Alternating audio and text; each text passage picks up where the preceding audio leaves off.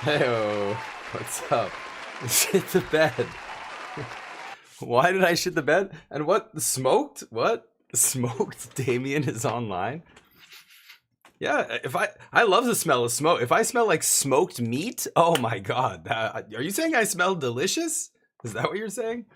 MTG, what's up? You know, guys, yeah, I get it. You're like, this is a random stream. Yeah, I don't usually stream on Sunday, even though before I went on vacation for a week, I streamed like 3 Sundays in a row. I think I streamed like 28 days straight or something.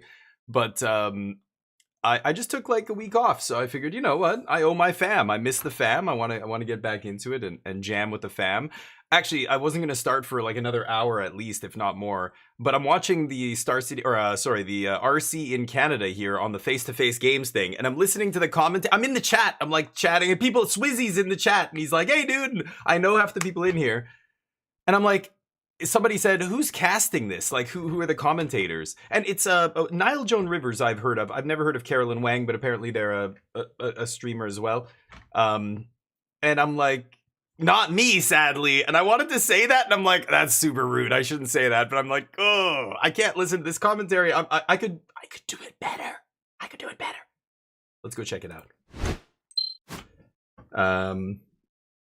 So yeah, Swizzy, hey buddy. Yeah, so I'm just like, I just want to do my own commentary because I'm watching the match and I'm like, and people are like, how's standard? And it's like, yeah, there's so much more that you could be saying as a commentator instead of like, slick shot show off leads to some really big turns. Like, yeah, right. But like, have somebody in there who like is like Corey's really good. Corey Burkhart. He's a proper player. He's like won Star City Games events and big tournaments and stuff. He knows his shit.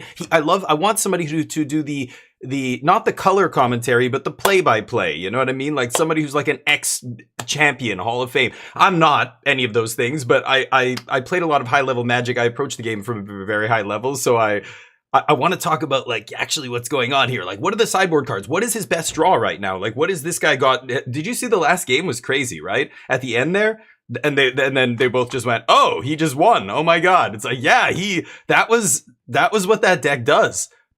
When the other guy and people in the chat were saying Michael punted, yeah, he punted that away. I think that is absolutely true. Anyway, let's watch this game. So, Jam, what's up, buddy?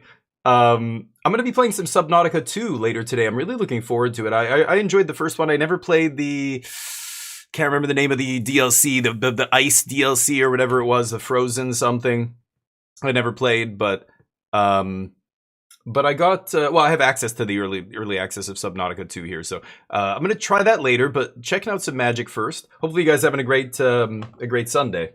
28 days in a row. I mean, those are rookie numbers. Yeah, run the 365 back. I should just go, hey, we're gonna. I was thinking about doing this. My overlays and all these other things are like they're from day one of me streaming. My brother just whipped them up like in I don't know an hour and sent them to me.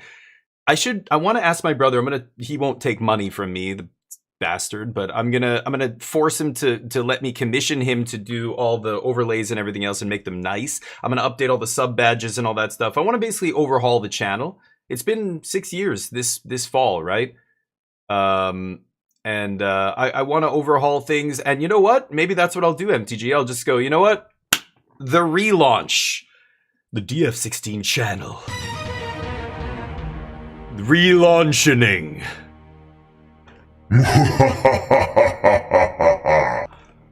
Anyway, move over, Kai Cenat.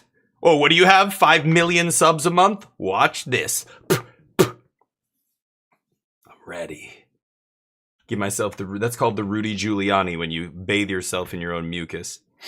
I would tell you where that's from. It's better you don't know. Okay, Scoop, what's up? The Cincinnati RC? Back. Oh yeah, well, I was gonna say, I went on Twitch to look it up and I saw this happening and I'm like, oh, I guess the US, because I didn't know where it was. Cincinnati, sure. I thought maybe the US one's on the West Coast, so it just hasn't started yet. Is that what's happening, or is there? I hope there's not something else going on. Like they're having some technical difficulties. Should it be on right now? I'm just assuming it starts later. Oh no. Oh, that's bad. Okay, unfortunate. Morgoat. You can play. Yeah, right. That I would love to. Oh, you know what? I could. Yeah, I have an idea. I mean, it's early access, but I don't know if MTG would like that kind of a game. MTG, you still in here? I gotta ask him about that. Because you know what? Like I love that people are generous. People are so generous, and they want to share their passions with other people. Like I've had many people give me games. Calper, what's up, buddy? How you doing? Calper, I think I saw a couple pictures of you. Or no. It was a video. I think was it Carlo? Carlo was making some shorts or something, and I think you were in them. I'm like, I think that's Go Calper, or excuse me, Yo Calper. He's Hispanic now, so it's silent. It's a silent. Never mind. It was a G before, not a J. So silent G turns into Y apparently. Control heavy, and apparently, okay, a scoop said, Carlo is doing well in the American RC, and that's, I would love to see, you know, God, if he was on the feature match thing or whatever, that would be incredible. But I guess it's, yeah, they're having issues or whatever. Yeah, I don't know how that works, Calper. That's interesting. MTG, what do you think about Subnautica? Is that a game you could see yourself playing? Subnautica 2 is apparently like, it just came out, right, in early access, and it's already sold millions of copies, and there was so much drama around it. Anyway, the game itself is supposed to be really good. It looks great. I've seen a couple of people play it. It's basically the first one all over again, just better. So, would you ever... Okay, let me know. Because I might... That's a great idea, Morgoat. But yes, it's small. This is why I'm like I have it free on Game Pass, right? Like I get to play it for free, so I'm gonna check it out. But it's a game I probably don't want to buy in early access. It's like Crimson Desert, or not? Is it Crimson? Yeah, Crimson Desert is a game where I'm still just like I'm letting that thing cook for a while. I don't know. It's not. Everybody likes, you know, my uncle likes his steak blue. Just 5 seconds. 5 seconds. That's how he wants it. Cold in the middle. His steak. You know, some people, when I was a kid, I liked my steak medium well. Like, God, now that's like an old leather boot, in my mind. But, oh, sorry. You know, I said I was going to do commentary for this, and I'm rambling about old leather boots. But anyway, everybody has different tastes. I get it. But that game, I think, needs to cook for a little longer for my tastes. It's not done yet. Carlo, Jaffer and Gnome, all made day 2. Oh yeah, Gnome was the other guy. I don't really know Gnome, so but I'm excited about Carlo and Jaffer. I didn't even realize he was playing. I remember in our group chat, Carlo and Jaffer were the only ones going, if I'm not mistaken. Ham just started a new job. I just found this out recently. I guess I was away for a week, so I didn't realize. But Ham has not been streaming for the last little while too, which is unfortunate. I feel bad for his community. I know they're probably, you know, dying for him to get back, but Dugio, what's up? Sad thing, it's probably take plus 1 year to have. Yeah. Oh yes, Morgoat. It was like the last one. Yes. It'll take. It won't be done for 2 years. I think I've even said that in the Discord. Yeah. I like those kind of games. Like I was playing Windrose, you know, base building games. You know, you're going out getting resources. Subnautica is a little bit more on the survival side, though. You have the thirst, the hunger, which are pretty aggressive, and you have oxygen, because you're underwater for most of it. But I love the base building. Like, the base building is so good, and it just looks super sweet. And I don't have hydrophobia. Like, there are some people who cannot play Subnautica. They just can't play it. Like, it's impossible. I feel bad, because I think it's a good game, but hydrolassophobia? I can't remember what it's called, but right. Raft was cool. I thought Raft was cool, but very bare bones, and like the animation, the textures, like it was all like, you know, pretty primitive. Subnautica's pretty nice looking. I'm going to be streaming it in 2K, so you guys can hopefully get a good... Oh, and I've got Cyberpunk installed. That's right. We're going back to Night City, chums. I mean, chums, yes. Look at the mods list. That's all the mods I'm going to be using. There's so many sweet ones. Nothing that's going to make me overpowered or anything. I've got the level cap up. That's about it. But all the NPCs are more interactive. The like factions remember you. There's like crimes being committed randomly by the gangs and stuff around the city all the time. Like all these mods to like make it so much more immersive. One of the mods is just a straight overhaul of all the textures, like super like HD textures, even for the little things in the distance, the background, whatever. I think it's going to be awesome. I hope we don't have any issues. I've run it a couple times myself, and it feels fine. But mods are, they're an adventure sometimes. I love modding. I have Battle Brothers is the only other game I modded. I was gonna mod Avowed, actually. There's some really cool mods you can do for Avowed. But I think people think of modding is just like, oh, Thomas the Tank Engine in Skyrim, like ridiculous shit, or nude models, Modding, like I think almost every game, Claire Obscure was a perfect example. You should go and download the mod that like optimizes all the settings in that game and just makes it run better and feel better. Like when they made that game, they basically left all the settings on default in the Unreal 5 engine, and that was kind of it, right? Or whatever. Yeah, I think it was Unreal they used for that. Which a lot of devs do. And then the modding community comes along and goes, hey, here's an actual, like, if they actually put in the effort, this made it run so much better. It looks better. It's smoother, better frame rate, blah, blah, blah. Just download the performance mods and stuff. Like, there's a debug mod that I have that I downloaded as well that actually fixes some of the bugs that apparently they just never cared to fix or whatever. I don't know. Not their priority. CD Projekt Red. Anyway. Yeah, I'll be looking forward to I'm doing good though, Dugio. Sorry, I'm catching up here, but and yeah, Gnome's been around. Yep. I recognize the name, or I've heard his name or whatever. Probably from you actually, but MIA basically till June. Oh yeah, right. Okay, no worries, MTG. Yep, that's totally fine. I wish you luck, dude. I wish I was able to help you test or whatever. That'd be fun. Like if I actually played, but there's no digital. I mean, you did show me there's like a free one. Do people stream that though?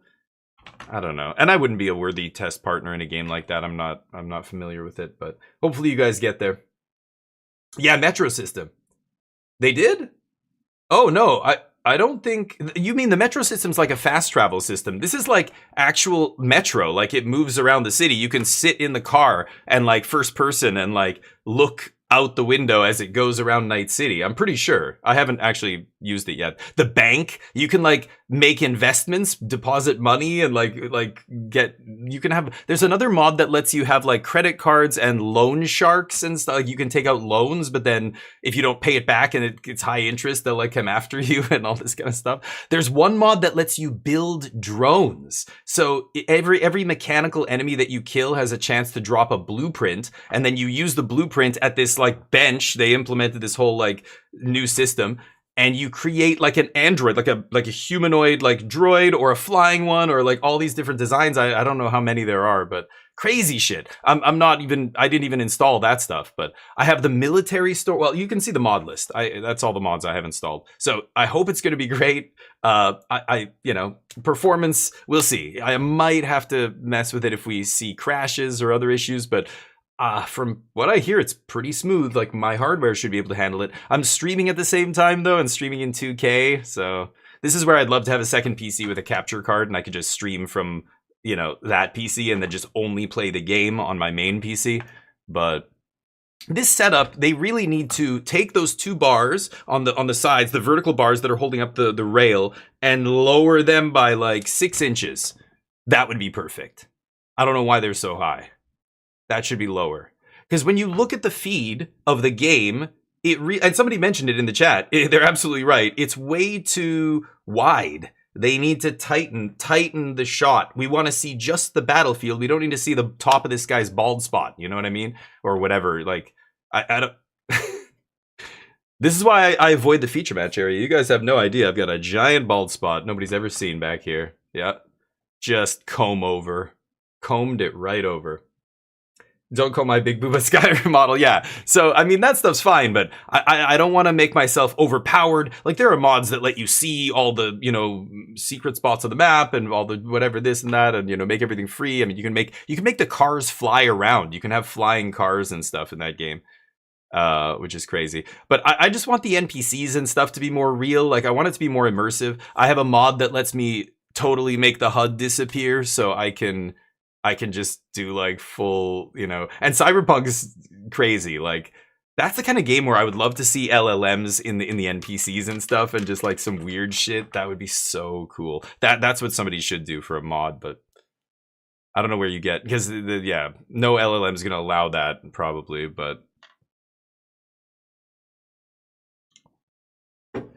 I mean, Where Winds Meet has that, right? But it's not Like that's their deal with another, company that like allows them to use their LLM. Like I don't think Where Winds Meet made their own LLM, but they obviously tweaked it or whatever, right? It's like a version of Claude or whatever, Gemini. I don't know. It's not any American company. It's probably a Chinese AI company, right? But looks nice. This is Ottawa. I've been to Ottawa once. I think I was like 17 or something, 18. My brother, he was 15 or something, or 14 at the time. Okay, buddy, you don't see the camera right here. This guy knows. He knows exactly what he's doing. Okay, very well done. You gotta give him credit. Okay, it's time to shut it down. Thank you. Pardon me, Mr. Perfect. Nicely done. Oh yeah, he just trolled everybody in the chat. That was amazing. This is in Cincinnati. Is it started yet, Laz? I don't know. I saw Laz in the chat earlier here.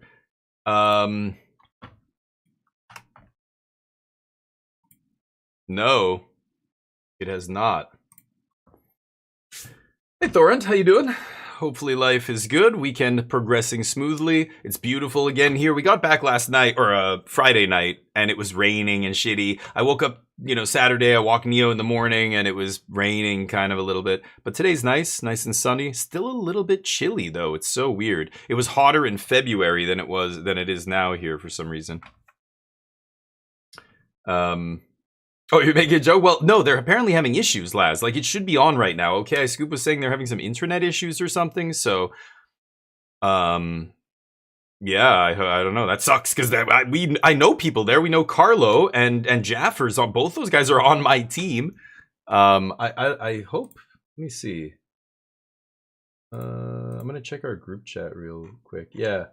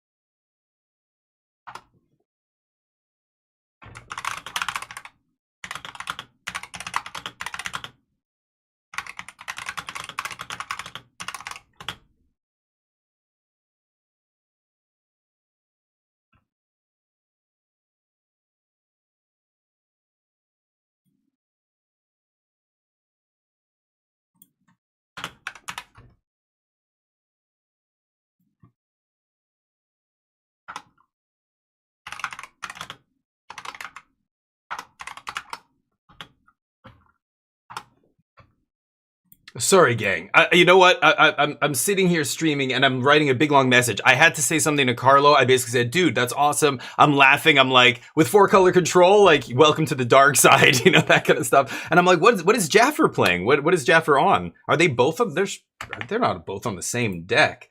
Like we're a team of Magic players in the very loosest sense. We're literally called Team Magic Jank. We're mostly not competitive. Carlo is one of the only competitive players, and Jaffer.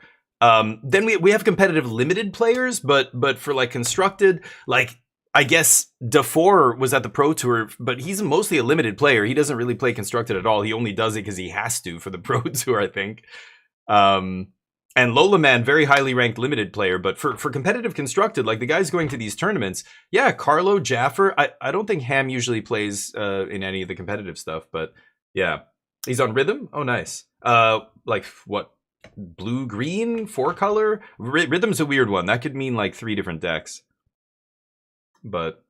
You love the Omniscience deck, Laz. I love it. See, and this is where it gets complicated. Like, when people say, what should they ban from Standard? Like, right now, nothing. But, like, if we're talking about, zoom out, what's best for the health of the format, cards like Omniscience should not be in Standard. Like, that should be a legacy-only, ridiculous thing to do.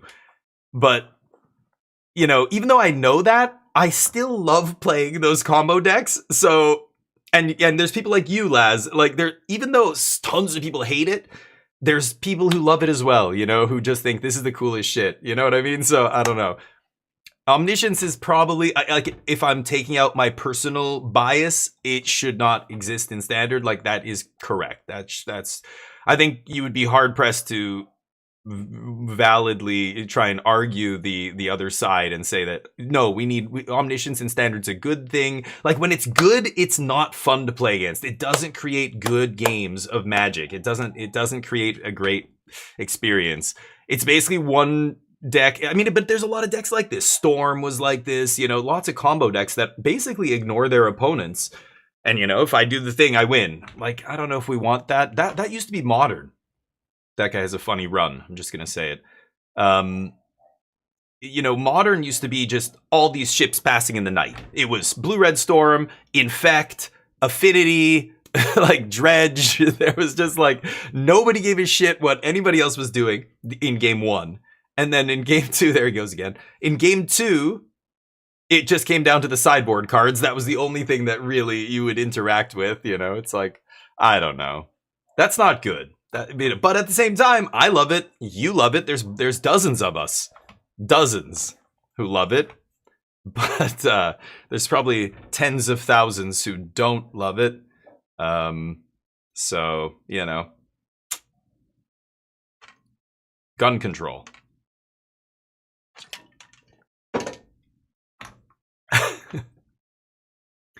All the conservatives in here triggered. I don't think there's many conservatives who hang out in my channel.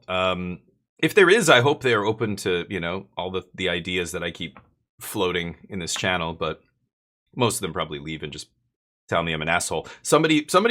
People straight up tell me I'm an asshole to my face in this chat before. There's people who are like, they'll say crazy shit and I push back on it. And then, like the dude who came in here and, I don't. You know what? I'm not even gonna. I don't want to talk about this. I don't know what. Get back to the thing. 6 minutes. It says there's a timer. 6 minutes. Oh, you see where the money's made. Oh, you want to know what's in that red bag, chat? Oh, you'd love to know what's in that red bag. Oh, you'll find out soon enough.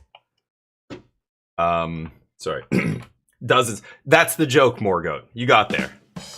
That's correct. It's actually a joke from Arrested Development, where the guy. I mean, there's many forms of that joke, but in Arrested Development, when the guy, he's a never nude, so he never ever takes off. He's always wearing these cut off jean jorts, and in the shower he's wearing his jorts. He goes to bed. His wife never sees him naked. He's a never nude. And he's like, there are dozens of us. And when he says it, it's hilarious. Anyway. Can one be conservative and open-minded? I think it would have to be a very loose definition of open-minded for that to be true. I mean, to be truly open-minded, you're progressive. Like, you're actually pretty far in the other direction.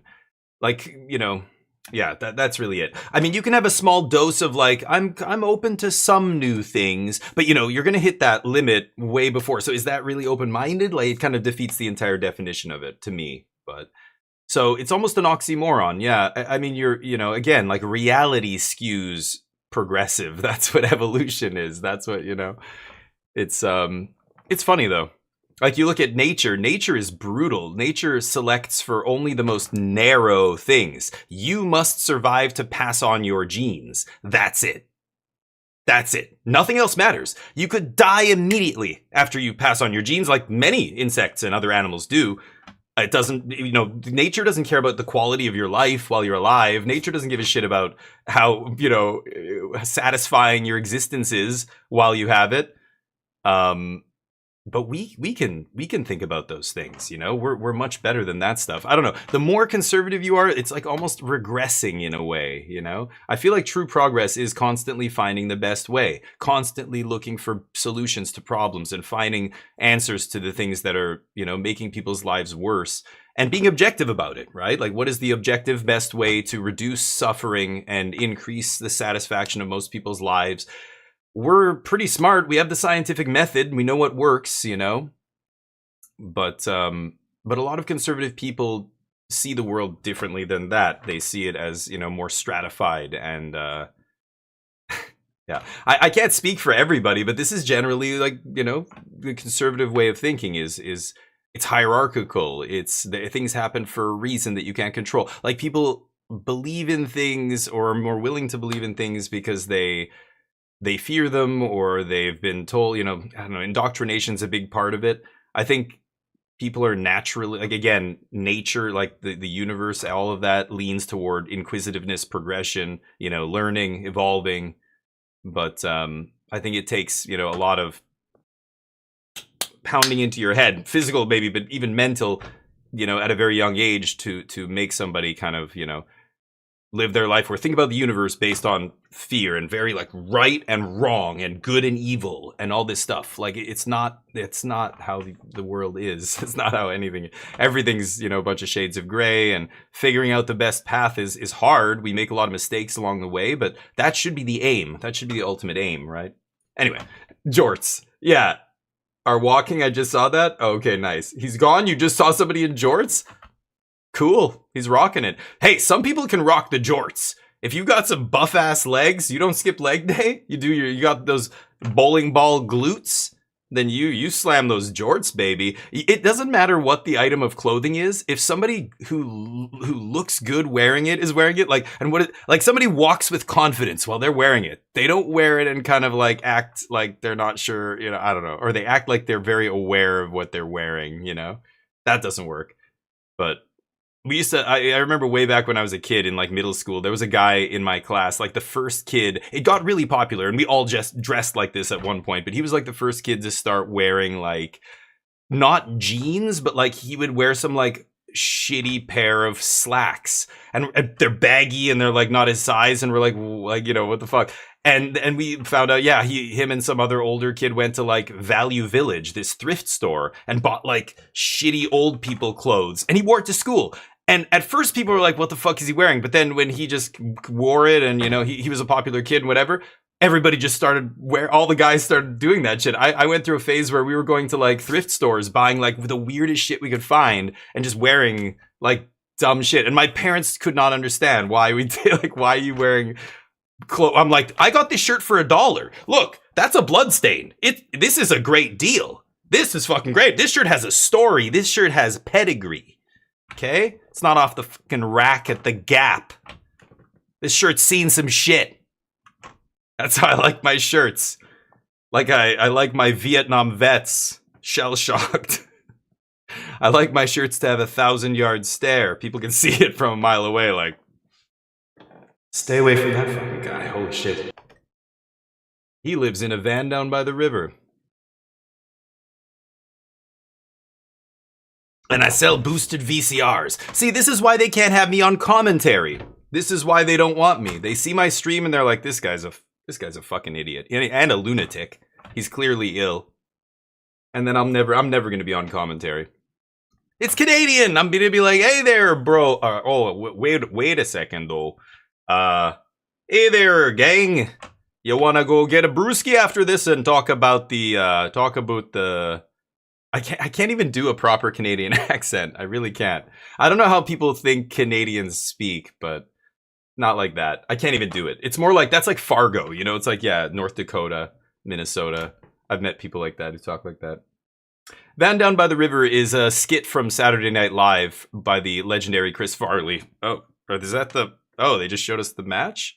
Prowess versus Excruciator. Okay. Oh, no, that's the result? No? I don't know what the check and the X mean. Okay. They're showing us MTG Melee. Like, that's straight up a little snippet from MTG Melee there.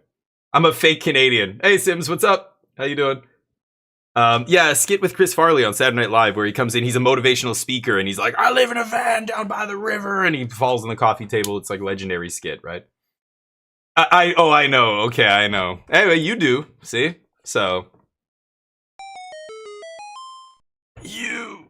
Dad, I'd have you.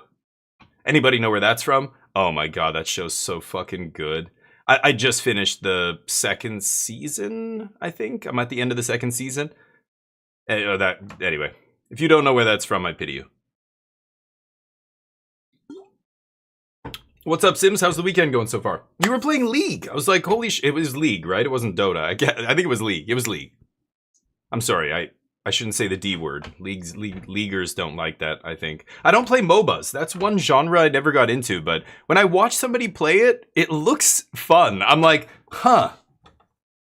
I should try Dota again. No, don't do that. But it looks kind of fun. No, this is your brain talking. Don't fucking do that. But Sims was having... Sims has a problem. Sims is a sick man. Okay, you're right. I shouldn't play it. Anyway, it's so fun. You play with your friends, yeah. But you have to be friends and good friends because you could easily, like, people get shitty with each other. Like sometimes when we're playing PUBG, you know, I'll be like, Smoltron, what? No, you gotta push with me or whatever. And then the next round, he's like, dude, why did you drive over there? Blah blah blah. It's like, yeah, there's so much going on. It's so easy to just, you know, accidentally not do the right thing or whatever. But in those games, because it's so exact, like, if one person fucks up, their team just shits on them. They're like, it's your fault. As soon as your side fell, that was it. It was like a cascade of, you know, negative outcomes. It's free and everyone played. No.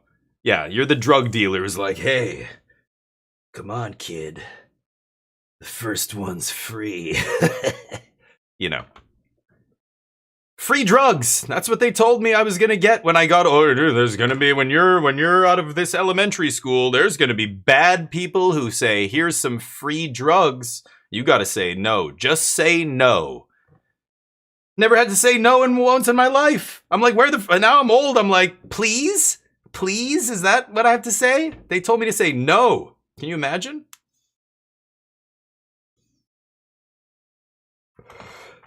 Yeah, exactly, Sims. Yeah, it's just a game. And I'm joking right now.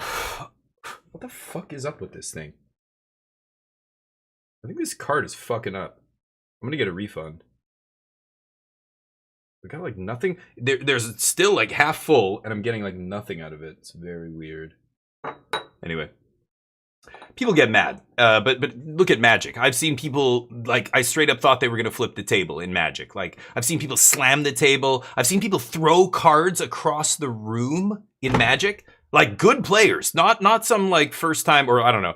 Like, people who knew their shit. But I think that's what it takes to go on tilt. You have to have some modicum of skill to get to the level where you think you deserve to win because you're good enough now. But you're not good enough to realize that's dumb and bullshit. You're just good enough. You know, you're just going to the gym. That first 6 months, you're making a lot of gains. Yeah, you don't realize it's because you've never been to the gym in your life.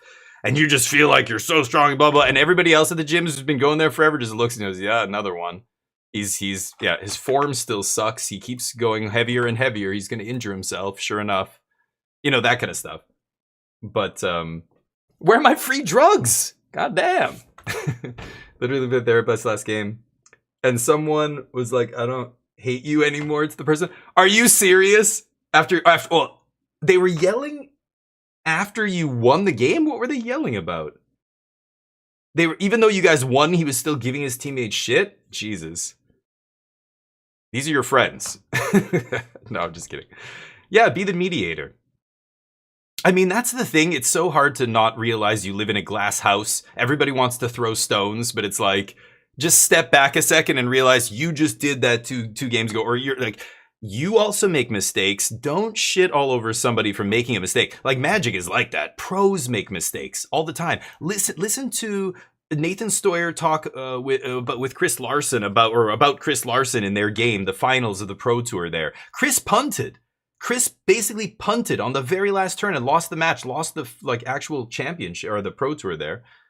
And you know, Nathan was saying it was because he fucked up. He tapped the wrong land in the finals there at the very end and asked the judge if he could go back and tap the wrong one. And Chris, it like psyched out Chris kind of because Chris thought that he did that on purpose maybe, or it went through his head because it was so. Chris is like, this guy's a pro. Like Nathan Stoyer's former world champion, former Pro Tour winner, top 8, you know, one of the best players in the world. He just tapped the wrong land in the finals of the Pro Tour game 5. Like what the fuck, you know? But that's the game. That's it in a nutshell. Every player makes mistakes, the best players. I stream, so when I make a mistake, a lot of people, well, not very many people, but you know, I was streaming before when I was trying to get Twitch partner and stuff, and we had over 100 people in here or whatever. You make a dumb mistake. Online, it's even worse because you can misclick, which is not a mistake you can make in real life. I watched MTG or LSV Cube Draft video recently, and he's like, he just straight up clicked through to combat and lost the match because of it. He lost game 2 and then ended up losing the next game. He had the win. He just clicked through too fast, and he's like, oh, I misclicked. Fuck. Oh. He doesn't say fuck. He's a gentleman. Fucking gentleman. But he, you know, it happens. Like, it happens to literally the best of us. So don't ever shit on somebody when they make a mistake, especially in a game like Magic. It's very complicated, a lot of variance. Anyway, shit happens when you party naked. Truth. All right. Well, this is the background that we've been staring at for about 20 minutes now. The fuck is going on here? Star City's still not up. Damn. And of course, this is the one event where they don't seem to have a stream, and I want to watch that. I want to watch the one with Carlo and Jaffer, and hell, I'll even watch Flesh Eating Gnome. I'll cheer for him because Okay I Scoop likes them, and I like Okay I Scoop. There it is. I can smell this room right now. I know exactly how it smells. I think every Magic player. This is nice. Like, this isn't a dingy. I played in some dingy ass basements, but yeah, looks good though. Fusion Gaming, bunch of vendors, of course. It's you know, I forget. I'm always at these things to play Magic, like to play a tournament, but like there are so many people who come here to just buy, sell. You know, speculate, but like dealers have all kinds of crazy shit. It's where you see play sets of like the one of one, you know, brainstorms that are like 12 grand each. So the play set's like 100K or I don't know, something ridiculous. Civ 70K or I can't remember. It's up on YouTube. Oh, but not on Twitch? Can I watch? Yeah, I guess I can watch YouTube on my stream. Look at this low-res ass shit. Jesus. This is why I think Standard is good right now. I said it in the chat in this stream a little bit earlier before I started streaming. And, you know, this is a brand new deck. Like, and very different from all the other decks, yet still powerful. I love to see this. I think Standard is in a good spot right now. Really good. People who are short-sighted or, I don't know, don't see... They want to see everything in black and white. They think Standard's bad. They see all blue-red decks. That's what Standard is to them. Blue-red decks and I guess maybe green. Not this deck, but like mono green. These Golgari decks, I just can't get behind it. Green-black feels so bad in Standard. I don't know. Yeah. You're playing Beseech? For what? For the airship? Is there some combo in this deck? Golgari Airship. Nithin motherfucker. I mean, Mother Kumar. Golgari Airship 9-3. Getting paired up against Dawson 10-1. Holy cow. There's the mulligan. Oh, Mardu Disaster. Discard. 9-3. Oh, there we go. Okay, I'm like that. Yeah, because I was gonna say 9-3 getting paired up like that is like, what round is this? This is a crazy mismatch here in ranking, right? Like that. Okay, they hadn't updated his record. He's on Mardu Discard. Yes, that's why they showed that blurry pixelated image earlier. Got it. Yeah, let's see this discard deck in action. This discard deck is powerful because nobody's playing Seam Rip. I think you know, in my blue-red deck. Blue-white control deck before, when Lessons was around everywhere, I was playing for Seam Rip, and then Teenage Mutant Ninja Turtles dropped, and I was still playing that deck, and people started playing the Cool But Rude, and with the Seam Rips, and they were playing the other 2 drops, the discard, all the powerful cards in that deck you can just get with Seam Rip. It's so good. But right now, nobody playing Seam Rip, so that deck is powerful. Nithin? Yeah. Is it? Oh, you know him. Dragon Casino. Oh God. Oh, I remember. He's like the one person, yeah, putting up the random, like once in a while he would get like top 32 or top 16 or whatever, and people would talk about that deck. I played that deck too once. It was a straight up slot machine. Like that's a perfect name for it. So inconsistent. And even when it hit, it like didn't always win. Like it was, you know, you had to hit. You had to hit the jackpot. Yeah. Blue Hurricane, yeah, I haven't seen a Blue Hurricane either. I've seen some crazy ones though. Like I can't even remember what they were.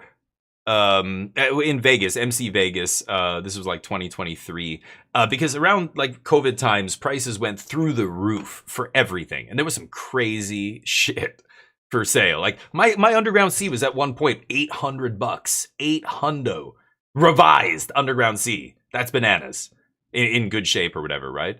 770. It was like 6 something. I don't know what it's down to now. It's come way down. A lot of Magic cards have that was the heyday of, you know, low interest rates and all that other shit, right? But COVID was crazy. I should have sold all that stuff. Somebody was actually offering to buy it, but not enough. They weren't offering me enough. I should have just gone on eBay and sold them, but I'm like, but they're dual lands. Maybe one day I'll play Legacy again. All right, let's talk about this match. Land War on Elves on 1 is amazing, obviously, but this is the Golgari airship deck, so it's hard to really say what this deck... I don't know what this deck is looking for right now. I'm not sure what their draw is going to be. They immediately fire up Restless Cottage. Restless Cottage, of course, having no ETB, so getting the trigger from Earthbending is not amazing here. Dawson shocking themselves, and it's going to be... This is a cool but rude if... Oh, no, okay. They decide to take out Elf first, using all their mana still. Yeah. So it was either drop a 2-drop or kill. They opt for the proactive play here. You got to get Badger Mole at least. And then getting the Elf as well. Nithin. Okay. He's not shuffling his hand very quickly, so I'm not sure. It's pretty easy to see what he's drawing here if he drew that land. I think he just drew that. He goes Gene Pollinator, and it's a -/-. Okay. Taking a little bit of damage.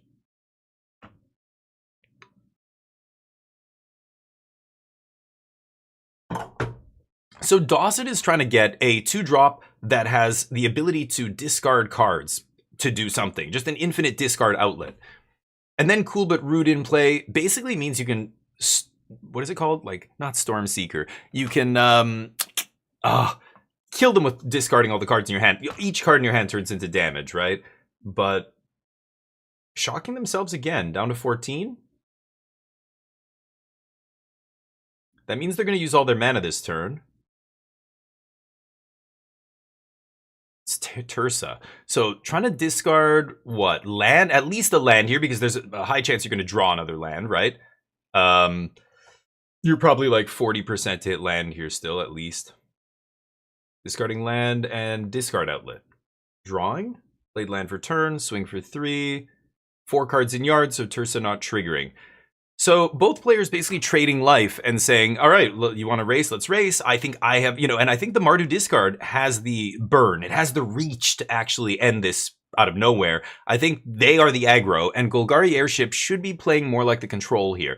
You've got ramp, you've got big swingy things to play. Like the things that Golgari Airship deck is doing is going to go bigger than what the Mardu deck is doing. But the Mardu deck is just trying to assemble kind of a critical mass of damage. They need Cool But Rude. That's the key piece here. So exile creature from graveyard with the attack from the Cottage. Remember, Cottage, you don't have to pay the activation cost to use its ability. As long as it's a creature and attacking, its ability will trigger. So just because of that 1/1 counter, it's getting to eat graveyard. It's not a big deal here, though. I don't think the Mardu deck cares about their graveyard, but there's Cool But Rude. Ooh. So the haster is the infinite discard outlet. Attack, trigger, Cool But Rude, draw, discard. Take damage in the air. This is the new addition to this deck that is making this deck a real deck, is that red-white flying creature from Strixhaven. It's an infinite discard outlet, it's evasive, and has haste. That's an insane, you know, 3 mana is a lot in Standard right now, but that sounds crazy, right? Legacy, 3 mana is a lot, but Standard, like, a lot of the cards are so good, and they cost 1, 2, and 3 at the most.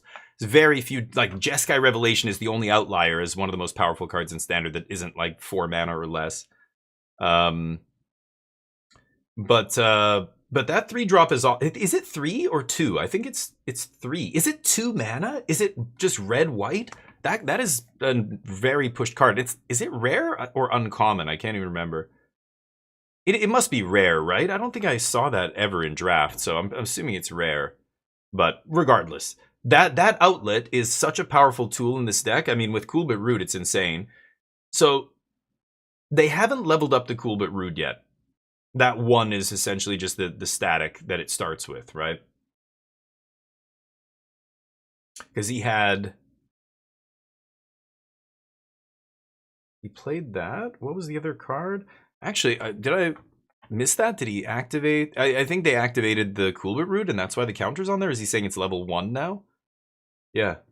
Okay, maybe he did. It's 2 mana to go to the first level, and then every discard does 2 damage to the opponent.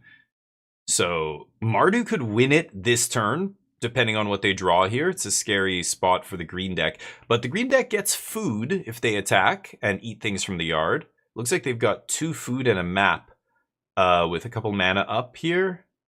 Looks like, is there 2 pollinators in play? Or is that, this is why alt art is so annoying.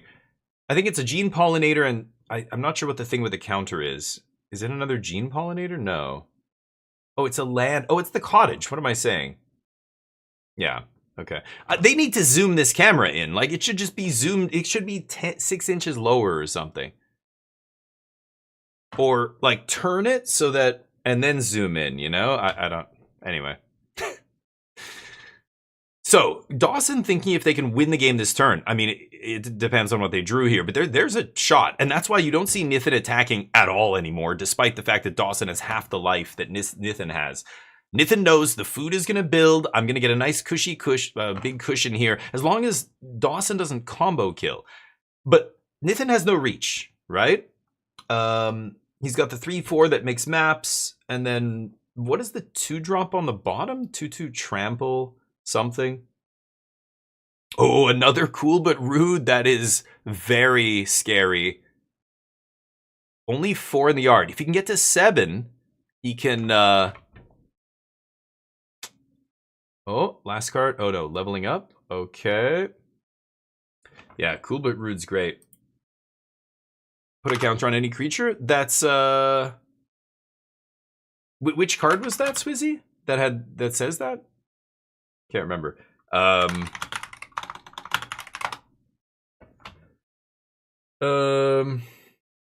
that is level 2. Okay, so he puts the die on there to signal essentially the static ability. Whenever you attack, discard a card. Yeah, or maybe they're telling him to do that. So the 2 is fine. Yeah, that's what I thought. He activated it this turn, so yeah, he didn't get that extra damage. So 4, putting him to 4.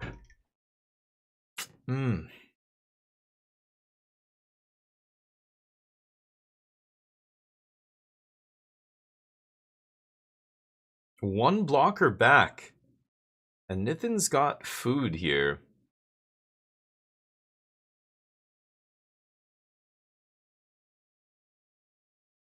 Okay. This is scary. So again, I'm not sure what the outs are in Nithin's deck because it's a wild list, but I like Dawson's chances here. Despite being at 8 life, he can do a lot of damage out of nowhere. He levels up that other Cool But Rude, and then you're starting to do a lot of damage. Every discarded card's doing 4, plus you've got the flyer in the air. Nithin had 4 here, but with, still a food in play. So effectively at 7. But that's not a lot. And now 7 cards in the yard means Tursa is going to get to play a random card from the graveyard. Oh, the new flyer has that text. No, what? When it discards? Hold on, I gotta look that stupid thing up. I didn't realize that. Whenever a card leaves your graveyard, put a counter on any creature.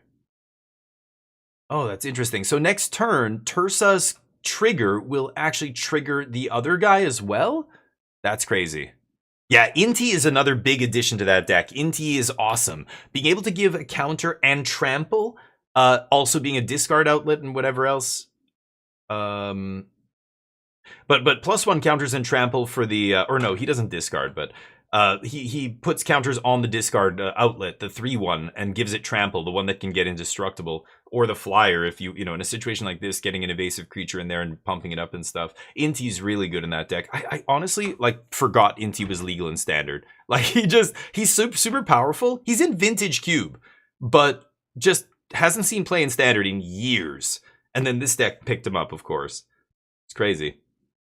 I love to see it, but did he sack last turn? Okay, maybe they are dragging their butts. What is that guy called? The flyer? I don't know the name of that card. I want to actually look it up. Just type !! card space whatever that flyer's name, and we can see it. This is interesting. The other guy's at 8, so Dawson having to chump here. Yeah. Taking a bunch of damage, going down to 2. Close game, but ooh, and Nithin at 15? Did he give lifelink? What is that black enchantment? He's playing some wacky Avatar enchantment or something from Avatar. I don't know what it is. 15 is too high. Now Dawson can't win this game, not with 1 card. They're definitely gonna go to the next game here. But Nithin, that enchantment, I don't know what he found. Obsessive Pursuit, yeah. What the, I remember this from Limited. Yeah, this was a good build around in Limited. Make a clue. Beginning of your upkeep.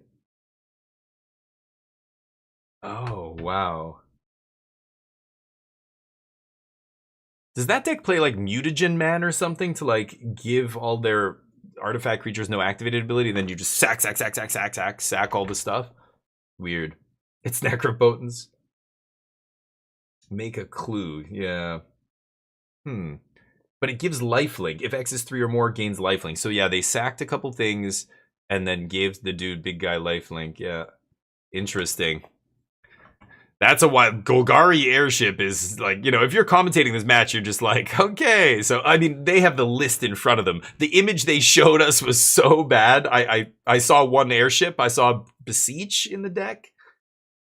So Beseech, anything with bargain lets you sacrifice. So they're doing this like sacrifice thing. It's very weird, but interesting, I guess. Cool But Rude's pretty scary though. That kind of combo deck, I think is actually good.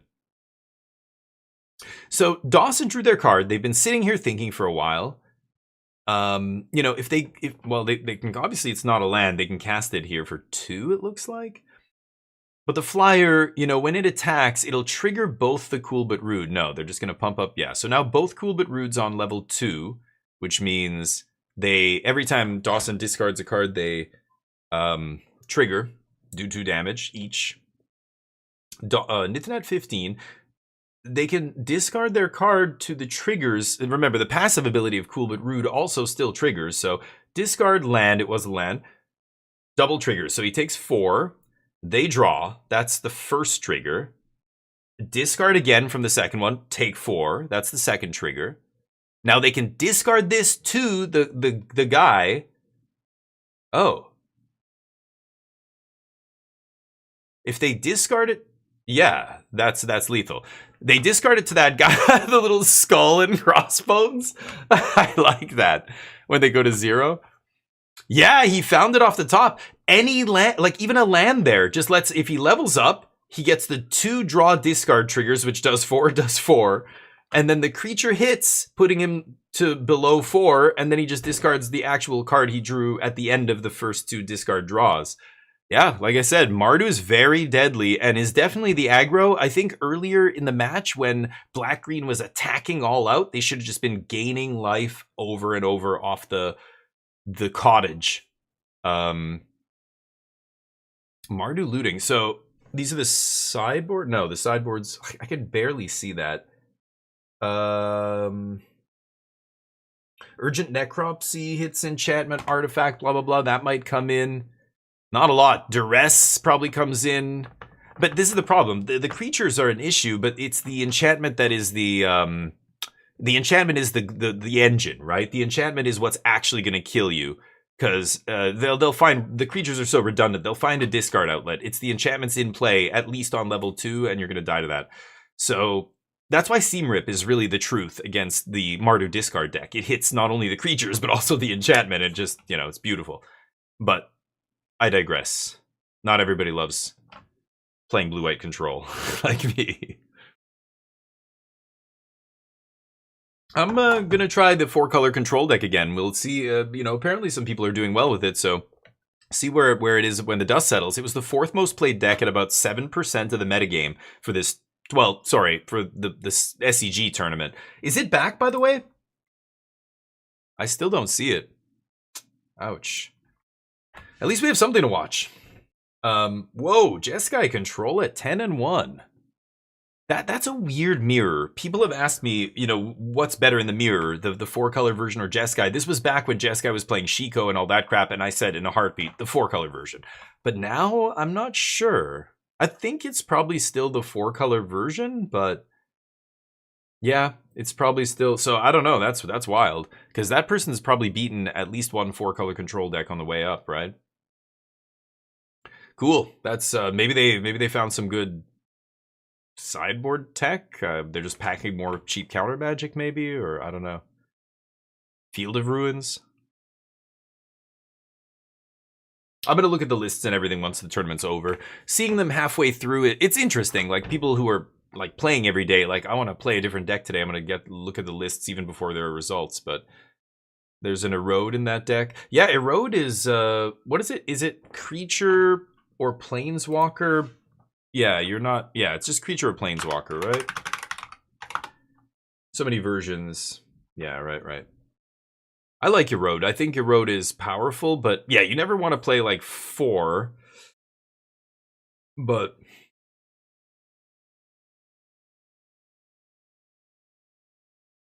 I mean, it's obviously amazing in the landfall decks, but yeah. But a lot of discard outlets here. Some good payoffs. You've got the 1-drop, the Moon. I can't read her name. The Menace 1/1 that gets bigger and bigger.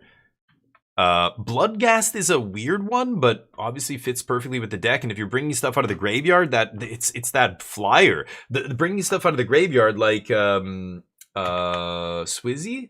Yeah, Swizzy. Yeah, there we go. Hardened Academic. Thank you, Swizzy. Swizzy reminded us that, yeah, when they leave the graveyard, put a counter on the creature. And Calyx, sorry I missed your message. Standard rotation so long the cards leave the meta for years and have time to come back. Yeah, right. That is weird, right? Yeah, with Inti. Yeah, you're right. Yeah, Hardened Academic. That card is insane. Like for 2 mana, that is what's putting this deck on the map right now. It's all these other pieces. I remember seeing a lot of that stuff. People were trying that Mardu stuff. It looked okay. They were using like Monument in some of them, Monument to Endure, or whatever that monument is called. But the 2-drop is so elegant. 2 mana and you get all that. And when you consider that Bloodghast is coming out of the graveyard, triggering that thing, it's making stuff bigger. Like, wow. What is this? This is Carnage, but what is the actual card? Offense helped. Oh, yeah. And again, like I said, it's not just... No deck can stand alone and resist all challenges, right? Every deck's going to have bad matchups. This deck is really benefiting by a lack of people playing Seam Rip. Again, if people want to make a deck to beat this kind of deck, like play Seam Rip and this deck folds like a, you know, a wet blanket? No, that doesn't make sense. I don't know. Folds like a, you know, things that fold. I don't know. Folds like that smartphone that never took off. What does Carnage do? I can't remember. A few more control decks? Yeah, cool. Yeah, we'll see. Carnage, and then it's something. Crimson Chaos. 4/3 ETB, return target creature card to the battlefield. Oh, okay, right. And then he's got Mayhem, so you can discard him and play him for 2. Oh, that's spicy. Okay. Huh. I haven't seen that card really in Standard, but interesting. Let's see if Golgari Airship can show us what it's capable of here. Last game, they got stuck a little bit on land. And, you know, Dawson rightly identified that, you know, killing all the mana dorks was probably the best thing they could do on turn 2 or whatever. And they did.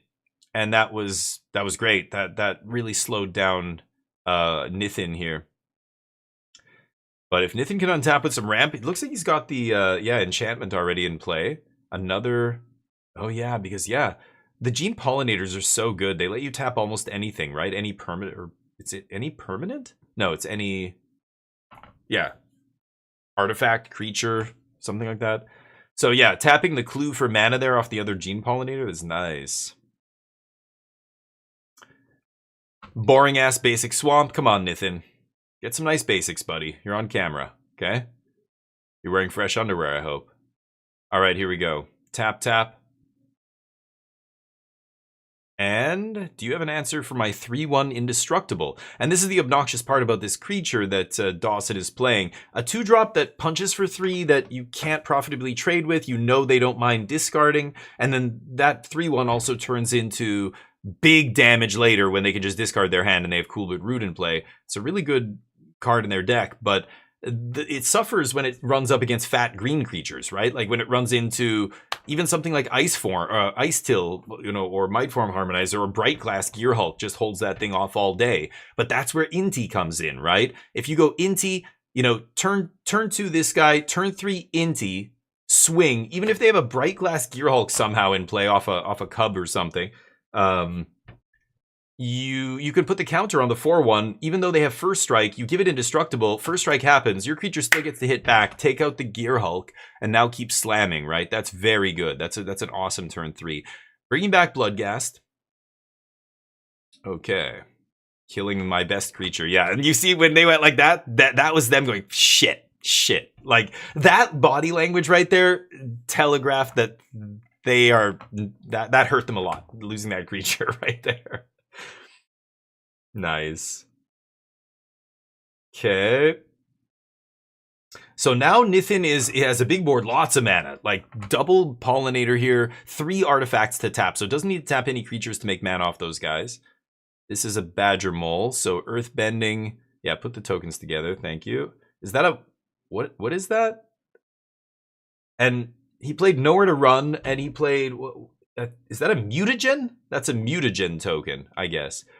He played, is Mutagen Man? Oh, that's the Mutagen Man. That's what I was like, what card is that? So all of the artifacts that Nithin has in play have no cost to activate. So he can just activate, and not pay any mana. So he's sacking Clue, he's drawing, he's sacking Clue, he's drawing. Sack them all, dude. Should tap him to make mana first, you would think, but he doesn't know what kind of mana he needs. He only has 1 pollinator left. Because the Clues don't need to tap to sack. The Mutagen does, I believe.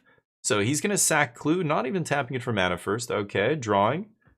I'm not sure exactly what he's looking for. I assume it's the card that's in the name of his deck. Whatever airship. Fire Nation airship or something like that. Some avatar card, airship. It's a black 4-drop artifact vehicle, if I'm not mistaken. But the reason you can combo off with it is it multiplies itself, right? Yeah, Mutagen Man is very powerful. Oh, it's cost 1 less. Oh, is he paying mana for that? Oh, okay, my bad. I thought it was 2 less. What card am I thinking of? I don't know. Some other green card. Oh, maybe it's... Oh, I'm thinking of, like, the turtle or something that makes lands cost 2 less to activate. For some reason, yeah, right. Okay, Mutagen Man's 1 less. Thank you. Okay, that makes sense. So it wasn't just free. I was going to say, that's kind of insane, actually. As I was watching him sack Clues, I thought he was doing it for free, and I'm like, wow. Yeah, there's a land up there he tapped and I missed it. It's right. It's like half off the screen. I guess he was paying for... Yeah, because he had 2 mana from Badger Mole off that land. That's what it was. He had mana floating that again, like, if I could hear what they were saying, or if I could see the whole battlefield, maybe I would have seen that. But right, so that makes more sense. So Mutagen Man only reduces it by 1. So what else does he have? He has I think that's just the Earth Bent land with 1 counter, right? Mutagen Man's got 3 counters. Okay, so going for the -1, he knows there's not really any way that Marduk, or that the Mardu player Dawson can pump their 3-1 here. So of course -- means no indestructible saving that guy. Oh, big mana's here. Blue, not 1 mana. It is 1 mana. Yeah, you guys are right. Nice crotch cam view. Mardu has interesting mana base. Yeah. Yeah, that's right. And starting town still and things like that to hold it all together. It's still tricky to play 3 colors. Now it is mostly a black-red deck. They're only playing white for, well, their most important card, which is, you know, it's a 2-drop. They want to have it early, so they have to play a lot of white sources. But you look at the composition of the deck, it's mostly black-red. White is nice though. It gives you white's the best sideboard color, always has been, right? Okay, sacking for Beseech. So here's the airship. Now I guess we're gonna get to see this thing go off. I'm assuming that's what he's getting. Is it a foil one? Bro, don't make your combo card foil. Oh, that's dangerous. For those watching at home, you either foil out your whole deck or do not foil any of it. In particular, do not, I see that the Gene Pollinators foil as well. But some of the other cards are not. I don't know, it's risky, you're playing with fire. So there's the airship. So this is, what is it called? Fire Nation Airship? Flashbang. And that's it. Hold on. What is it called? Is it Fire? It's not Fire Nation, is it? No. Something. Anybody? Can somebody help me? Somebody knows what it's called. It's I don't remember the name. I think it's legendary. It's a 4-mana, like I want to say it's a 4/4. Is it a 4/4 or a 2/4 or something like that? Airship. Can we? No, it's the Mardu deck. Maybe I'll see it here and be able to identify it from the blur on the screen. No, because MTG bot only looks at what begins with the word, you know, you're putting in there. Yeah, it's not like it's searching for that term among all the words in the name. It's annoying. B grade. Oh, Wishmaster. I remember the VHS cover of the art of that, or the cover picture or whatever for that movie. Wishmaster. Yeah. B movie? God, I mean, it has to be Evil Dead for me. Evil Dead's the truth. Phoenix Fleet Airship. Thank you, Heimdall. How you doing, by the way? Phoenix. It's got a dash or something? There. Okay. 4-mana, 4. I was right. 4/4. Flying in the beginning of your end step. If you sack the permanent, create a token that's copy this. Okay, so he's just going to sack his whole board, basically. And then on the end step, he's going to have, you know, however many airships, like 6 or something. They're all going to be flying 4/4s and crewed. So he basically just puts an army of flying 4/4s on the battlefield on their end step, passes the turn. And then if the opponent can't get through that, they lose. So Dawson couldn't get through that. He scoops. So they're going to game 3. This is nice. So that's it. You do a bunch of sacking. You get Mutagen Man into play. You need some tokens in play. And then you do a bunch of sacrificing. You cast your Beseech, which also sacrifices. You get the airship. And then on that end step, airship just makes a ton of stuff. Assuming you get to your end step with it. They don't have a way to remove it instant speed. So very interesting. Like a combo finish to the deck. Yeah. So the 1 airship,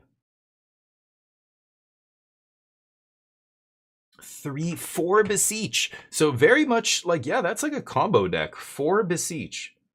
4 of the enchantment is very interesting as well. The 2-mana enchantment, that is so bizarre.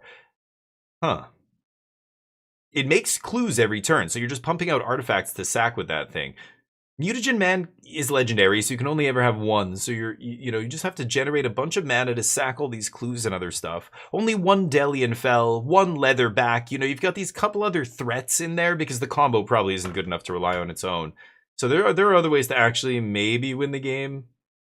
And, you know, of course, you could just beat them down with like a 3/4 Vigilance that makes maps every turn and keeps getting bigger or whatever, right?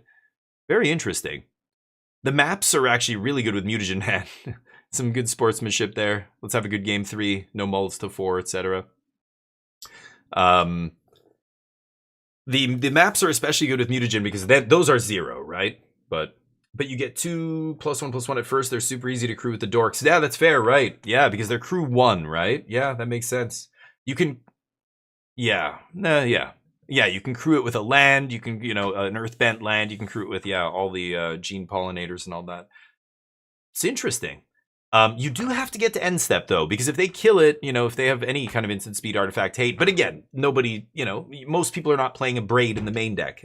Thankfully, Lessons is died off. If Lessons or some artifact deck was much better, you couldn't play an airship combo deck like this, I think. but not many abrades. Just like Mardu discard, not many seam rips running around. It's those kind of small, powerful, you know, reactive spells that make Magic balanced. So if any one of these decks ever got too good, like it would be, you would never see that happen because it would be too easy to keep them in check. The pressure valves are all there. You know, we have Day of Judgment. We have No More Lies. We have, you know, Jeskai Revelation or some big haymaker on the top to make, you know, people have to do something. Oh man, can we get a focus on the cam here, please? Oh no. Come on, you're embarrassing all of Canada right now. Oh, come on. Okay, good. Good. They fixed it. Whew. Beseech for Beseech for Beseech. Oh, spicy. That is sweet. Didn't think about that. Yeah, assuming you have 3 things to sack, you just go Beseech, cast Beseech, cast Beseech. Because yeah, the next one's free, and then the last spell would be your airship. And then you make a shit ton of guys. Very interesting, yeah. It's slow for sure, yeah. But it's got a bunch of life gain. You know, you're making food and things like that as well. It's interesting. It doesn't look like I can't imagine that deck ever being tier 1, but definitely fun. And you know, this person obviously doesn't give a shit about playing tier 1 decks. They want to play a deck that they've come up with that they think is fun and powerful, and it is. But you can clearly see it's just one dude testing their deck, so you know, other people might latch onto this and work on this and fine tune it a little bit. Maybe the deck gets a little bit better, but it's tough to be a rogue deck builder, you know. It's only 1 copy for the first airship. Oh, my bad. So you can't just get a bunch of dudes? Oh, did I misread that? More permanents. Oh yeah. And then you have 8 or more. Yeah. Named Phoenix Fleet airship. Oh, my bad. Yeah, well, like I read the bottom and I'm like, oh, and they all just get crewed. No, yeah, it's slow going. Okay, right. It's 1, and then you have 4, and then you have 8. That is interesting then. Yeah. That makes that scoop in the last game. I have to go back and look at the state of the board. I guess he was just, you know, I didn't even see his life total. If he had a low life total there, it would have been over anyway, just to the little dorks the green-black deck had in play. Green-black looks like they're off to a great start here. Again, lots of permanents on the battlefield already. Tokens. We've got, you know, Badger Mole making a ton of mana here. You know, Nithin's going to untap with what? 2, 4, 6, 7, 8 off the... If they make a land drop. That's a ton of mana. So they can go plowing through their tokens, drawing cards, mapping, whatever else they do. They're going to roll for the random. Yeah. Oh, discarding the card with flashback. Nice. Very nice. He's on level 3 on that that cool but rude. That's a lot of... Oh, boy. Now, I'm assuming Nithin sides in something like Haywire Might, right? I don't know. That's the kind of card I would have in my sideboard in a green deck. Trigger, discard, take damage. And the flyer looks like it's a 4-power flyer. So Nithin going all the way to 4. Discard, discard. You die. Wow, Mardu. That was on turn 4. That was very nice. Yeah, Mardu actually looks like a good deck. But hey, Nithin at 9 and 3, now 9 and 4. Very good. Oh, ad break. Haywire Might rotated? Did it? Oh, what? Really? I thought it was still in standard. Haywire? Oh no. What set was it from? I don't even know. It did rotate? Okay, never mind. I saw it recently, and I guess, I don't know what I was watching. Maybe I was watching... Haywire. What am I thinking? No, what is... I thought Bright Glass was fetching a Haywire Might in standard still. No? Am I crazy?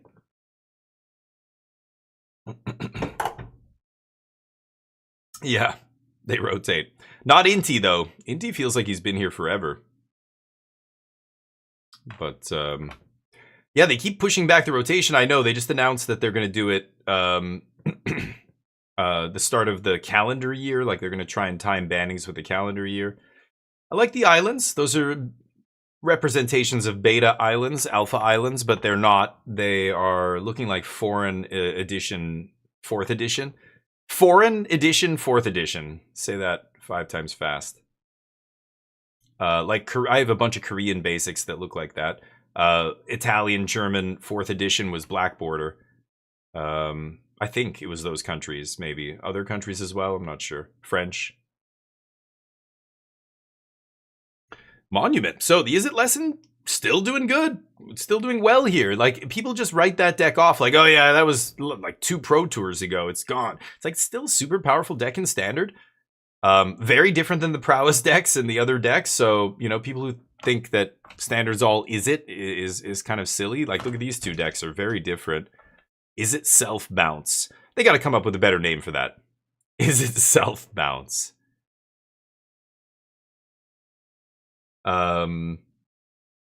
It is back up? Okay, we can go check that out. I don't really care about an Is It mirror here. I don't see it.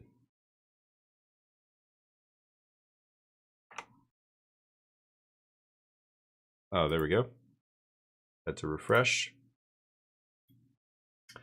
So who are we watching here? Riley! Hey! It's Riley LBG, is that his name? He's a friend of the channel. He's been in my channel a bunch of times. I've rated him. He's 10-2 with Sultai Control. What a wild man. Man, he's another guy who plays what he likes. Like, he plays what he thinks is good. A lot of times it's good, but he's done well at some other big events as well. I think he got top 16 at some other RC. He runs a series of tournaments that I keep telling him I'm going to play in. The one time we tried to play in it, it didn't fire. It got canceled at the last minute. And I was like, fuck this. And I just didn't go back. I should give him another try. Yeah, his sleeves are his Big Brain. I think his channel is called Big Brain on Twitch. Hopefully he does well here. So he's playing Sultai Control. I don't know, man. That's a choice. And he's doing well, 10-2. And this is Nigel Buckley. This is the guy that I think Scoop mentioned was 10-2 with, or 10-1 with Jeskai, now 10-2. He's got a bunch of shit face up. I don't know what's going on down there. He got duressed and he's being a gentleman and letting the cards stay face up. I don't know. You write this stuff down. Like, if you're, playing at this level, you Thoughtseize, you have duress in your deck, you write their hand down. I'm assuming that's what Riley's already done. So you'll see Japanese players do this a lot. Like, when I was in Japan, that was the first time I encountered players doing this kind of stuff, where they'll just leave their hand face up. The stuff that you know about. The cards that he's riffing, shuffling, like in his hand, are the unknown, his last 3 draws or whatever. I'm assuming that's what I'm looking at here. Otherwise, I don't know why those cards are there. Riley's sleeves rule, yeah. Oh, no, not like this.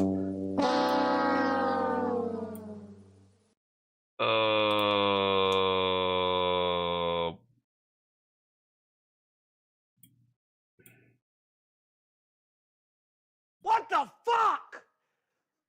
What the fuck? Oh, it's fine. It's fine. Really bothered me. We're back. That's gonna kill me. That's real. That lives lost honor. Chubb, what's up? Yeah, Riley's sleeves are his logo. I gotta pop. He doesn't stream a ton, but I don't know. I can't think. I don't want to misspell it. I think it's just big brain _ big brain, something like that, on Twitch. Anyway, Sultai, goddamn, I gotta ask him about this deck after. What the fuck were you? What made you do this? Ancient Cornucopia is like, a good card, a grindy card. You're gaining a lot of life, and it fixes your mana and all that. But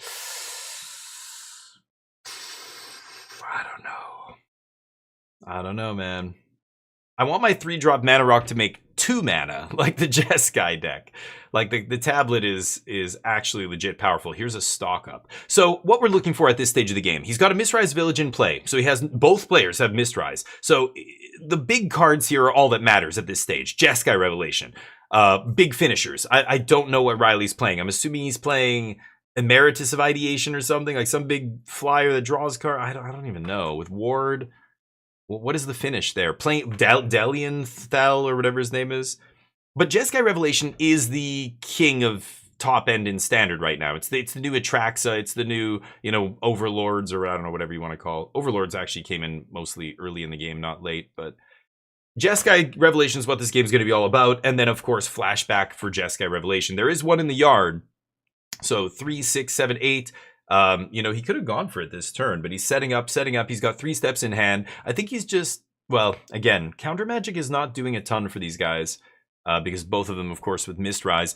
But Mistrise is taxing. Like, putting 2 extra mana onto every spell that you play makes it very difficult to, you know, play it and then also answer your opponent's play. You know what I mean? Like, at this stage, they have enough mana. They want to be able to, like, the Jeskai control deck wants to be able to play a Jeskai Revelation and still have, like, removal or some interaction, like even a counter for a non-creature spell that maybe they can't use Mistrise, or not non-creature, but a spell they haven't used Mistrise on to make it uncounterable.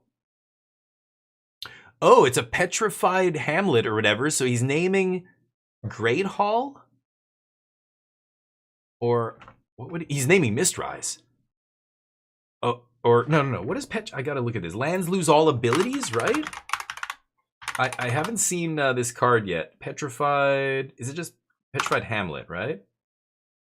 Oh, it's activated. Oh, okay. Unless they're mana abilities. Never mind. Yeah, it just shuts off creature lands and stuff. So he could name Mistrise here and shut off the activated ability of Mistrise. That would be wild, considering he has one. I think he's naming Great Hall there, and in response, Nigel, of course, activates Great Hall, turns it on here. Yeah, it would be silly to shut off. Okay, so here's next spell uncounterable. He said off the Hamlet, yeah. So he's making uncounterable, and what's the big powerful card he's playing here? 4/5 off the cornucopia. It looks like Deadly Cover-Up. And he takes out the evidence. So he's going to remove the Jeskai Revelations from Nigel's graveyard. Ooh, this is a scary one. And there's nothing that Nigel can do. This is an uncounterable spell. Despite having 3 steps in hand, plus a couple other cards, Nigel can't really interact with this. So, yeah, Nigel just immediately takes out the Revelation. I'm assuming Riley told him, I'm taking your Revelations. Now, we see his hand. So Nigel has Traumatic Critique. Riley's on 22, but if this deck finds a couple more tablets, a big-ass fireball could end this, especially if you can flash it back with flashback, right? All these big things are going to be uncounterable because of Mistrise. So, now that you've stripped Revelations, I don't know, man. If Riley can somehow bounce his Petrified or get back his Petrified and name Mistrise, then you might actually be able to win this game. So, of course, takes out all the Revelations. That was the big, you know, factor that was going to decide this game. Riley just stripped them. Sweet. Yeah, Deadly Cover-Up can do some stuff. Riley feeling pretty good here. Looks like he's got 5 cards in hand. Both of them, of course, at a healthy life total because this is a control mirror. Riley also with Ancient Cornucopia passively gaining life. Look at this hand. Flash Freeze, Thoughts, double 3 steps. So that's 3 cards out of their 7 cards that are essentially dead in their hand. They drew a Great Hall. That's awkward. Now, they do have Quarry Mountain here to keep drawing cards, but half of their hand is dead here because of Mistrise. You know, basically all of their counter spells. The only thing he can really interact with is like a card draw spell if Riley goes for it. Riley basically going, should I throw out, like he can see all the counters. He's like, should I throw out a spell here that's gonna be counterable just to bait them? And he does. That's very interesting. Throws Wan Shi Tong into a counter. Why would he do that? I don't know what he's playing. Maybe he has a way to bring it back? Now, okay, Nigel is gonna kick this and copy the tablet. And this is exactly what I was saying. As soon as I saw the Traumatic Critique, I'm like, there's another way to win this game. Make a shit ton of mana. And that's exactly what he's doing here. He's going to copy tablet.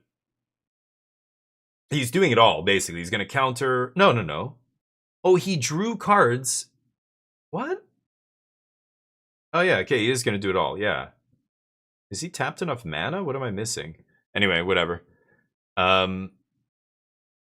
I think there's a couple lands I can't see. Whatever. So he copies tablet. Tablet exiles a card. Did he trigger the tablet? That card is playable till his next end step. He missed the trigger. The copy of tablet should trigger on ETB, right? It's not on cast. It's symmetrical, right? So Mistrise. But I mean, once you've stripped their big stuff, then I don't even know. I feel like stopping them from... Well, no, yeah, I guess it wouldn't matter. No, yeah, you would never name it. You're right. But naming like Corey Steele could have been good there. Great Hall is obviously the thing you name. Is he also playing? He's also playing a bunch of Great Halls or Grand Halls or whatever that land is. He should have exiled the top card and nobody caught that trigger, right? Doesn't Tablet... Tablet of... What is it? Tablet of something. Shit. Tablet of Discovery? Yeah. When this artifact enters, mill a card. Yeah, he missed that. So did the judge, apparently. Anyway, so he's got more mana here. A lot of mana now. It looks like 1, 2, 3, 4, 5, 6, 7, 8, 9, 10, 11, 12, 13, 14, 15. So he's got a Fireball for 13, which is obviously not enough, but he's got Flashback. You know, 2 of that mana has to go to making it uncounterable. And he's got to do this pretty quickly, because if he gives Riley a chance to deadly cover up, strip your traumatics, then he's in deep shit, right? So he has to end step Traumatic Critique, untap, flashback, Traumatic Critique, bang, kill you in 1 turn cycle like that. So yeah, he's shocking himself. Life total doesn't matter. Mana more important. Now he can go 3 steps, copy my tablet again here, which is really nice, and really generate a ton of mana. Hopefully he doesn't miss his trigger this time. Okay, both players just playing lands, waiting for one of them to blink. I think at this point, Riley knows the other guy has to blink. Riley knows Nigel has to blink here because Nigel is running out of ways to win this game. He has no, I guess, well, both of them have no Great Halls now, but no Jeskai Revelations for the Jeskai control deck is pretty bad. He basically has Traumatic Response, Traumatic Critique, whatever, to win this game. So again, Riley double checking graveyard. That means he has a deadly cover up in hand. He's just like, do you have one? What do you have in there? No? Okay, go. He's waiting for that Traumatic Critique. Of course, Nigel knows this. So again, back to my point. Nigel's he's going for it now. Wow. So he goes for it. So this is 2, 4, 6, 8, 9, 11, 13, 14. So it's X is 12 here, right? Yeah, so Riley goes to 16. Wow, I thought he would wait a little bit longer. I don't think he's under that much pressure. Oh, it's the outrageous robbery. Maybe he's worried about another one of those, something like that. This is obviously post-sideboard, so the Sultai deck bringing in the robbery. Looks like Riley took game 1 too, which is fucking awesome, man. Great to see, and with Sultai control? Damn. Love to see it. Okay, so triggers. Oh, no. Did it resolve? Oh, the Abrade. Taking out the original. Yeah. Not the copy. Yeah. Okay. So he's trying to reduce the mana, because now he's like, you know, as long as I can untap here and cast Uncounterable Deadly Cover-Up, I can, you know,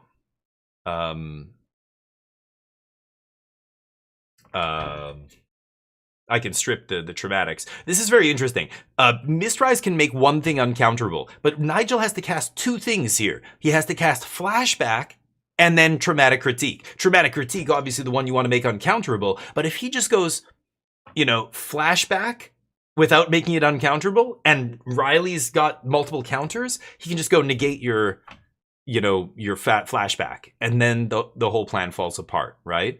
So if Riley has 2 counters, he's in great shape here. He's stocking up. He knows this is it. He's got to... Yeah, because Flashback's instant, so, you know, Nigel can do all this on Riley's end step or in response to Deadly Cover-Up or whatever. So Riley needs multiple counter spells here, so he's stocking up before he does it. He's got enough mana to play the Cover-Up and have multiple counter spells. He says pass. Okay, 3 steps, copy the copy, draw 2, discard a card. So getting more mana there. Yeah, he remembered his trigger this time. Okay, milled. Or did he? I don't know. I think he missed it the first time, but he did it this time. Yeah. He didn't miss it? Did he mill a card? Okay, maybe I missed it then. He did it fast. I thought it was exile, actually, but yeah, anyway. Okay, good. I want to make sure you know, the integrity of the game, it would suck because right after that, did he look at the top two, or I can't remember what happened after that, but there was some messing with the top of the deck, and it would suck to have a card out in there that just shouldn't be there. Good. It's mill. Yeah. It's sweet. Yeah, milling a card. Tablet's sweet. Yeah, it's not exile. Usually it's, you know, the red cards that let you kind of draw a card. It's always like exile the top of your deck, play it until the end of next turn or whatever. Used to be just play until the end of this turn. Wow, look at this. Big consult. And just immediately, he knows. He just needs all the counter magic here, I think. Oh, he's going fast. That was on Nigel's end step. Nigel could have gone for it right there. I almost would have done it right there when he was low on mana. Yeah, he immediately took that duress off the consult. Now, this is obviously counterable, right? You don't see Riley tapping Mistrise here. So here's a flashback in response. Now, Riley has to fight over this, I think, if he's got a counter spell. You can't let him make the next thing uncounterable. So you see Riley negate this, probably. Yeah. So he's smart. This is what I was saying. So because Nigel has to resolve 2 spells, he can't go for Mistrise on the first one, Mistrise on the second, right? So that negate works, yeah. He needed a counter. I think he has another counter in hand. Does he have another flashback? Oh, those are the 4 core. Oh, that was... No! Why not flashback in response to the negate? But look at Riley's hand. He's got another counter spell. No? Yeah. Nice, Riley got it. That's awesome. Why didn't he respond with another flashback? I guess he wouldn't have had enough mana to then Traumatic Critique him? He was at 17. He didn't have enough to do that, but it's kind of weird. Why not just... He showed him another flashback. I don't know. That was a weird finish. I guess he did the math and was like, yeah, I can't. And I guess that might have been his last critique in his deck, so that's it. Very interesting. Yeah, okay, Scoop. Exactly. It's that, you know, Arena, it's because it's all I play these days. I don't play paper Magic anymore. Those little distinctions, like, especially on Arena, to me, it's this, it even looks the same. But again, red cards in general tend to just do that. They tend to exile, and then you play them from exile. It's rare to see a red card that mills and you play from your graveyard. You know, unless it's a literal flashback set, you know, mechanic card like Faithless Looting or something. But most red cards are, like, there's a bunch of stuff that'll make you discard cards, draw cards, but to play it, like, off the top, that's usually going to exile first in red, at least, yeah. I don't know. A lot of those effects, you know, the Chandra effect or whatever. But interesting to see. So yeah, 4 color was, I said 7%. It's about 9.5%. These are different numbers. Oh, this is game 2, day 2 metagame. Okay, that's what I was gonna say. So conversion rate, yeah, is pretty good. Landfall still doing well. Those were the 2 most played decks. Spelementals. Yeah, 4 color control doing well. Definitely a lot of people making day 2. Excruciator as well doing well? Wow.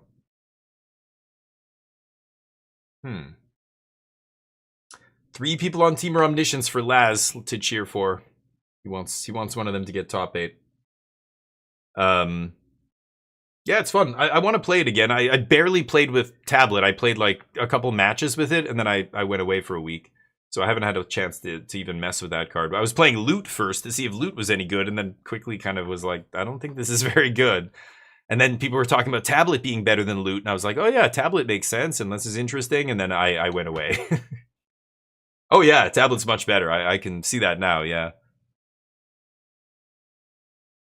But it's funny because going back to the 4 color deck, like that's where Tablet is better, which makes it makes almost no sense. But when you when you play the games with Loot, like you would think Tablet would be better in a Jeskai control deck, and you know Loot would be better in a 4 color deck because it makes all your lands make any color.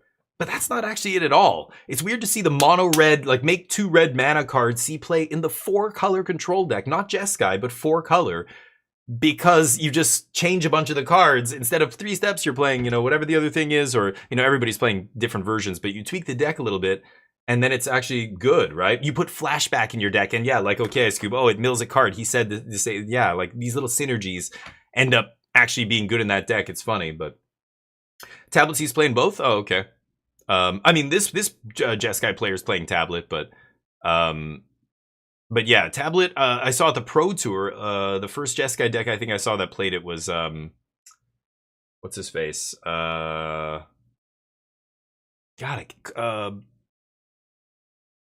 Christian Calcano. That's it. I think he was playing Jeskai with that at the Pro Tour. But up until then, the only place I had seen it was in 4-color, I think, but I don't know. I think Jeskai, people are still messing with loot and stuff like that. Even the 4-color deck, I think, had both at one point, but then people just quickly were off of loot, right? But yeah.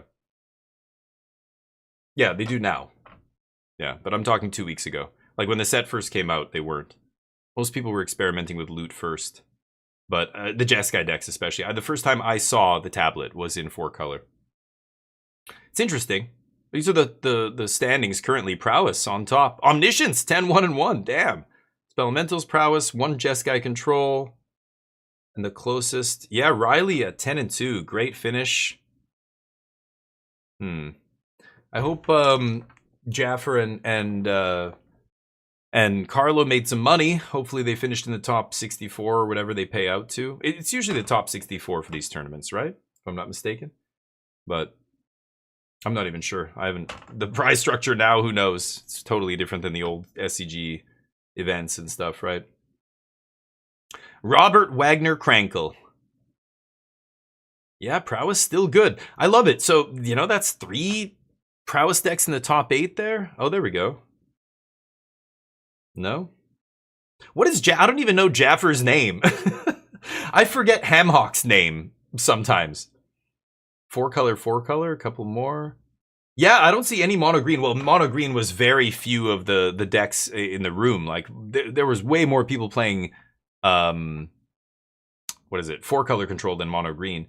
But I think 4-color has a good match against mono green. If you can, you know, race them. Now you're kind of, because of the ramp, you're able to get to Jeskai Revelation faster than they can do their thing. And yeah, that actually ends up being good, I think. So it might be all the 4-color control decks that are keeping, like, but there's a mono green at 20th. I wasn't really looking for it on the previous page, but I don't think I did see one. But yeah.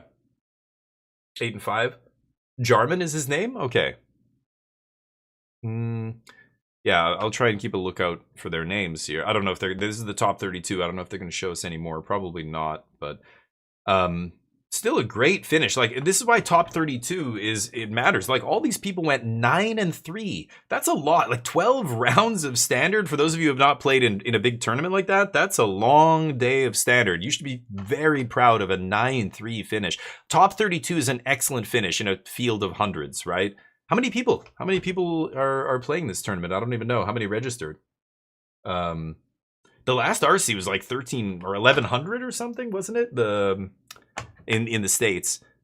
767685. Okay, nice. That's solid. Yeah, anytime you're positive win rate at a big tournament like this, you have to feel good, because the last few rounds you're just like, oh my god, you're just like, hey, focus. Like you're running low on gas, you know, you're like maybe getting tired, you're like, you haven't eaten in a while, you're trying to still remember to like drink water, and you know, yeah. It's exhausting. I'm really just flying on adrenaline the whole time, though. I don't even notice it. I only by the very end is it starting to catch up with me, but like, yeah. And you do that multiple days in a row, it's really tough. It's fun, though. It's very addicting, I think, playing competitive Magic. It really is the heart of the game. Like, it's this is how the game was designed to be played. This is what it was envisioned when they created the game and stuff. And I love it. I love to see just rows of people playing one-on-one Magic. Just now, I don't know what we're looking. This could be Commander. Who knows? This is the gathering point, so this could be people playing all kinds of stuff. Who knows? But it's awesome. Let's jump over to the other tourney. They give us a timer here. Uncivilized. Give us a timer. This is still the same match. Game 3. Lessons versus self bounce. Holy cow. This is Ottawa. There's definitely less people at this tournament, so it'll be fewer rounds. But still, actually, no. What am I saying? 9 and 3. Are they at? This is round 13. How many rounds are in the Star City? 14. Or it's probably both 14. As long as you're over like 128 players, it should be the same number of rounds, right? Something like that. It's 15. Okay. Yeah, I don't know how many this is. I don't think it's 15. No way. I don't even know. I don't know how many people are playing this tournament. I think it's a few hundred, but maybe a couple, 200-300. It really fluctuates based on how good standard is. I mean, VB, when VB was around, when there were times when people were so sick of playing the same shit, you see it in the turnout for these kind of tournaments. Like, there's just less people in these tournaments. People don't give a shit that there's prizes. I just don't want to play that shitty format. It's that same mirror match over and over and over. But, yeah. It's 14. Okay, thank you, Scoop. Appreciate that. Yeah, 14. That's a lot of rounds. But, I love it. Yeah, it's fun. And you lose, and you feel bad sometimes, and you make mistakes, and then you feel really bad, and you lose, and then you win, and then you make your first day 2 or whatever. Or you win, like, even your local store, championship, or your PTQ or PPTQ back in the day, whatever it was. It feels awesome. I mean, it's so, I don't know. It feels like you really have to earn it. You know what I mean? I can't even imagine what it's like to play in this tournament and get a top 8 at like 1,000-player tournament. Well, not this one, but the American one. 1,000-player tournament. I've never done that. But take out that other little piece of paper too. Lessons, taking it down. But it's so grueling, it's got to feel like $1 million when you climb. It's like climbing a mountain, right? It's like the same feeling as getting to the top of Everest or something. 300. So yeah, that's what I thought. Wow, not even 1,000. Okay, I thought it was 1,000. Close enough. 940. That's a big ass tournament. 15 rounds. Yeah, big huge hall.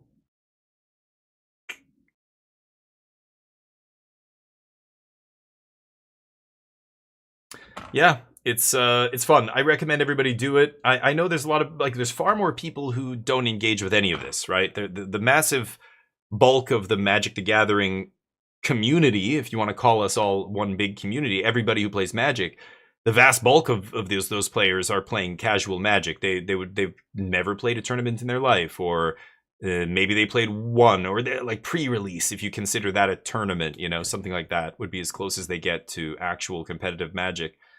I think you gotta try it.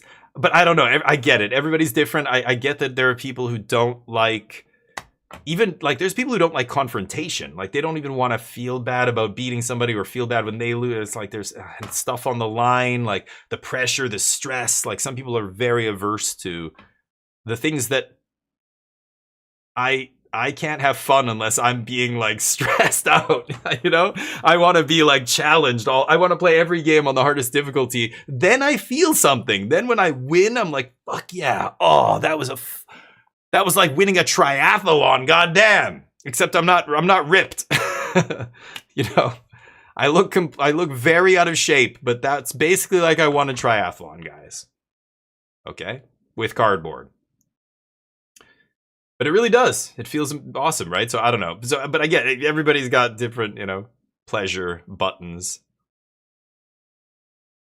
But it's funny. I just feel like the skills translate over. As soon as you play a little bit of competitive Magic, you stop being a sloppy ass player. Like the sloppiest players, like in terms of board state and in terms of the way they handle cards and everything else. I've seen some sloppy ones at competitive events. Don't get me wrong, but it it makes you see the game at a deeper level. You're playing competitive Magic. You're playing the game at a deeper level than casual players are.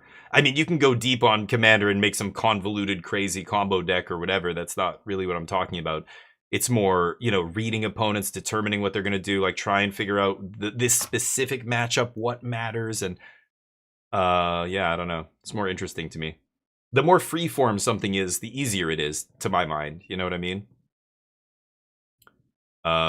That's why limited is fun. That's why a restricted card pool is very fun. Sorry, you guys are gonna get ads in about 5 seconds. I apologize, but not much I can do about that.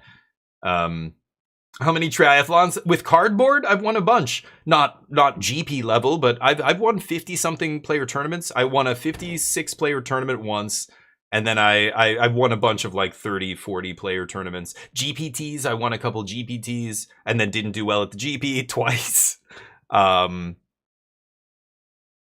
But sealed GPs and stuff like that.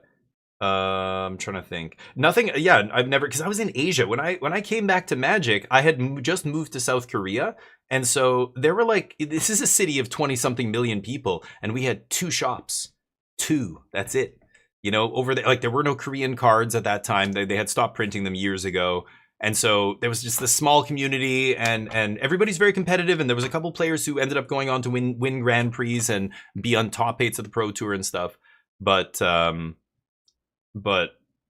if I wanted to play a high level tournament, I had to fly to a different country. Like I played GP Shizuoka, I played GP Bangkok, I played GP in Beijing, a sealed GP.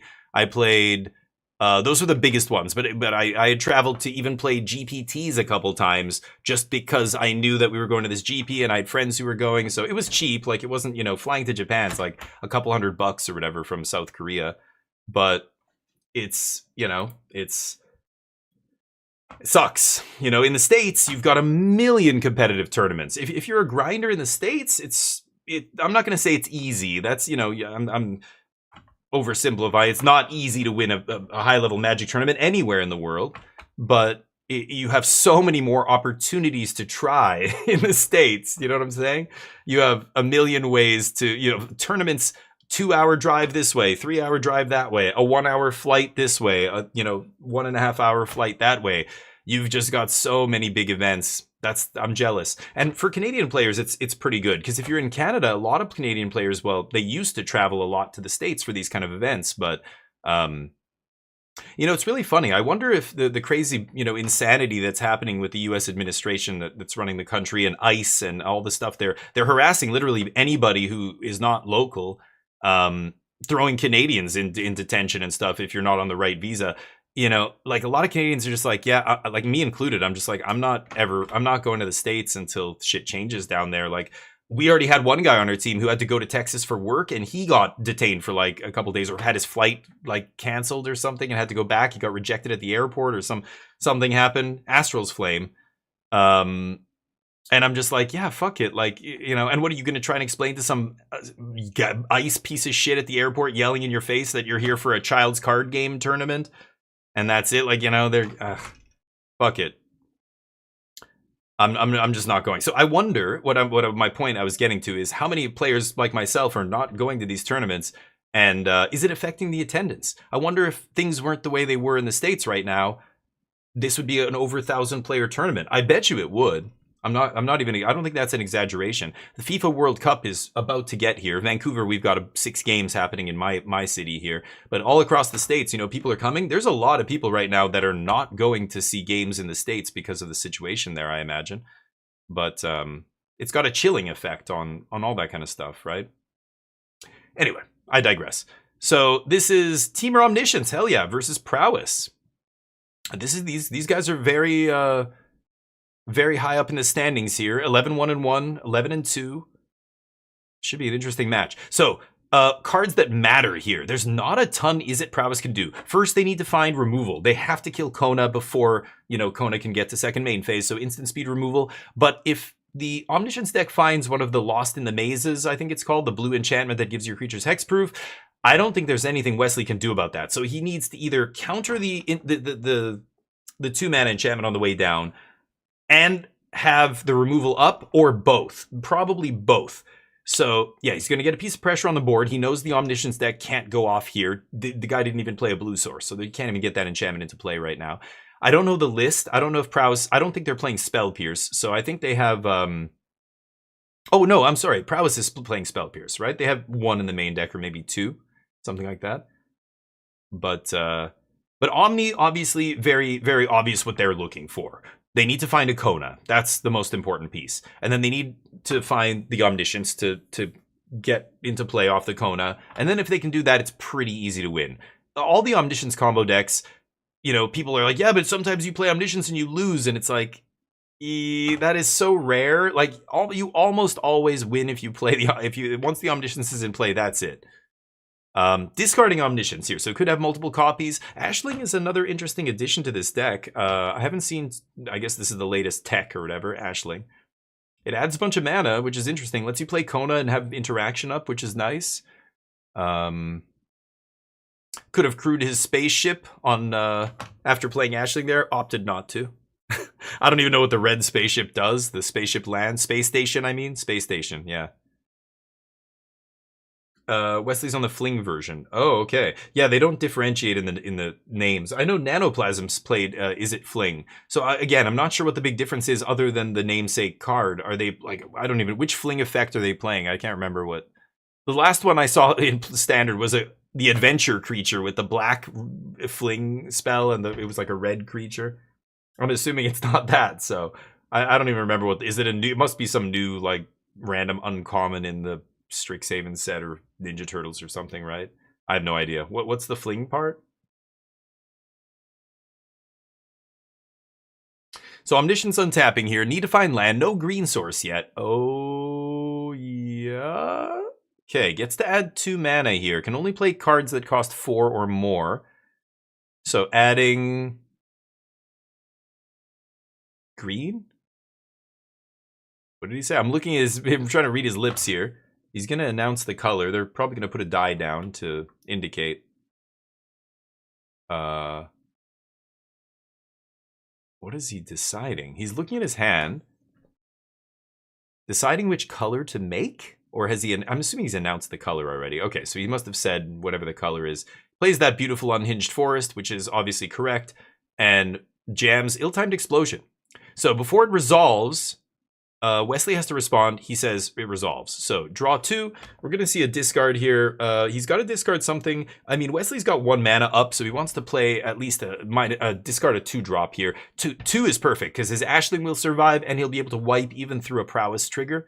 But I guess if Wesley has a pump spell, he could save one of his otters. He's probably not going to do that though. So get a nice little 2-for-1. But yeah, having to discard 2 cards, you're down a card still from the ill-timed, but you get 2 cards off the opponent here. Oh, he discards big stuff, so everything dead. Okay. Could do that too. I guess he didn't have the ideal card to discard, so he loses his Ashling, not the end of the world. It's the same one? What the shit? Are you serious? Callous Sellsword, that's the one. Oh my god. That's what they're playing. Wow. Again, a card I feel like, didn't that rotate like a year ago? That's still in? Haywire might somehow rotate it, and I guess I forgot, but that fucking that guy and Inti, I can't believe they're still in Standard. Oh, look at that token. Okay, I'm gonna run to the bathroom real quick. You guys pay attention. Yeah. If there had been a Kona, then we would have seen Jake go for it. Yeah, he would have gone for the Yeah, obviously, no Kona. Oh, there's a Kona. There's the planet. The earlier And he's tapped out here? Oh boy. There was So Wesley assumed he didn't have it, and in hand from Jake. if this is Omniscience, it's game over. Yeah, So- I'll be back. This is game over. The final question is GG. Northwind Avatar in hand. So for those who are not familiar with this combo, Mani, can you give us a TLDR? What happens here? Okay, so Northwind Avatar is a non-legendary, despite how it looks and how it sounds, creature that when it enters, if you cast it, doesn't have to be from mana, doesn't have to be from your hand, you just have to have cast it. You get to go tutor for a card you own from outside the game, so that is your sideboard. Yes.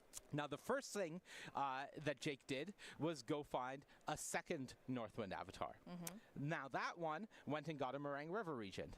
Meringue River Regent came down, returned both Northwind Avatars to the hand. Oh. Slightly different kill than we normally see. Yeah. Usually, we see players opting for Terror of the Peaks, but the big issue with Terror of the Peaks is it doesn't do anything other than kill your opponent. Okay. So instead, we see Jake actually using a Legion Extruder kill. The final iteration of this, once you have found all of your pieces, is you are looping Omni Changeling, copying Meringue River Regent, and Legion Extruder. So Legion Extruder deals 2 to your opponent's face. You cast the Meringue River Regent, return Omni Changeling and Legion Extruder. You Legion Extruder your opponent for 2. You cast Omni Changeling. You copy Meringue. Mani giving the breakdown on how the combo works. I like that. Yeah. So using Legion Extruder as a finish. So again, the finisher is irrelevant. It doesn't matter. As soon as you resolve Omni, it's over. So I mean, like not literally, but like 95% of the time, right? Then of course he has the Northwind. That's it. Game over. But Legion Extruder kill is very spicy. Obviously, it doesn't matter because as long as you have the Regent plus whatever, it just infinitely bounces and you can use a million things. Yeah, Terror of the Peaks. But Mani made a great point there. The ideal combo cards to kill with are combo cards that do other shit too. You know what I mean? So Legion Extruder actually does something other than kill them, which Terror doesn't. So Terror is just this big clunky do nothing. Whereas, you know, yeah, like it was like when we were playing the old version of Omni combo with Abuelo's Awakening. As that deck got better and better win conditions, the win conditions became also good cards to just play. Like Marang River Region is a great example. Before that card came out, we were still playing Omni combo, but it was much more convoluted. You were playing a bunch of dead like cards that were so bad when you didn't have the combo going. You know what I mean? That sucks. Every combo deck suffers from that. So ideally, the best combo decks, the cards actually do, you know, other stuff as well.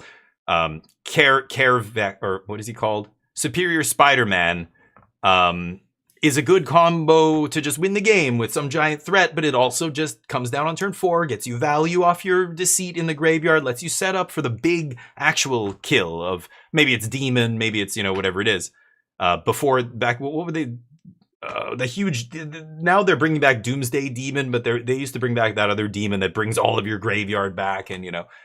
But the fact that the 4/4 that was your combo card was also just good on its own and could just get value even when you weren't comboing was great. That's why that deck, you know, won the Pro Tour or whatever in the hands of, or not won. He got top 8 that time. He won the previous Pro Tour. I can't think of his name now. Japanese pro. Anyway.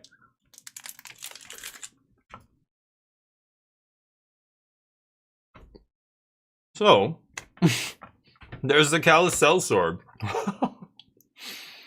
My lord. Black Creature, Red Adventure. That's it. Yeah, that makes more sense.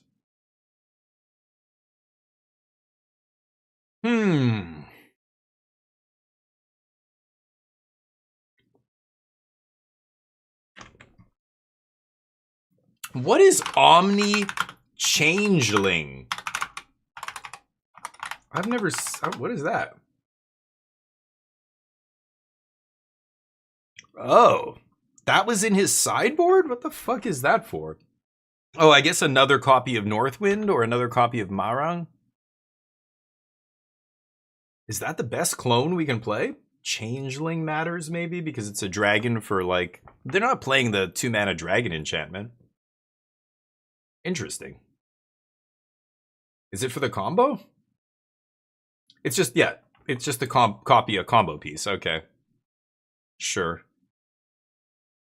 It's weird, but I don't know. That's got to be like 1% of the games you need to do that. Do you need multiple once you have one Marang or 2, I guess maybe you need 2, but just put a Marang in your sideboard? Weird. It can't copy artifacts? Only creatures, right? Yeah. Are they playing that? The dragon counter marathon? I don't know. I haven't looked at the newest lists of this deck.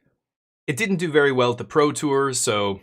But again, it's a free win deck, right? You get the oops I win factor of playing a, you know, deterministic combo that just ends the game if you go off. Like, once Omniscience is in play and they have at least one way to draw cards, or look for, you know, Northwind is card draw. It just goes to your sideboard to draw the card.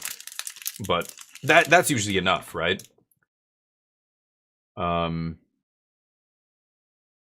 Yeah, so is it, you know, that's why tapping out on that turn, like once you get to turn 4, it was just like playing in Splinter Twin or any other combo deck. You once you identify the key turns, even if you don't have an answer, you have to act like you do at the very least.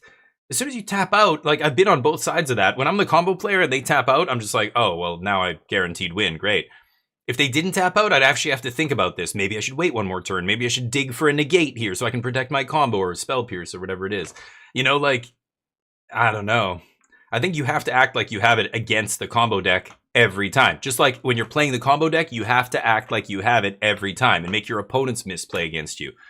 But yeah, it's tough. There's so many factors going on there. I'm not saying the other guy did it wrong, but you know, it's a tough spot. If you don't have the answer for any of their combo deck or any of their combo and you're playing against the combo deck, it's what do, you know? Imagine they ban Omni. Yeah, like I mean, Omni's the more the card that shouldn't be in standard is Omni, not Storm Chasers. But is Omni better than Storm Chasers in standard right now? No, of course not. Storm Chasers is fantastic right now. But Omni is the kind of card that shouldn't be in standard. Like that, I was talking about this earlier. It's the kind of card that makes for not great gameplay, and people really don't like playing against decks like that. And I love those kind of combo decks. There's a lot of players, like I said earlier, there are dozens of us who love that. But it is, you know, for the sake of the game, like it doesn't create great gameplay patterns. Playing a card like Omniscience. Like, it just invalidates everything that's happened in the game before it. It just wins the game basic. Like, it's so hard to not win once you have Omniscience in play. It's like, I don't know. I don't think there should be a deck like Omni that's ever too good. Which is, right now, it's fine. I think Omni right now is not bad. But having it in standard just means you have this huge sword of Damocles or whatever above your head, this huge axe that's just like, as soon as the right card gets printed, whoosh, that's it. It's going to destroy standard. You're going to have to ban it. So when they banned Abuelo's Awakening, that was probably a mistake. That would have been like banning Agatha's Soul Cauldron and not Vivi. You know what I mean? Like, Vivi is the problem. Omniscience is the problem, not the 5-mana dumbass reanimation spell that brings back an enchantment or artifact that saw 0 play until you put Omniscience in the format. You know, so just having it around is not a good idea. Like, putting it in Foundations was a mistake. So it's a weird, you know, I'm not saying it's better than Storm. Storm Chasers is fantastic. And obviously I don't have to defend that card. That card's very powerful. One of the best cards in standard right now. But it's a different kind of thing we're talking about, right? Yeah. I think Omni doesn't belong. It is on a power level far beyond the Storm Chasers talent, right? Storm Chasers talent will never just win the game when it resolves, unless they're at 1 life or whatever, you know, some other extenuating circumstance. It's just so efficient, gets you so much value and whatever, but it's small ball shit, you know? Omni is just like, I win the fucking game right now. It's over. Everything you did, I'm at 1 life, whatever. I have 1 card in my deck or whatever. Doesn't matter. I'm going to go to my sideboard, I'm going to loop, and I'm going to win. It's kind of funny, but... Yeah, Swizzy, that's, I know, 5 fucking years, okay. What year are we on now? This is 2. It's been out for 2 years, right? We're almost halfway there. We'll be fine. But anyway. Or yeah, maybe okay, Scoop is right too. Maybe none of them should be here. I think Storm Chasers, it is very good. Like, it's so close to being too good, but it's not Corey Steele. It's not Vivi. It's not quite, you know, it's very good, but it's manageable. Like, it's not dominating standard. A lot of people showed up to the Pro Tour, didn't even crack 50% win rate overall out of all those people. I think it's manageable. And the reason is, it's not the only powerful card in standard. Is Storm Chasers good? Yeah. Well, so is Badger Mole Cub. So is, you know, there's a bunch of cards that, as long as there are other really powerful cards that are on that level, it'll be okay. Like, once they're all in the same deck, then it's a problem. But that's not the case here. It's not like back when we had fetch lands and you could just put all the best cards in one deck, you know? It's very efficient. Yeah, I know. But there's a lot of efficient cards in standard. There's a lot of, you know, so...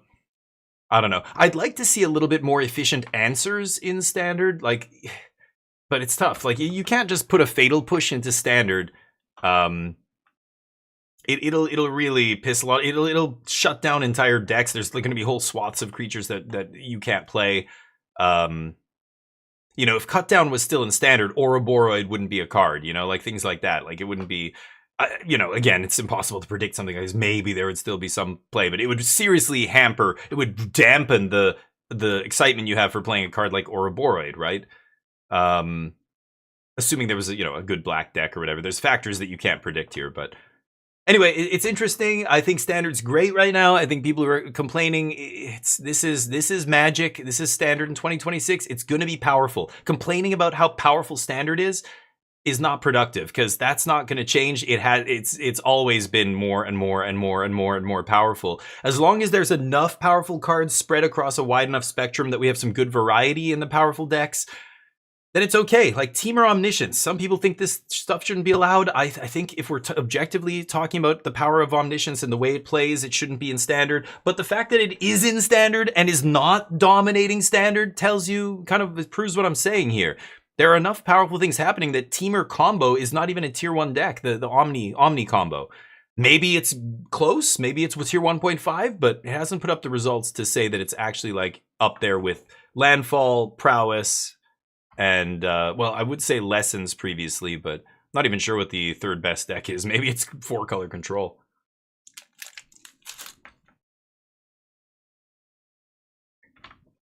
Yeah, Jub, I know, but this isn't Legacy power. Like, I mean, if you've played Legacy, you know that none of the decks in Standard are Legacy power level here. Hell, I've played Standard decks 10 years ago that were more powerful than anything people are doing in Standard right now. But ban Revelations. Yeah. I mean, yeah. Extended sucked, and people were sick of playing just Standard decks that had rotated. That's all Extended was, and people hated it. That's when they scrapped it and they made Modern, right? They didn't make it. A guy on Star City Games actually made Modern, but he called it he called it something else. Oh, what was it called? He wrote articles about it. Had a ponytail. Can't remember his name. And then he made this basically extended format. He decided like the ideal number of sets would be this. Like, what if we started at about, you know, whatever it was, 8th edition, and whatever the set was out, Mirrodin or whatever is the oldest set, all the way up to the current set. And people started to like it. It got popular. And then, like, I don't know, a year later, it was, I think he ended up working at Wizards, but Extended was finished and they created Modern, right? What deck 10 years ago? I mean, Delver decks were better than anything you're seeing right now. Blue-White Delver would crush any of these decks. Not even close. With Snapcaster and Mana Leak and Ponder and all that stuff, Splinter Twin was better than all these decks at that time. I mean, again, this is where people love these like series on MTG Goldfish, and I think there's another group of content creators that do this. They go back and they take like a deck from 10 years ago in Standard, and then they play it against a deck from now, and they go, oh, look, the deck right now is so much better than this old deck. It's like, what? That doesn't make any sense. That proves absolutely nothing, but people see that and go, yep, there it is. It's like, no. Context is everything. If you gave that old deck a chance to change its sideboard to beat these new decks, or, you know, like, it's the context is completely different. That deck was designed and the card choices were there to, you know, beat a certain metagame. But I'm saying the power level of the decks, like, the decks could kill you. Oh, no, I didn't say the norm. I said I've played decks in the last 10 or 15 years or however long it's been that are better than anything currently. Did you play Teamer Adventures? Did you play the, what was it? It was green, blue, red. I think it was Teamer again, or maybe it was just green, blue. The energy decks, like the energy decks, and we were splashing Scarab God and stuff at that point. It was like a 4-color energy deck. It was insane. I think they would smash a lot of these decks, but again, pitting them against each other doesn't make any sense. I think that doesn't prove anything. But in their era, they were far more powerful. Like, they dominated Standard. They were on such another level in terms of like speed and efficiency and everything. People talk about Standard being a turn 4 format. We've had turn 4 Standard formats many times. I would even say we had a couple turn 3 Standard formats. I mean, Saheeli Cat combo is another one. Yeah, but anyway. You think they're slower? I don't, man. I think Delver would have mopped the floor with a lot of these decks. I mean, it's playing a lot of the same kind of cards, right? But like better versions of them. But yeah, Storm Chasers is very good. Like, there's still these outliers, you know, cards that are really good. But I mean, they've even reprinted a bunch of things like Spell Pierce and all that stuff, right? That were good back in the, like, we were playing Spell Pierce in like Cobblade and stuff, right? But Yeah, exactly. Okay, I scoop. Well, we should be talking. That's what I'm saying. Like, it doesn't matter the era. Good. We've always had good decks. Standards had times where it was just as expensive or more than it is now, faster than it is now, whatever. But people always love to say the sky is falling now. Like, now is worse than at any other time in Standard. Like, Standard's never been this. One thing we can say, Standard has never been this big before. That is true. We've never had a Standard that's going to be 20 sets large by the time it rotates, right? 20 sets? Holy shit. That's by far the biggest Standard I think we've ever had, if I'm not mistaken. I don't know what the second biggest was. 13? Like, it's not even close, right? Somebody broke down the number of cards in Standard. By the time it's complete, it's going to be like over 5,000 cards. I think the biggest Standard we ever had before that was like 2,000 something, right? So yeah, that is something you can say is very different. We've never seen before. But all the other shit people complain about, come on, you just haven't played this game long enough. Full stop. That's the truth, whether you realize it or not. It's all been done before. We've all had all these things before. We've had busted standards. We've had fast standards. We've had expensive standards. We've had 2-year and 3-year and all different rotations and all kinds of things, right? But the rules were different. Hell, back then. Legend rules have changed. Mulligan rules have changed over the years. All kinds of stuff. Now you can take stuff back. Back when I was playing, everything was a May. You miss your May trigger? That's it. No takesies backsies, motherfucker. This is prison magic, baby. Street magic. But yeah. Gone with the Dragons? The Dragons. Really?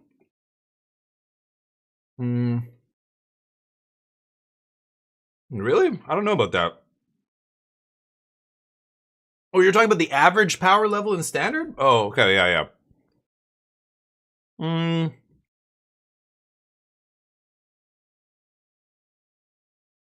That's a weird one, because it's misleading, right? Because if you increase the size of the card pool, then naturally the average is going to go up. But yeah, I don't think that means that the best decks are better than any other decks that have existed. It just means the power is spread spread out more, right? I don't know. Like I'm thinking back to other standards, and I'm looking at this standard right now, and no, there were standards that I feel like the top decks were on average more like. You're saying that there was like always one great deck, but all the decks weren't as good. I could see that. I could agree to that. Like like all of the decks on average are better than they used to be. Yeah, that I think is true, and it's a byproduct of having a huge card pool, but also power creep and things like that. But people aren't talking about that when they say Standard's a turn 4 format. Oh my god, we've lost our way. Standard has $600 or $800 decks. Oh my god, the game's doomed. And it's like, that's all happened before. That's what I was referring to. But yeah, I think I agree with that. The average power level is higher. That tracks, because that usually happens with increase in card pool. Just like the average, Olympian athlete from China is going to be better than from Canada, because they just have a way bigger they have 1 billion people. We have 40 million. Like they have just a wider pool of talent to choose from. That's why big countries with big populations do well in the Olympics, like Russia and the States and China and stuff like that, right?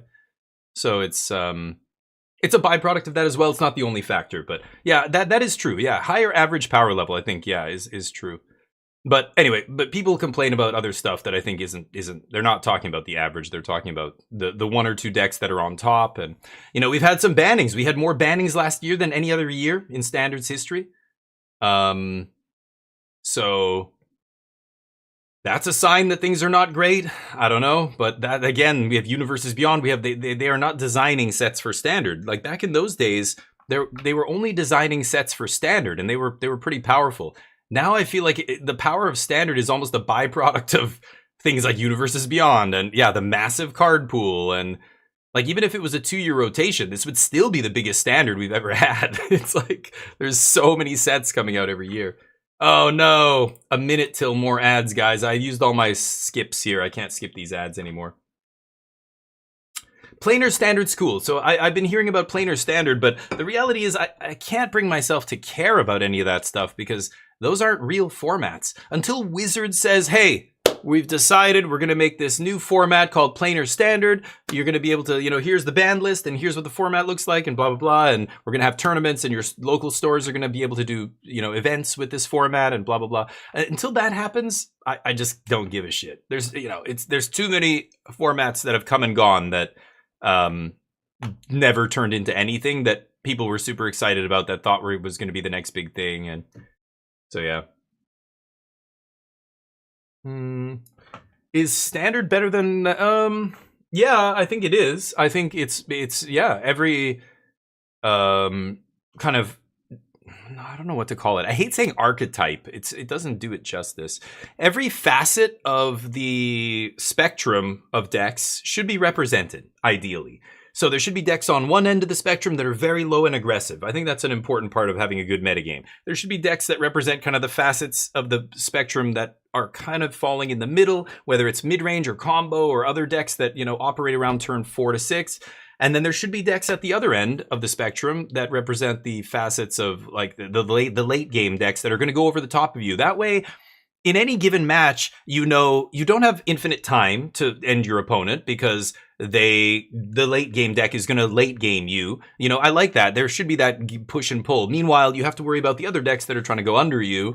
Like if you don't have to worry about one of your flanks and you're somewhere like when Grixis mid-range had tools like Reckoner, Bankbuster, and Fable of the Mirror Breaker, Control was unplayable because the mid-range decks had better control cards than the control decks did, and that was a problem. There was no control decks back then, and it was a shitty format. It was all mid-range, and mid-range preyed on aggro, so the whole format was just different mid-range decks. I don't think that's a good thing.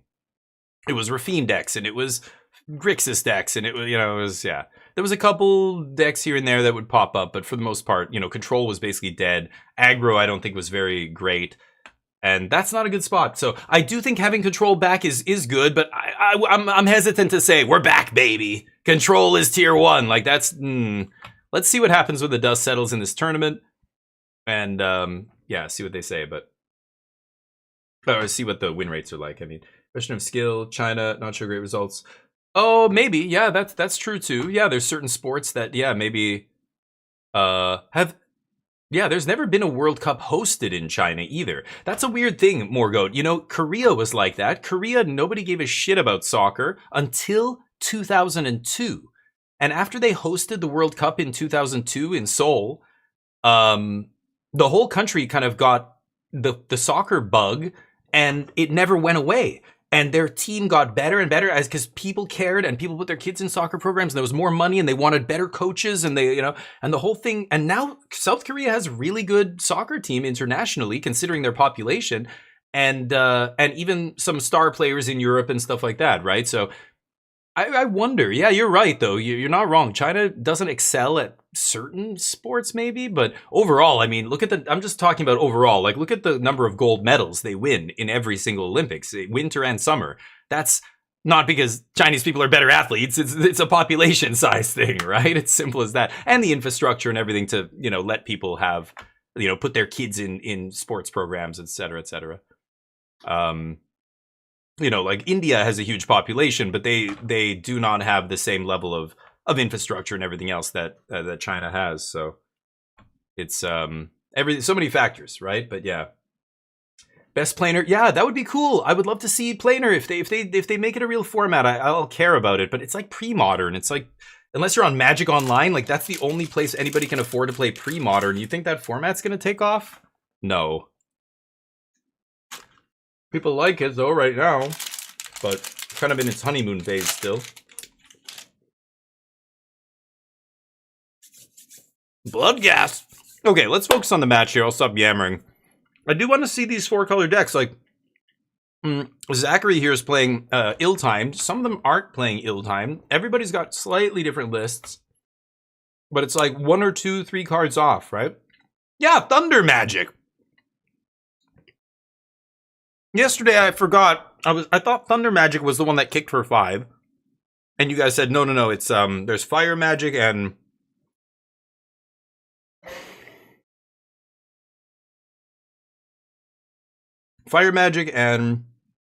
not Thunder Magic, the other one. So there's like 3 red like modular spells that have kicker or multi-kicker, and they sound so similar.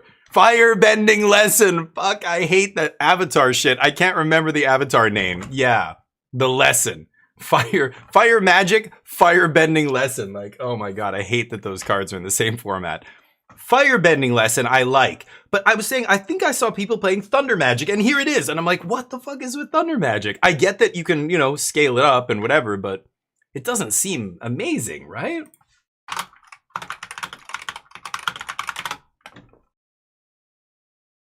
It's shock, and then it's 4 mana, deal 4, and then 6 mana, deal 8. 4 mana, deal 4, maybe that's okay against the 4 toughness stuff from like the landfall decks. I don't know. This is interesting. So, triggers, discard trigger. Oh, but that thing's not on level 2, or is he... This is where everybody's got to be consistent. Some people don't put a die down until they level it up, then they put it on 1. In the previous match, they made the guy put it on 1 by default, and then it levels up to 2, levels up to 3. Anyway, it's enough. Game 2. Okay, so Zachary here has to bring in the right sideboard cards. I think post board, the control deck should be better than the Mardu deck. The 4-color deck has a lot of ways to interact with non-creature permanents, which is really its biggest strength. Like when I was playing that deck way back in the day and people started splashing black for the defeat, at first I'm like, is this really worth it? And then you realize back then we were playing against, you know, Vivi and shit, and just being able to hit a Cauldron was awesome. And hit their Vivi without, you know, worrying about getting countered. But then now the deck, you know, Smoltron mentioned it's kind of like a burn deck. Yeah, with flashback and stuff, the life loss from the defeat ends up adding up. And with Jeskai Revelation and stuff, you can basically burn somebody out. But Thunder Magic's such a weird one. Firebending lesson I get, but Thunder Magic is crazy. Is that good? I don't know. I feel like I want to try it, but just looking at it, I'm like, I'm never kicking this.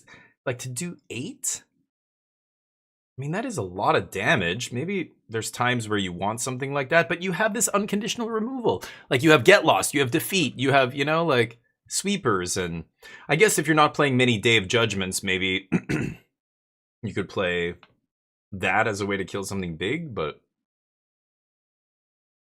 I don't know. That's a weird one. Thunder Magic. I swear I had seen that and the Firebending lesson as well as Fire Magic, and I was like, what is... Again, finding the right combination is the hard part about building these 4-color decks. You have so many options. But, Secrets of Strixhaven. I was talking in the Discord about drafting it, and Casual Spike was asking me if I was done with it, and I basically said, yeah, I think I'm done with it. Like, I had some fun. There were some interesting decks, but it did not feel like a very deep format to me. I gave it a 6 out of 10. I'm sure the limited content creators are all ranking it higher than that, but they're degenerates. they will give worse sets higher grades just because they love to draft. They love every set, basically. It has to be a really bad set for them to give it like a 5 or whatever. But for me, if it's an uninspiring set, like it was a 5 archetype set that had like 3 or 4 archetypes, that's it, right? That sucks. Like, we need... the next set is supposed to have 10. Hopefully they're all well represented, but it's going to be a much better draft environment. I feel like I had drafted the Silver Quill decks, I drafted the Lorehold decks, I drafted the Prismari decks, and then there's the Green Soup decks. And that's it. And you were always just in one of those. And, you know, the Soup decks ended up being... like, there was almost too much fixing, and it was too easy. And the splash cards weren't... You know, in Lorwyn, like, it was hard to splash an Elemental... because you wanted to double kick it, and it was so color intensive. But in Strixhaven, it was so easy to splash. Instead of having one person at the table who like manages to cobble together this really weird soup deck, that's how soup should be drafted. Like that's when soup should be good. It should be like the spider spawning deck, where there's one person at the table chasing this really weird niche deck, and they just get enough dual lands or fixing or whatever to make it work. But when there's like 2 to 3 drafters every draft in that same just 5-color pile. Casual Spike made a good point saying it really threw off the signaling. Yeah, he's totally right. Pack 1, I'd be like, oh, this is so open. And then pack 2, it's like, whatever, okay, weird. I feel like I cut that pretty hard. And then pack 3, I'm getting cut in another, like, it's like people keep shifting and it just threw the draft for a loop. It's weird.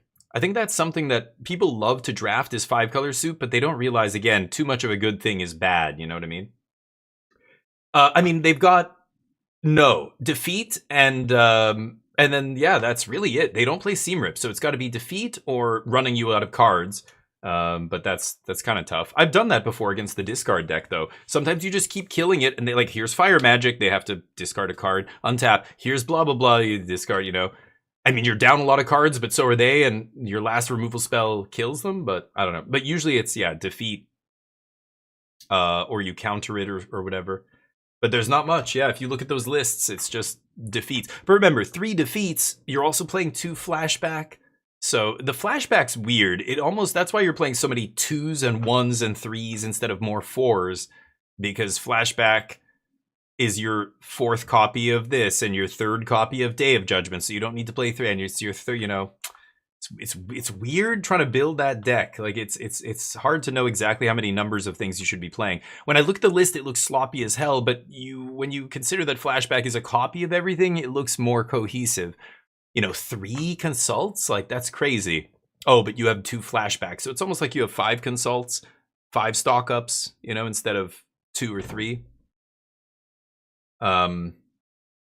Yeah. I've seen it more too. Before I went on vacation, I ran into a couple 4-color control decks. When somebody did well at one of the tournaments right after the set dropped, Secrets of Strixhaven. The Japanese tournament, the guy won with 4-color control, and people started working off that list. But even before that, I copied a list off a Magic Online challenge where somebody got top 8 with a 4-color list with 2 flashback, 1 flashback, and blah blah blah. And people were playing the 7-mana Paradigm card and all that, but that quickly went away. People were still playing Loot, and that was when people hadn't gotten on tablet yet.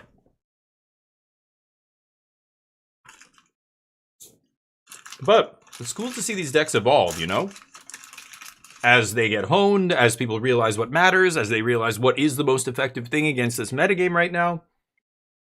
See the deck evolving? It's cool. Hiding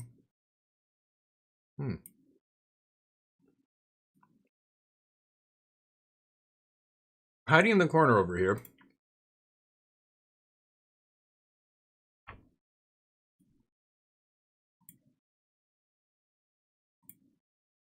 Can you see the stupid mic?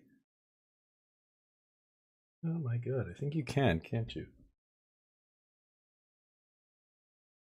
Okay. Spotlight series.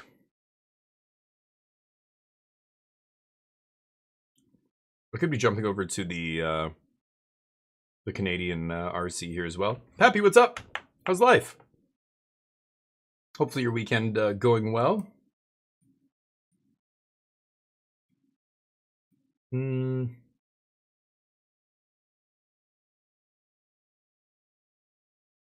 Okay.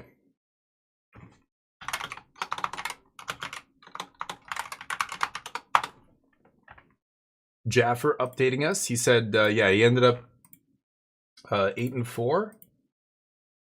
No PT contention, but RC re-invite? Oh, you get a re-invitation? I didn't know you could win one of those. Good day? Nice. Good to hear. My day would be better if I had some beer, but I'm trying to be healthy these days. What are you playing these days, Pappy? You brewing up a storm? On Arena? Playing other stuff? Wow, that's a sweet consign to memory. I don't know if I've ever seen that. Is that the basic art? No. Jim Bunch out of Judge? No. One of the people in my channel got to the bottom of this, Pappy. 5-color dragons. Holy cow. It's a rumor that was not a rumor, it was a joke that was started by some of his friends, because apparently Jim has a bad habit of doing really well on day 1. Hey Fallout, how you doing, man? We're doing a rare Sunday stream, Fallout, so it came at just the right time. We're gonna be playing some Subnautica 2 later once this is all wrapped up, but I don't know if I'm gonna watch the whole thing. Yeah, they're doing top 8 after this, right? Yeah. Jim, people said, you know, he did so well day 1, and then on day 2, he ended up falling off and not doing so hot. It's happened to him multiple times at the Pro Tour and other stuff. So his friends, whenever they're like, what happened to Jim? You know, on day 2, somebody would jokingly say, oh, he punched a judge. Like, he was doing so good on day 1. How did he not, you know, do well? He didn't make top 8? Yeah, he punched a judge. Like, that was the only way he didn't make top. Like, how could you lose all your games on day 2 and not make top 8 after going 9-0 on day 1 or whatever, right? So it became this meme. So apparently, I think it was Ali Eldrazi replied to a tweet or something, I don't know, and said, you know, did you punch a judge, or did you punch another judge, or punch a judge again, or something like that. And that's when people saw it and went, what the fuck? Did you punch a judge? Like, yeah. So I like that. It's funny. He obviously has never done anything like that, but those two dudes have the same backpack.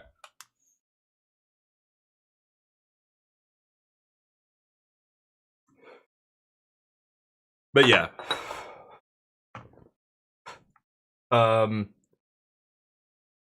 Yeah, that's where it started. I know this because we were wondering the same thing back when, I think this happened at the Pro Tour when Ali Eldrazi posted something or tweeted or whatever. And then Charlie Saurus Rex, one of my mods, was at the last event, or I don't know if he's here. Maybe he's here. He asked Jim about the punching thing, and Jim explained it to him. So that's, you know, that's Jim covering his ass, because he's currently being charged with assault by a couple of judges. So he's lying. He's a violent man, and he needs to be stopped. I shouldn't do that. People who don't understand my humor are probably going to think I'm defaming Jim Davis or something. I'm going to get a lawsuit. I don't know. Is this the top 8 right now? I don't know what... I'm not listening to the commentary, so I don't know what round we're on. The face-to-face games here. Let's jump over here. These guys are also on break for 11 minutes. So multiple RCs happening right now. 940 players, I believe, in this one is what we were told, and 300 in the Canadian one. I'd like to see the top 8. I just don't want to watch this all day, so hopefully it's top 8 next round. Okay, Scoop said it was 15 rounds. I don't know what round we're on here. I wish they would say that stuff here. You have all this space. Put that, like, pertinent information. You can have the ads. You can have the bullshit. Just down on the bottom over here. Give me, you know, what round is it? Show me the timer. You know, Canadians, very courtesy.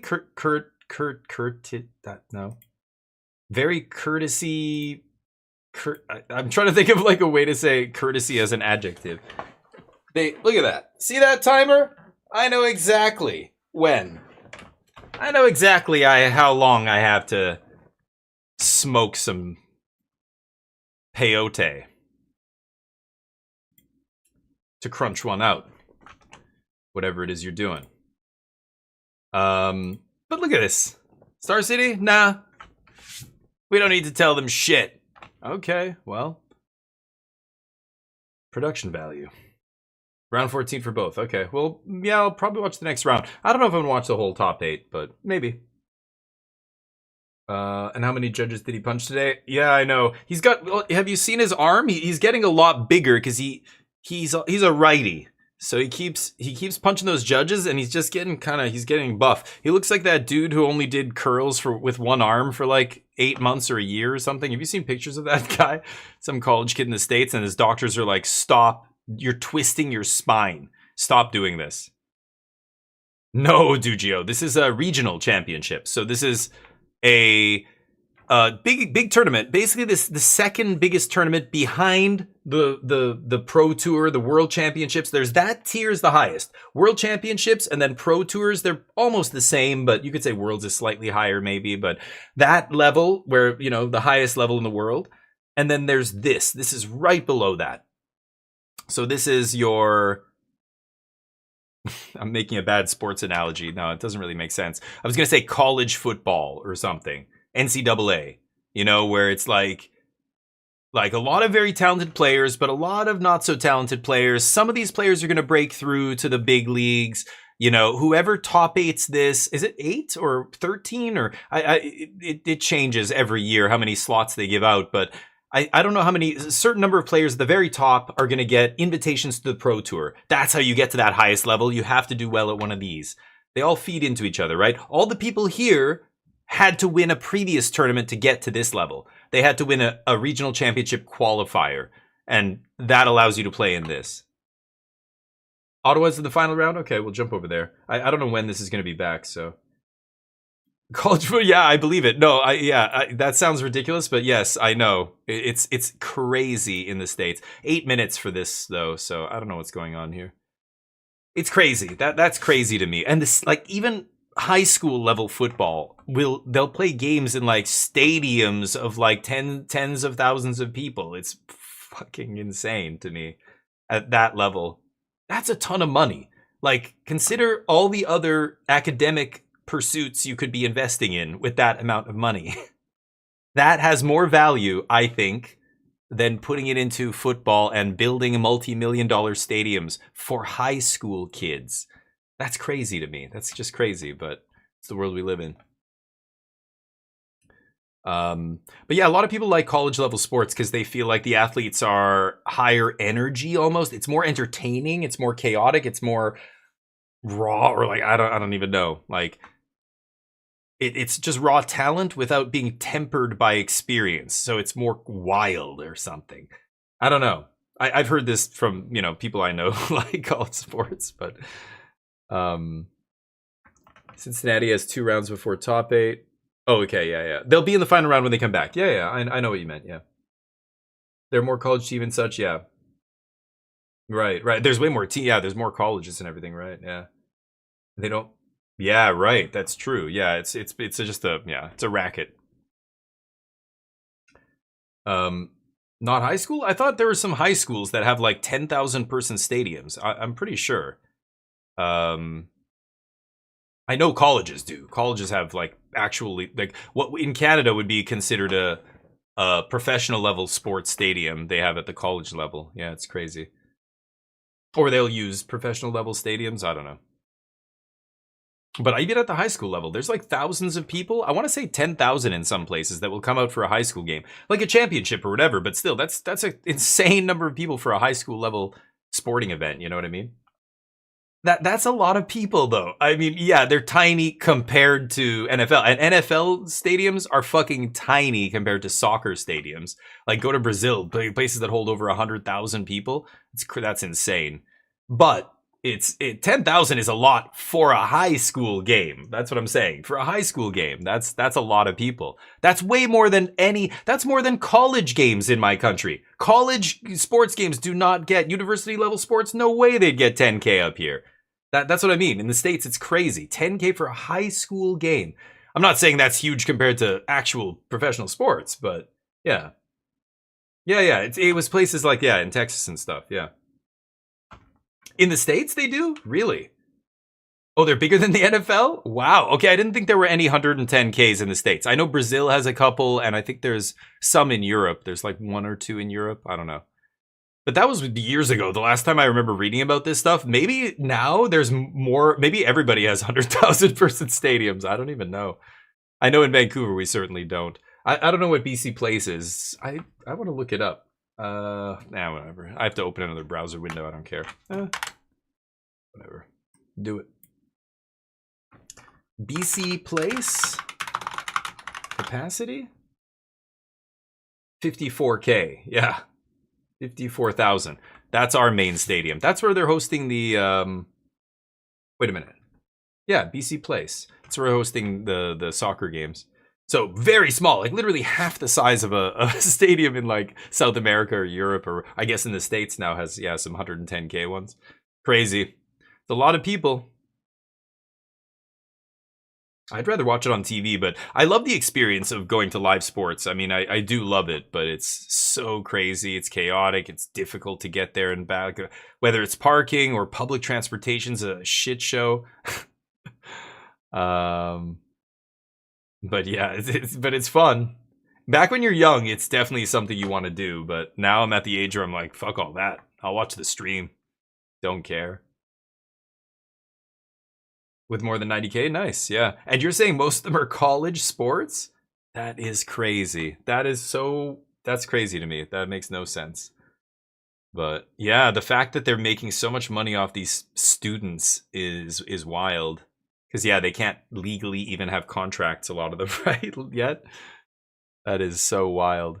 I mean, just the scouting and everything. Like you look at, look at LeBron or somebody like that when he was in high school and everybody was just like, this kid's gonna be the next Michael Jordan. Like he's gonna be crazy good at this game. Everybody knows it, barring some like crazy unknown, thing that could happen. Like, he gets hit by a car and, whatever, some horrible thing. Like this kid's gonna be. So what do you do? Like, his whole life becomes people who are just like handling him and cultivate, trying to like make money off him, turn him into the biggest money maker that we can, and like hone his skill. And like, I can't imagine that life. It'd be like showing promise in like an Olympic sport, and then in China it's like you start, that's it, right from an early age. Oh, they look like they're predisposed to be really good at this, put them in a very specific school, give them all this training. Like this girl could be the next whatever, figure skater or gymnast or whatever it is. That's like when Kim Hyuna kept winning in South Korea, the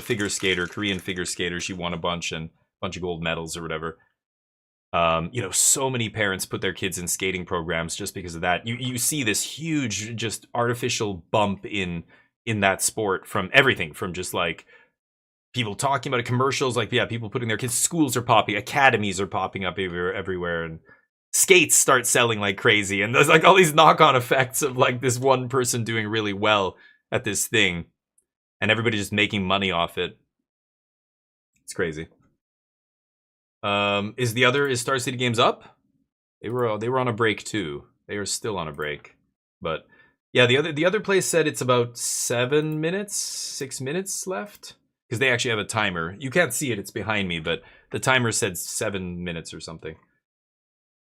Some college athletes get millions? I don't know how it works. I'm sure there's loopholes. Did their parents sign the contracts for them? Their legal guardians? I don't know. But maybe when they're like, I turned 18 before I graduated high school because I have an early birthday. So technically, if I was some phenom in high school. But college, I guess, yeah, what am I saying? They're over 18. Yeah. But isn't there, yeah, I thought there was some law against like paying them or I don't know, or endorsements. Maybe they can't do endorsements until they're a certain age, or I can't remember. Isn't there restrictions on stuff like that, I feel like? But again, maybe I'm thinking of like LeBron, because he was like in junior high and early high school and they were scouting him, right? So, I mean, certainly before they're 18, but because isn't it against like the school? Like it's a conflict of interest for this. I don't know. I remember there being some kind of barrier to that, but who knows? They can legally... Okay, maybe that's changed then? Who knows? Don't know anymore. Oh, really? Interesting. Yeah, it's a fucked up life. I mean, you get to be rich and famous and stuff as long as you're still, doing well. So many random things can just happen. Like I said, injury could just end your career, and then what do? Hopefully you've made enough, but... I mean, that is why they pay them a lot of money, but I don't know. It's egregious sometimes how much athletes make, especially golfers and shit. Golf is the dream. Like if I could be any professional athlete, it's got to be a golfer, right? Golfer is very low risk. I mean, you just don't have to be a giant piece of shit and you're fine. Like keep in relatively good shape, because golf clothes, they always look so tight, but that's it. Like you're not... you won't be like put into a coma, or I get brain damage, or have some injury that you walk with a limp after that, or on and on and on, and you still make a lot of money. Like it's crazy to me.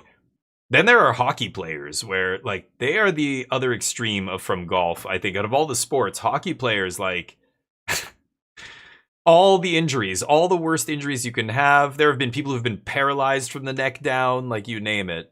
Skate slashes your throat. That's happened. But crazy shit. Yeah, that's it, Jub. Just don't be like a total mess. Like, look at Tiger. Man, that guy's such a mess these days. He's a billionaire. Why is he even driving around wasted?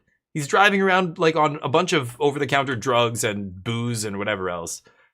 Poor guy. I feel bad for him, but then again, I mean, yeah, like golf, it's the easiest. Like, it's hard. It's high pressure. I'm not saying it's golf is not fucking easy, of course, but if you're gonna be good at something, like, it's the easiest thing to be good at. You know, like, you don't have to really be super. You just have to go to the park every day and casually walk around on the beautiful manicured lawns and swing a club, and maybe you get a blister on your hand. That's it. You can even have a drink while you're there, while you're training. You know what I mean? Football, yeah, I mean the CTE and stuff. It's right up there with hockey, but it might be worse than hockey for that, for brain specifically. But yeah, you've seen people get paralyzed and things like that in football as well. That's true. I mean, hockey has straight up fighting. I don't know. Football players aren't getting their literal teeth knocked out or their jaw broken by a, like, the football helmet at least covers the bottom of your face. I don't know. They're both rough, we'll say. Yeah. But hockey, I mean, hockey's so much worse on your knees and other stuff too, but I don't know. Hockey goalkeepers. Oh yeah, God. Like, can you imagine? Yeah, I don't even know. It's wild. They are what? Sorry, I don't know what that was in response to. They're both bad, I was saying. Yeah, they're both rough. Yes, they are. Oh, and knock their teeth out? Really? Huh. Never mind. I mean, hockey, it feels like it's a lot more common, is what I'm saying. But, yeah, and skating and, like, what it's doing to your joints. Like, almost every hockey player I know from back in the day, not professional, just like people I knew, people I played hockey with who went on to play, like, more serious hockey, and I branched into more serious soccer. I just played soccer my whole life. But my friends who went into hockey and played years later in beer leagues and stuff like that, my uncle did that, and his knees are shot. If you, like, your collarbone, you break your collarbone, it never goes back to 100% ever. Stuff like that is collarbone injuries are very common in hockey. But the fighting too is so stupid. I still can't believe you're allowed to just throw your gloves down, start punching another dude. Both of you are just punching each other, like totally. The game stops. Everything stops. It's ridiculous. I don't know.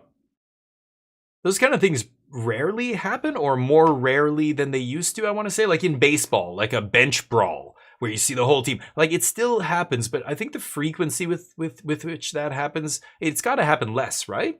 That's just me guessing. I would be surprised if it is. Is it getting worse? Is it the same? Like, I wonder. I don't think it is. I think at some point hockey's gonna get rid of the fighting aspect. It's really stupid. It's so, you know, it's like them making them wear helmets. Like, why would you not wear a fucking helmet, you morons? Yeah, I don't know. But see what these guys have to say. Standings and see exactly where we are at. Jim, walk us through this, because I see some players that might be. Ooh, Teamer Omniscience. Yeah. Where's Laz? Not a clean cut, but our first through sixth place players are at 12-2 or better. They can pretty simply draw. Assuming they're all paired together. They're drawing, yeah. So Bailey's gonna draw. These guys are all gonna draw with each other. So, and because they're all high, they have high opponent match win percentages. None of them are gonna get knocked out of the top 8 by drawing, basically. So that's what I think Jim Davis is saying there. So these guys are all locked for top 8. So it's these guys, a couple of these 11. Somebody in here is going to get top 8. The 4-color control, this guy's probably going to get top 8 with his draw there. Like, if he's 11-2 and 2, that's probably good enough. It'll be super close, though, because if one of these guys goes 12 and 3, that will be better, but there won't be. Yeah, I don't know. I don't know if he can draw here. I think he can, but drops down in tiebreakers. So all these players are playing to win and maybe be in. If Nick wins, we'll have space for one of these 12-3s in time. Yeah, he can't draw. I was right. Slot for 2 12-3s to make it in. So really focus on 7th and 8th, 9th and 10th. They have the highest chance of making it. Of course, everything gets a little more murky towards the bottom, but man, you and I have played a lot of tournaments. How many times have You You know, guys are you all get 11 and fourth 3, right? place, you lose, and you're like, my breaker should be fine. And all of a sudden, someone in 12th gained like 6 percentages on you. All your opponents lost. All your Yeah. other person in 12th, all It- their opponents won. There could be some messy stuff like that, right? Yeah, for sure. And then we also have the like These guys, yeah, they're great at that stuff. Good goalpost. Say you're in 14th or 5th place, or you're Andrew and Dylan, you both haven't played in your first Pro Tour. You know, do you want to try and play and go for that really outside shot of coming in 8th? Or do you take the draw and guarantee the Pro Tour? Yeah. You know, so Yeah, it's a so- tough case. You don't want to lose, take your shot, and all of a sudden you see yourself in 33rd place, 34th place, and you're like, oh no, what did I do? Yeah. So, How many a lot of slots? incentives here for both players playing for top 8 and for more than that. Yeah, we'll see a lot of people shaking hands here. 13? It's the same. If I'm in 16th place, I'm not making it into the top 8 pretty likely. Yeah. But if I lose and I take 40th, that would make me cry. So I'd be drawing in those kind of situations. So we shall see. Let's take a look at the second page here. The second page. Okay, so I wanted them to say, they kept alluding to how many, like if you draw, you can get your Pro Tour invite. What was the Pro Tour invites down to? Was it 13th place, 14th? Something like that, right? College thesis was presenting persuasive argument that esports are as much a sport as golf is? Interesting. Yes, there's still a significant physical aspect to golf, but yeah, esports are. It depends. I think the better argument is is an esport a sport? Because people consider poker a sport. Like if poker is a sport, they considered Magic a sport at one point. I mean, it was on ESPN back in the 90s. Like it was like poker. It's considered a mental sport basically. So that's really the crux of your thesis is you were trying to persuade that esports are a sport the way poker and other mental games are a sport. But golf is, you're right. I know what you mean. Like there's a lot of mental pressure there. Are chess players athletes? Like is chess a sport? That would be closer to esports, I think. Or poker or something, or Magic. But golf does have a significant physical component. You can't be... I mean, there's some out-of-shape golf players back in the day. John Daly and stuff like that. Like, the dude was chubby and, but just could hit well. But these days, even most golfers are in pretty good shape. Like, it's still a pretty powerful physical action that you're doing over and over and over.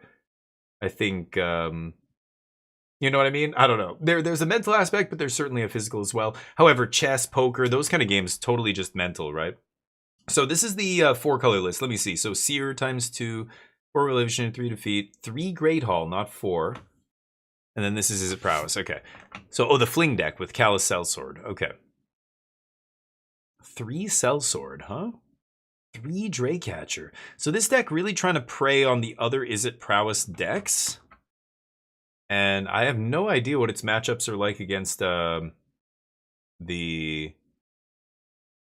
4-color here. I feel like 4-color. Well, it's interesting. Yeah, 4-color is so clunky. They could easily lose to a really fast draw here. But the fact that they have Draycatcher and stuff, like I would definitely put the advantage in 4-color's corner. Secret Identity is their main deck. Give a guy hexproof. That's what it is. Turned inside out. Yeah, they're just like a combo deck. Just trying to get one prowess creature through. Pump, pump, pump, pump, pump, pump, pump. And then last spell isn't a pump spell. It's a fling and you're dead. Yeah, we'll see.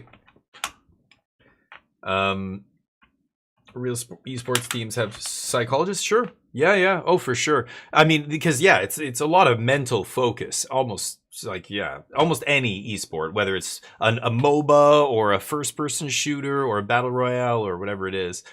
Yeah, it's a lot of focus for a long time. So just like Magic, just like chess, you're mentally exhausted. So yep, sports psychologists, very important. I'm glad that in this day and age we recognize the validity of mental science. Like how powerful an impact your psychology has on yourself, on your life. More and more people are realizing the value of therapy. Countries are mandating it, advanced countries like Scandinavian countries and stuff. I want to see that in Canada. I want to see the government force companies to give all of their employees mandated, paid for therapy a certain number of times every year.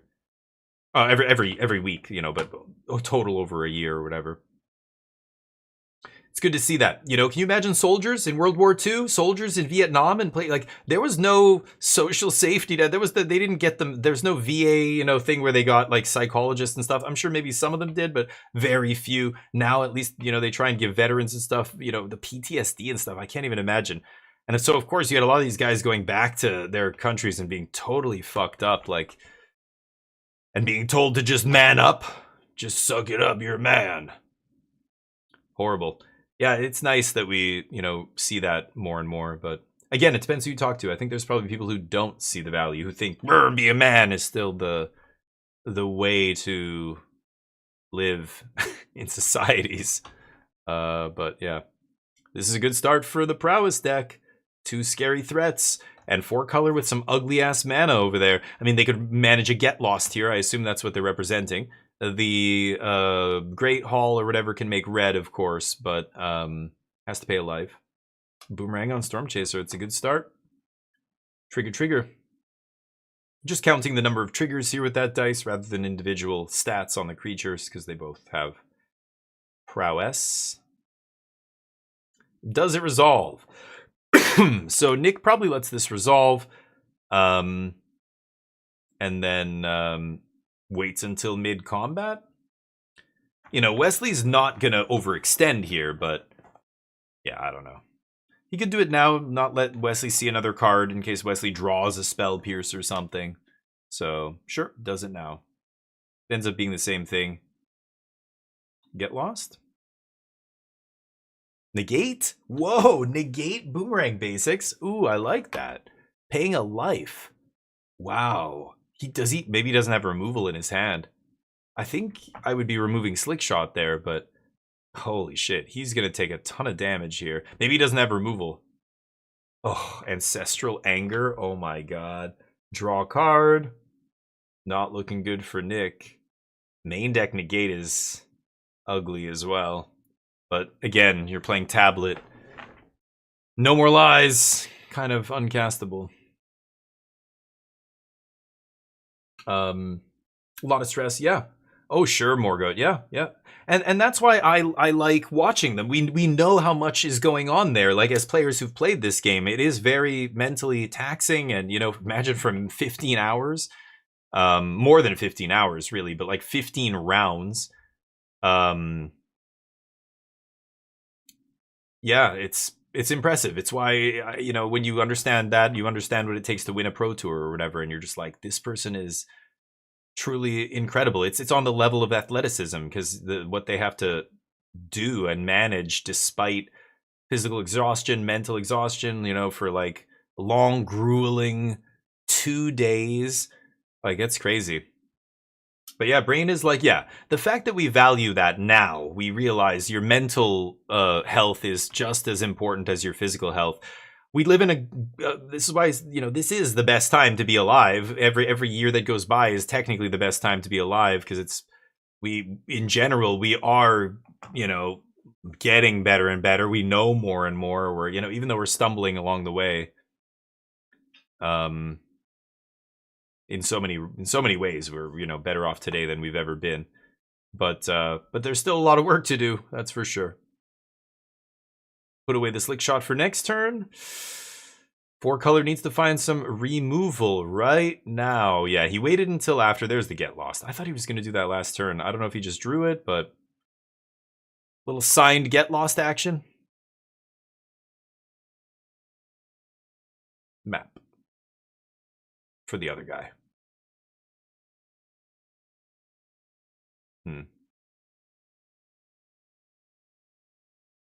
Okay. That's how you do it. That's a pro Magic player right there. If you're going to play a card that makes tokens, even if it makes them for your opponent, bring those tokens with you in the box.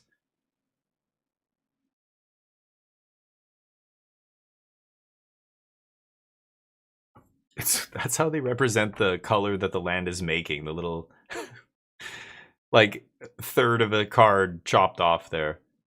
Don't recognize that. Plains, don't like it. Also, this mountain could be better. Both these players need to be better. Be better Magic players. Okay, play the right basics, for Christ's sakes. It's not hard. Here comes Slick Shot. Now, 4-color, the best thing 4-color could have here would be inevitable defeat. If that's what they have, they're going to obviously just play that. Otherwise, they need multiple things because you know that the Izzet player is going to have a piece of interaction here. It could be the hexproof card. It could be... I didn't see the rest of the list. Was there counter magic in the main? I know they're playing one copy of the hexproof thing. You know, he's got land, so he's not going to crack a map here. I think that would be silly. He just did, actually, right? Is that what he just did? Shouldn't he have 2 maps? Oh yeah, he goes to combat. Oh, he found the land. That's the land he played. Okay, so he didn't have a land. That's why he cracked, maybe? Because, yeah, there's no counters on the creatures. So... Oh, this is post-combat. There's the land. Never mind. Shock? I thought I saw him play a land this turn, but I guess not. Yeah, he was on the play. Didn't go for the kill there. Crazy. Activate Storm Chaser. Is he going to defeat this? You almost have to defeat Slick Shot here, right? So he lets him do it. He's going to get back the basics. There's the defeat. Okay, yeah. Defeat and response. That's. I was going to say, I don't think you want to let him get back the basics, right? So he would have defeated the Slick Shot had Wesley gone for it. Wesley knows that, or knows that he has some kind of instant speed removal. So Wesley doesn't just swings and basically goes to second main, tries to get value. But that little, 6-point life swing there is pretty nice, getting Nick back up to 8. So now if he goes to 5 mana, he needs to find a sweeper here. So Wesley's tapped out. He needs Ill-Timed Explosion or Day of Judgment right now to clear that board. Get the recurring damage off the battlefield. There's no Slick Shot in whatever land, plot land.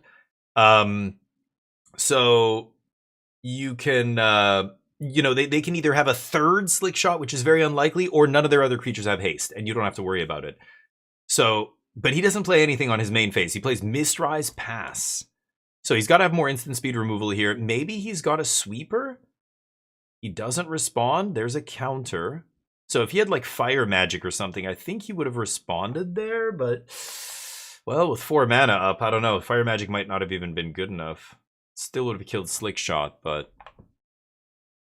And now he's doing the old pen trick. Oh, Nick, come on, bro. You think we were born yesterday? Look what he picks up his pen. He's begging the other guy to go to combat and swing. Acting as if he's not going to have anything.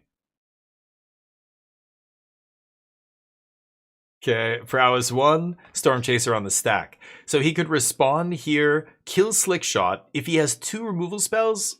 Oh, he doesn't. It resolves token. Okay. It's hard to know what they have because we don't... at the Pro Tour, they show you what's in each player's hand. So then you can really think about what you would do in that spot. But right now we're just guessing at what he could have here. I don't even know how many cards he has. Okay, so go to combat, swing. The pen trick... yeah, people still do it. Hey, it still works. In the heat of the moment, people sometimes don't even think about it and they still fall for it. Or it's 0 downside for you, right? So why not? It's the new planes from Strixhaven. Oh, okay, nice. It does look it looks almost like the Theros. It's got the mana symbol, which is really weird. It's a weird planes, but it's no John Haven Unhinged full art. John Haven. I said John Haven. Oh, flashback. It's going to be a flashback defeat. Nice. Eat that Slick Shot, and here Hexproof could blow him out pretty badly. Because Hexproof's the one way to stop that defeat, and here we see Hexproof. Oh, that's devastating. GG. One more spell for the kill. No? Puts him to 1. I don't know how many... He has 2 cards? Wow, thought he could definitely kill him there. Oh, the Hexproof card. Blowout. It's a 1 of. Yeah. Well, that is the... Yeah, that's why you play the 1 of there. If you can find it, you do a bunch of digging, you draw a bunch of cards, cantrips and stuff. He didn't actually play that many cantrips that game, though. Drew a couple cards off. Did he draw off a boomerang? He had the boomerang countered, I think. So he just naturally drew the 1 of. That was pretty lucky. He's just, look at his face. He's like, thank God. Oh my God. Miracle 1 of off the top. That was a great draw that, previous turn or whatever. That was on end step? Oh, I missed it. Okay, I don't remember what was on end step? The you mean the flashback inevitable? No. On end step. Oh, when no. What was on end step? I missed it. I missed that. Sorry. You mean not when he inevitable defeated the storm chasers? The flashback defeat? Oh, so there wasn't lethal on the battlefield? I guess. Well, no, yeah, it would have put him to 1. So he went to 1 and then tried to defeat. Yeah. Okay. Yeah, same thing. The defeat needed to resolve there to get him off death's door. He couldn't pull it together. That is weird, though. He scooped without seeing the... Did he? He must have looked at his top card there and then conceded. I don't think it matters. Because let's say he draws Day of Judgment, he casts it. Let's say Wesley can't counter. He's not just dead there, but I guess he must have looked at the top card, right? Yeah, because the trigger. Okay. Yeah, I wasn't doing the combat math on the slick shot. I thought it was lethal already, but that makes sense that it wouldn't be because, yeah, the defeat would have not resolved anyway. Yeah, if it's not lethal, you just take it, right? I assumed it was lethal, and he had to do that mid-combat, but...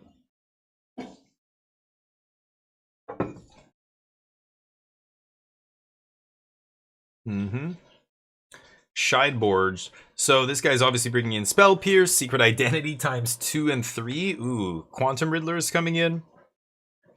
I don't know about Callous Sellsword. It's interesting, but... How good is Fling against that deck? I don't even know. Meanwhile, Nick, of course, bringing in High Noon, Flash Freeze, Fire Magic, Day of Judgment, Pest Control? No. Do you bring in...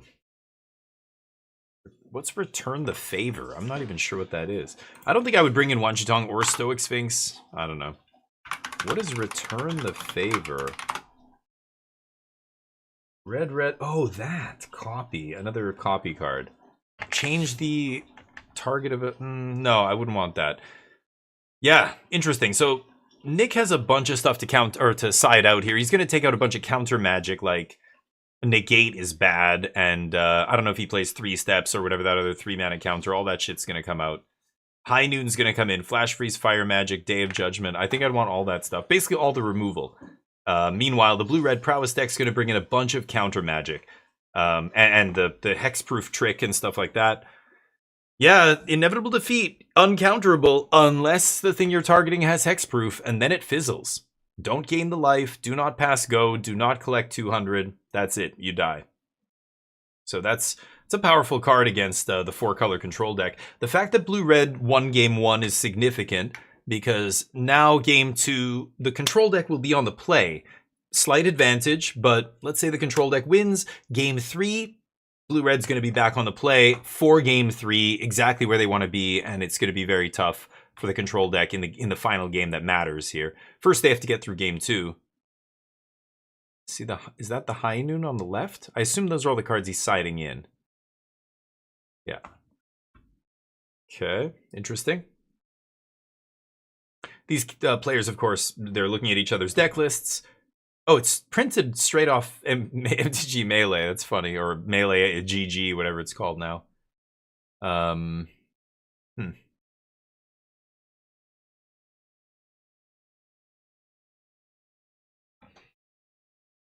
So they know what the other player is probably bringing in, what to watch out for.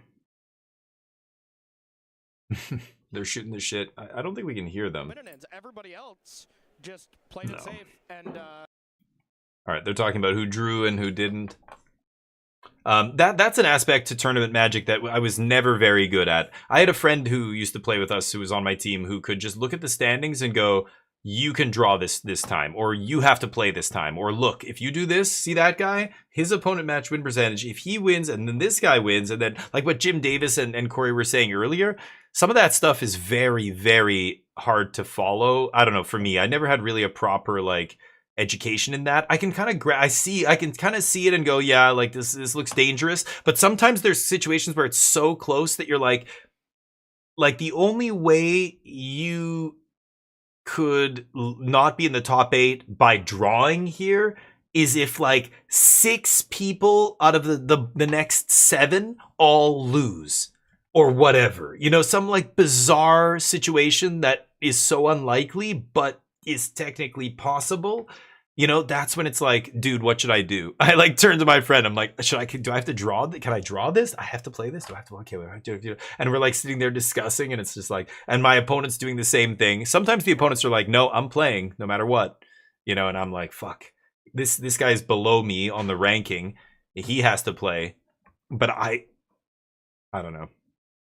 Yeah, it gets crazy.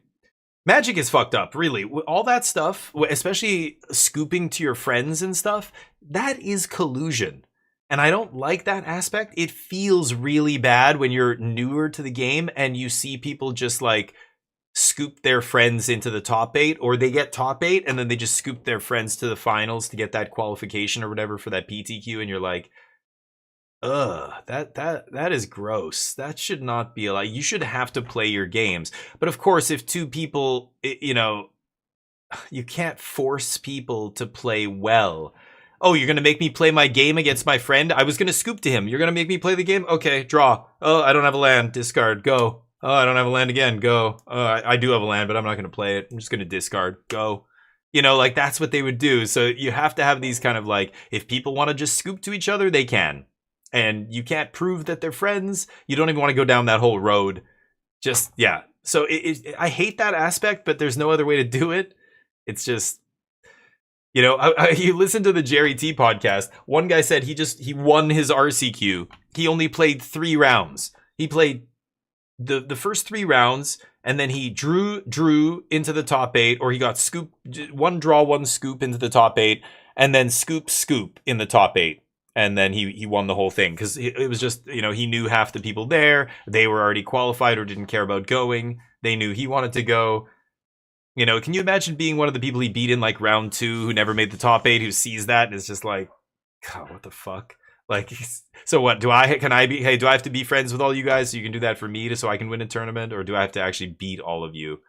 Like, I don't know. It's not a good look. I don't like that aspect, but there's no other way to do it. Stormy on 1.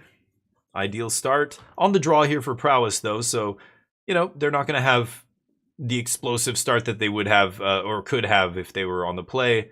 Here's a Betrayal.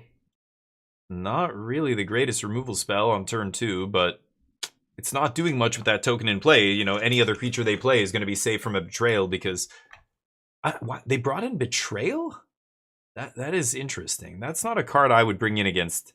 This deck doesn't really, like, I'm trying to think. It's not the crab deck, right? The crab decks and stuff care about the graveyard. I would bring in Betrayal. And the creatures are large. They're not playing a bunch of little dorks. But this deck with the otter and the tokens and the... Yeah, there's the otter. I don't know. It's weird. Because do they give a shit about the graveyard? It's only Storm Chasers phase 2 or whatever to bring something back, right? It's an interesting one. I defer to Nick here. He's played this deck well, and he's played more than me with this deck, I'm guessing. So, strategic. That is not a card I would have considered out of the sideboard. He has 1 main, or does he have 1 main? I can't remember. One of the decks had 1 main. Maybe he doesn't. But let's see. See if he can get game 2 here. He's back against the wall now. Prowess considering. All 3 players making all their land drops in the first 3 turns. Everybody has all their colors, basically, with starting towns representing any color there. Otter player in the tank. Goes for a Storm Chaser, Prowess trigger. Resolves. Okay. Nick has some piece of interaction here. He might take this turn off to draw cards. But if he did that, I think he would have, you know, it's a stock up or whatever. Is he going to play Consult for 2? No. So here's a shot for 2. Nick goes to 18. Nick is going to play what on end step here? Is it just like a fire magic or something? Maybe bait a counter from the opponent.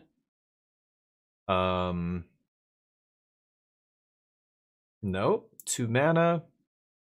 Oh no, that's rough. So if he's consulting for 2 here, he's basically signaling that he does not have a land. Oh, he's saying I tapped this wrong. Because, yeah, the flood farm does not make blue. His opponent reminded him of that, and so he pays a life for the starting town. Ooh, boy. Careful with that, because that looks like he's, you know, he deliberately could be doing that for an advantage. That's a warning, maybe? I don't know. No, because the other player didn't respond yet? Yeah, that could have been... Anyway. Gotta be careful.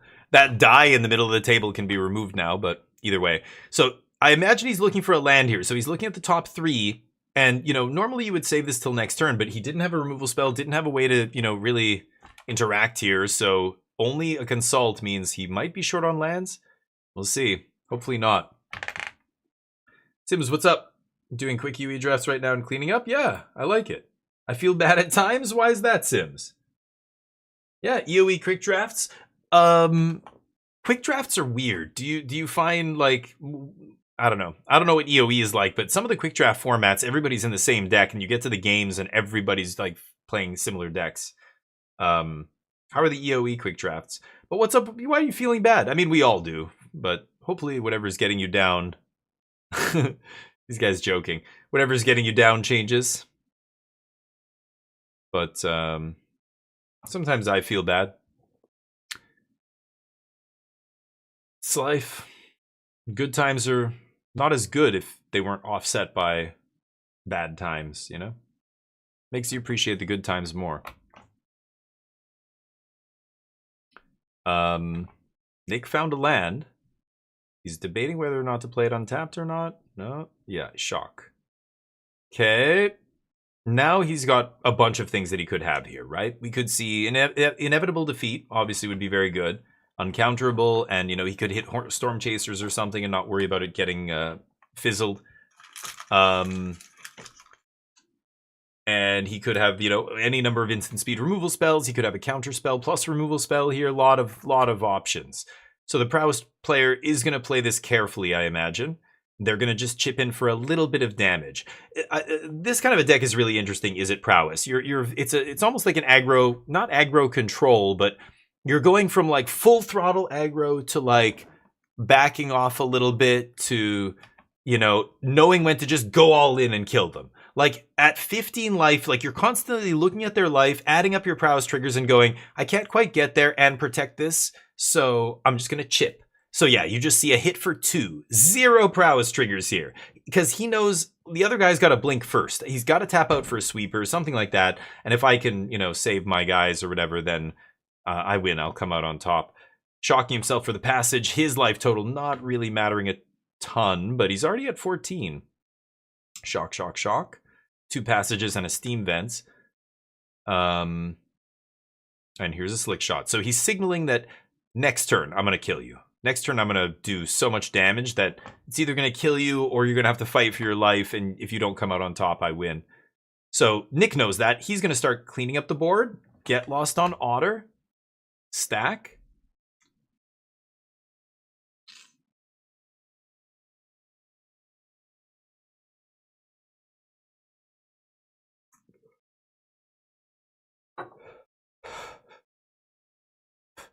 Map. Resolves. Get the maps. Passes the turn. Leaving up 2.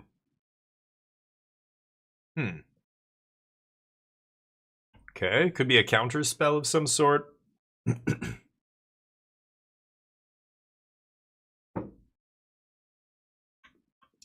Sims, why do you feel bad? Did you hear me? There was an ad break there.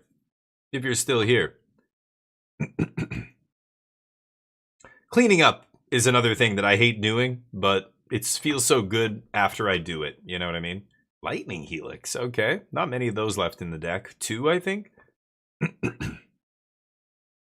This is on his end step, I guess? No, he get lost at untapped. Is this main phase? Interesting.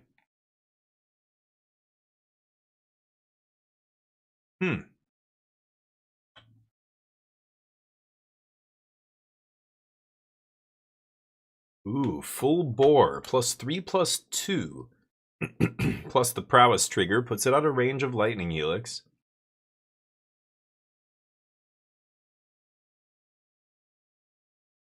Oh boy. I don't think you can fight here if you're Nick. So you let that happen, you gain your 3, and then play a land, I would hope. Pass the turn, hoping to kill either that or Slick Shot on their turn. Oof, that's not a great spot, though. Blue-red looking good here. Yep, that's what he does. Still pick up the 3 life, but Otter sticks. Any land drops? He needs a land. They're joking around. They look like they're just like shooting the shit. Oh, no land drop. That is really bad news. So the best he can have here is another 2-mana removal spell, which is now at the mercy of the opponent. The opponent, Wesley knows that Nick can't play an uncounterable 4-mana removal spell or anything like that, so he immediately just puts Slick Shot into play, and there's the flash freeze. Love to see it. Does Wes have a counter? Yeah, I said that was a card I would be siding in for sure. So it looks like he did bring in the 2 flash freezes. And then we know Wesley has, Spell Pierce. So there it is. That's going to be enough. So Slick Shot sticks. The Spell Pierce, it doesn't trigger the Slick Shot, though. So there's 2 separate die now.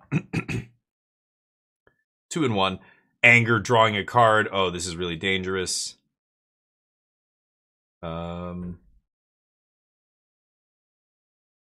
Hasn't played a land drop yet, either. So doing the math real quick, he should be able to kill him here. If he finds a fling, I think Nick is dead. Yeah, anger again, trigger, draw. It's gonna anger the other anger in the graveyard's also gonna give it the extra pump, right? So yeah, that's exactly what he's telling him. It's gonna stack for each anger in the graveyard. So this is lethal. He hasn't made a land drop either, so 2 more cantrips would do it. Yeah, do the math. Make your land drop. Oh, that's even enough? Yeah, that's already enough, right? Okay. Looks like Nick goes down. Like I said, as soon as he tapped out there and he had the Spell Pierce, that was it. It was over right there. Even at 16 life, that deck should be able to kill him. Ooh, so this guy locked top 8 now, Wesley. Poor Nick. Damn. He was actually higher than this other guy in the rankings, but that's how it goes. Nick got a draw. I guess no, but he didn't ID earlier. Yeah, he must have drawn one of his rounds. That's rough. Because quick draft is easy to make broken decks. Yeah, it's. But isn't everybody playing a broken deck? That's what I found with quick draft. Like the people who, once you get high enough in rank, everybody's just like hard forcing like the best deck and getting the best version of it because the bots don't know what the fuck they're doing, right? Yeah. You can force whatever you want basically, and get paired down. Oh, because most players who are high rank are probably not playing quick draft, right? Yeah, I know what you mean. Yeah, you're probably right, Sims. I mean, there's a few other people like you who are sharks in the goldfish bowl, but yeah, the average player I recommend new players do quick draft all the time. Like I funnel new players to quick draft. That's what they should be doing. So I see what you mean. Yeah, in that case, you should feel bad. You're a piece of shit. No, just kidding. After I'm like, oh, what's making you feel bad? Tell me. Tell Uncle Damien what's making you. I'll make it feel better. You what? Wait, what are you saying? May you burn in the fires of hell for doing that to those new Magic players. You're driving people away from this game, Sims, with your sharkery. It's nonsense. Okay, yeah, that you should feel bad. Hell yeah, no, do it. You're the end. You're the boss that they have to beat. Everybody needs a bar. You're the bar. You're the axe. You know what I mean? You're that level that, devs put in their video game that's like okay, this is where the new players, this is where the boys become men. They gotta beat this guy. It's a good place to be. Boxing has this. If you look up some of the worst boxing records of all time, one of the guys is pretty famous. He's had over 200 and something losses in his career, 247 losses or something. But what people who don't know anything about boxing don't realize is that's kind of his job. He's like the guy on the circuit who you have to beat to kind of take it to the next level. And he knows that's his job. He's happy with it. He's an instructional fight almost. Do you know what I'm saying? There's that. I don't know. I think Magic has that aspect to it in a big way because it is this one-on-one. It's almost like boxing. I don't know. And you've got your local LGS end boss. Like I've been that guy in small LGSs and stuff, never at huge, places where there's tons of pros playing. But there were a couple pros, Korean pros back in that day. Nam, before he started his shop, he won GP Sydney. And then I used to play against him at the shop and stuff all the time. And some other guys, Junyoung, something Park Junyoung or something, Junyoung Park. He was really good. That was a guy, you sit across from him and in the Pro Tour, the guy, one of the Canadians who did really well, and I can't remember his name now. I played against him at the RC and I can immediately tell this guy is very good at Magic and knows his deck really well and knows this matchup because I'm also playing, a tier 1 deck or whatever. And I have to play this really tight. Like he's going to punish any mistake I make here, for sure. I like that. That's good. I think you can't get better unless you're, fighting people like that. So you're a shark swimming in the goldfish pond and, goldfish got to get good. They got to evolve legs and crawl out of the water someday, and I don't know. Oh, my wife just got home, I think. He drew versus Jeskai control day 1. He drew against another control deck. Wow. Yeah, that's it. That's the peril of playing a control deck. That's the secret peril that a lot of people don't realize as well. You've got to play quick, which means you really need to know the matches. You need to know what matters and stuff like that. It's hard because the games are going to be long and grindy. So he got a draw. That might knock him out of top 8 if a couple of those other people go 12-3. It's rough. Oh, I mean, he's out of top 8. What am I saying? Yeah, because he decided to play there. I forgot, yeah. He had a choice, but yeah, drawing there, he was out if even like 2 or 3 of those other people became 12-3s. At least 3 of them would. Because if there's 8 people at 11 and 3 or whatever, and they all play, some of those people are going to draw. This is where it gets really weird, because like Davis was saying, if there's only... Did somebody answer that? How many Pro Tour invite slots are there in this tournament? Is it 13? In the last RC in Canada, it was 13. But this is bigger. I think it's probably like the top 16, 15, 16 get Pro Tour invites. Is it top 16? I don't know. Oh, for sure, Sims. Yeah. You're right. Martyr Green on those decks around on one FNM. Yeah, people start. Yeah. Oh yeah. I had friends who were at one point the constructed end boss. One guy's been the legacy end boss in Korea for years. He started a whole kind of legacy league and stuff. And would lend out, cards and decks and things, which is crazy in Legacy. But over there, it was so hard to get, tournaments, to get 10 people with Legacy decks together in a room in Korea. The number of staples was just non-existent over there. Japan had enough old cards that you could probably have a bigger Legacy scene there. But Korea, there was just not enough old cards, literally in the country. Most people weren't buying revised duels online and having them shipped and all that stuff. So it was really hard. Anyway, he did a lot of work. They ended up, having this little regular get together. It was basically the same, 8 or 9 dudes that got together every single week or whatever and played Legacy. 32? Whoa, Swizzy, really? Top 32 get Pro Tour invites. Oh, so what that does to the math, again, a lot of those people, that's what they were saying earlier, they're going to choose to draw. I mean, you're going to choose to draw down to the 16th person. Basically, is everybody at 11 and 3? They can't all draw, but some of them drawing will get them into the top 32 for sure. So that's what they were trying to guess earlier. Yeah, that's interesting. Where do you land there? The first 5 or 6 11 and 3s might draw. 4 11 and 3s might draw. So if you're higher than that, that you're thinking can I draw? If I'm above them and they draw, that means I don't have to worry about them leapfrogging me. How many people can leapfrog me if they win? Right now they're below me and I draw and they win their matches. There's 8 people at 11 and 3. let's say 4 of those people draw themselves to make sure they lock up top 32. So there's only 4 people left. If 2 of those people get 12 and 3, can I still make top 8? No.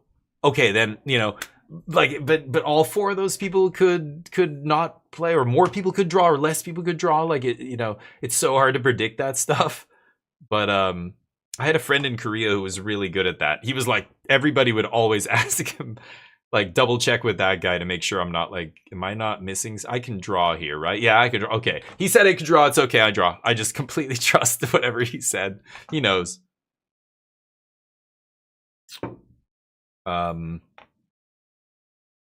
This game, though, 4 color with a ton of mana here against Spell Elementals. This is game 1. 1 Revelation's been cast already.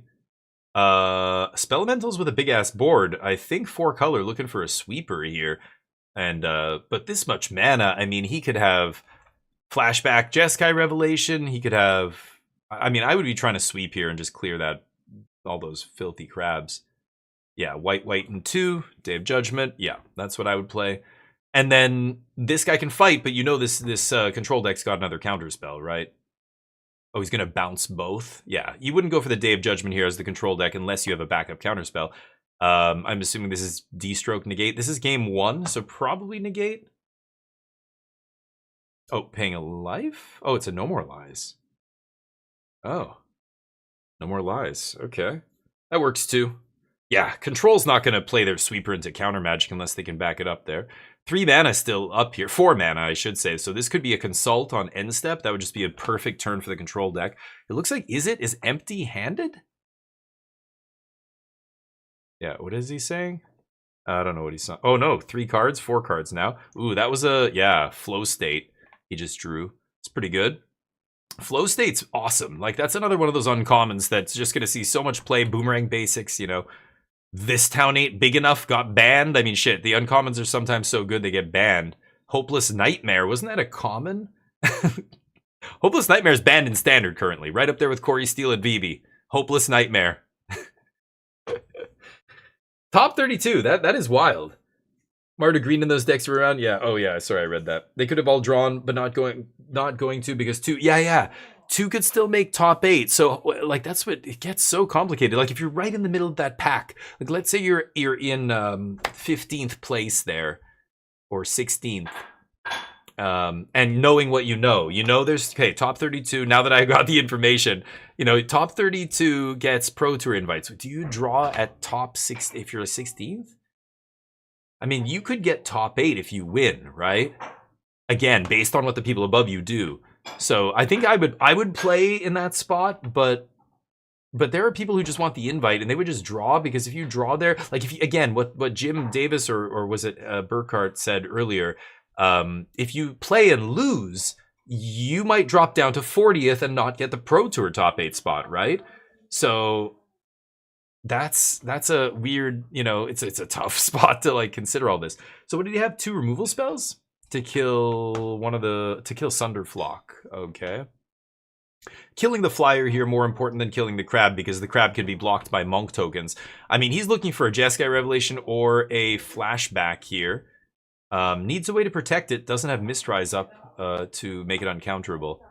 But crab getting in there. Oh, there's the Revelation, so he has it. And he even gets to leave up some counter magic here. There it is. Those tablets making it easy. Looks like he found 3 tablets this game. Pretty nice. Crab gets bounced. Huh. Okay, monks are back.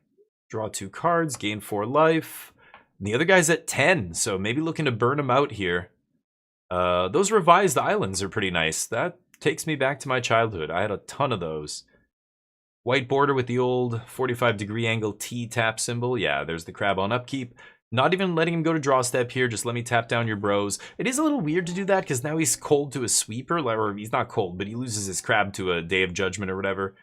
I don't know if I love that, but... like, you... Oh, and he just passes. Okay, yeah, I made the land drop and passed. I'm assuming this is a flashback or another revelation here. They're double-checking life totals, 16 to 6. Up to 25th, had 11 wins going into this round. Up to 25th? Holy shit. So yeah. Holy crap. Yeah, that's... I don't even know. Yeah. There are people who are good at this. I'm not. So yeah, I would have to sit there and think about it. I would just honestly try and find somebody who knew what they were talking about. Has the third revelation. Nice. And just ask a friend and be like, what do you think I should do here? I need to like think about this. But more goat. Does it sound... It's my wife and sister-in-law talking to the dog. Cutesy voices. During these tourneys, your crew already told you? Yes, that's what I'm saying. Yeah, I would just ask the person on the crew who knows the numbers like he's the guy. Some people are good at it. I'm just like, fuck that. Math, fuck it. I don't want to figure that out. Just tell me. Should I draw or not? You're saying I have to play? Great, I play. Easy. I don't want any agency. I want no responsibility for my action here.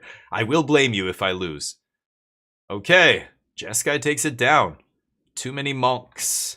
He drew very well that game. He found 3 revelations, 3 tablets earlier. Yeah, he probably just... But, you know, Jeskai Revelation draws you cards. It helps you find the next revelation. Or something that finds it, right? Like Consult or whatever. You know him? You're a good tiebreaker guy? I'm not. I'm not that guy. Fuck that. I hate that shit. I would just be like, Sims, can I draw here? Look at this. I've got this, but the guy above me has a draw. Like, you know, that Nick, whatever his face, he was 11-1-1. Or 11-2-1. And everybody below him was 11-3. You know, what happens when that guy wins, loses, draw? What if he draws? No, he's not going to draw. So what if he wins and then, or no, loses, you know? And you're like, what is that going to make the other people do? What do I do? I can't even, I don't even want to think about it. You drew with them? Really? Nice.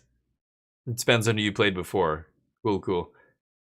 Oh yeah, you mean opponent match win percentage, but that's already taking that into account. Yeah. The reason you're 15th and not 20th is your opponent match win percentage, right? Yeah.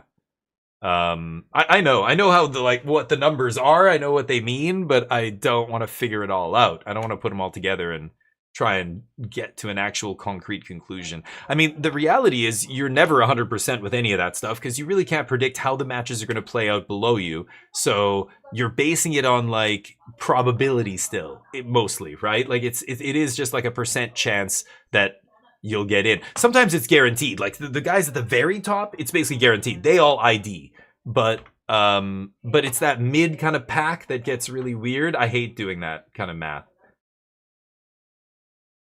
Yeah, if you can, but that's the question. If you can, how do you determine whether or not you can, you know? Yeah. Right.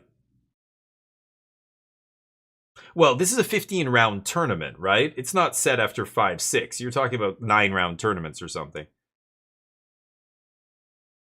Yeah. The early opponents, yeah. I mean, yeah, because the early opponents... the better your opponents are, the better your ranking is, basically. So yeah, as long as the people who didn't do very well drop, then yeah. But when they don't, they're sticking around, bringing your average way down. Yeah.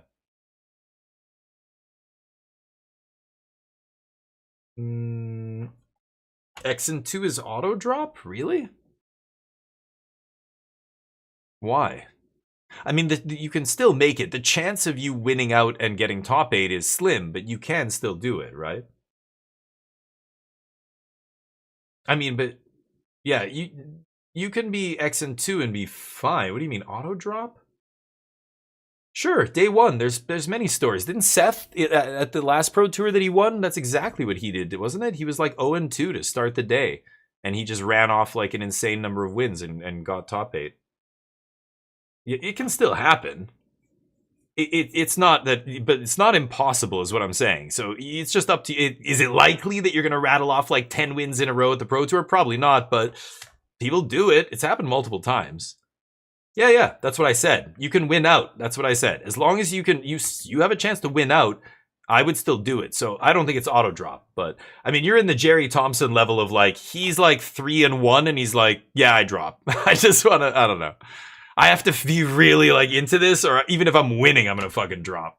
No, I don't think dropping that early is. But again, it depends on what you're doing. Your buddies are all like not doing well. They're gonna go do whatever. You know, maybe you do drop, but that's a separate thing. I think if you have a shot to still win out and get top 8, you should shoot.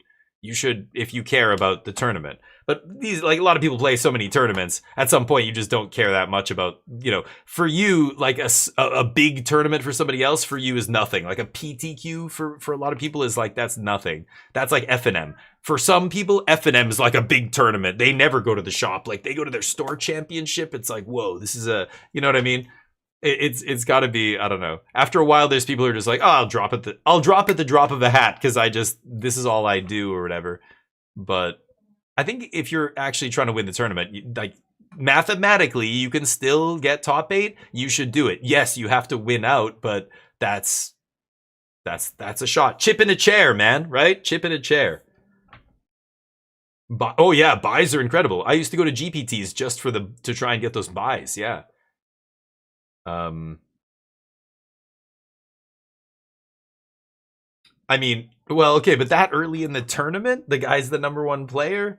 But as the rounds progress, you see him winning and winning. Yeah, that definitely is a part of it. But yeah, so there's other factors there for sure. Yeah, that's something he definitely probably considered and went, yeah, you know what, I shouldn't drop. So I'm just saying, anyway, it's possible, is what I mean. As long as there's a chance, you should do it. If there's no chance, then sure, drop at 0-2. Maybe there's a circumstance where you do that, but I still think it's too early in the tournament to decide that your, you know, opponent, like, I should stay in because this guy seems really good and he might go all the way. And not in a tournament, like an RC or something, like never. Pro Tour is different. Maybe you're, you know, yeah, you see the guy continue to do well and you're like, okay. But interesting. Oh yeah, for sure, as his team should. I think at the Pro Tour especially, like that's a different story. These kind of events, you could 0-2 drop, sure, like you can justify it more. At the Pro Tour, like, yeah, you shouldn't be doing that, right? So I'm just saying, like when you go 0-2, I mean, everybody's definition of the Pro Tour is different. For some like people, they wouldn't drop at an RC if they were 0-2. Most people wouldn't drop at 0-2. They would drop at 0-3. Some people would still, again, if your goal is to just get a PT invite, all you need is a top 32. So X and 3, you're not dropping, right? Like, I mean, it depends on your goals and all these other things.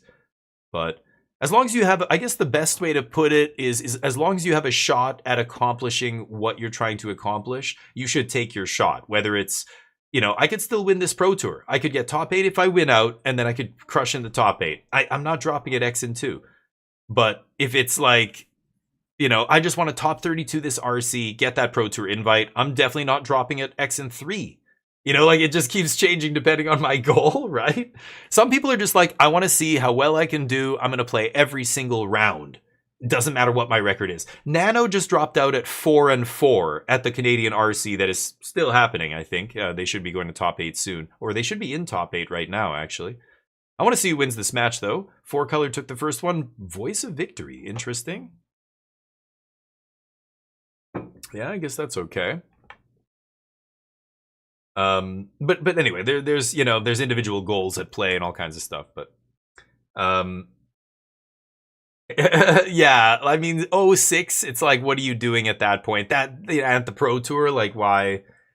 It's kind of, yeah, I don't know, but maybe they were doing it just a meme. Maybe they, like, that's a record. Like, has anybody else gone 06 at a Pro Tour? No, because they dropped too quickly. So hey, there you go. Get your name in the books somehow. You're a footnote, but that's, you know, your name's still in there. My name isn't. The 06 dude, you're still telling stories about it. Here, how many years later? There you go. That guy's a legend. Infamous, same as famous in this day and age, basically. In the age of Kim Kardashians and fucking, I don't know, Paris Hiltons and shit. Ridiculous. There's Mistrise. Oof, into the graveyard. Did he play his land? The other guy's got 4. Who went? Yeah, he hasn't played land yet. He decides not to play Mistrise. Shock for Foundry. Wow. Rip. Needed the white source for the rip? Interesting. And the graveyards go away here. Very good against Spelementals. Going to make all those fat crabs and other Garbo 6 mana, 7 mana. Placing ITM in the money matters? Yeah, in the moment, yeah.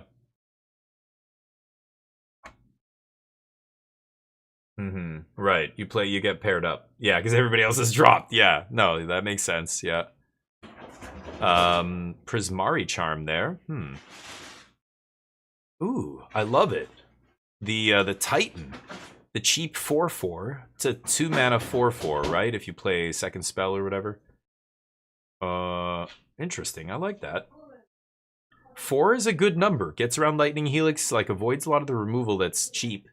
But he's gonna go for the Traumatic for 4. Nice. Off that tablet. Tablet is fantastic. Yeah, it's looked very impressive. The weird things you have to do to the deck to make, you know, the mana work, like, ads start in 40 seconds. Sorry, gang. They're coming. Nothing I can do about it. But the tablet is great. It's looked really great the entire time we've been watching. He keeps having to throw these tokens. Now it's an eagle. The soldier tokens from the voice, he keeps having it, so they're not even paying attention. They just throw 2 things on. They go away. Okay, 6 mana Hearth Elemental. Ugh, that feels bad. Now remember, voice just means, yeah, like the other guy can't do anything on 4 color controls turn anyway, but looking for a land here? He hasn't made a land drop yet. Oh, it's going to be an inevitable defeat. Yeah. Gain a little life, plow with voice, and now already we're in single-digit life totals here for Alex. So the deck, you know, the control deck, despite not getting to the late game, can still pile on a lot of damage with its just passive. Yeah, I think he's getting ready to scoop. No more lies. It's over. Had the no more lies up. Just tablet letting him double spell that turn with perfect mana. Nice. So 3 damage. He just needs to find 5 damage. I don't know if he can kill him this turn. No, just gets in another 3. Land drops? Still no land. So he's got all action in hand? Found a land, right?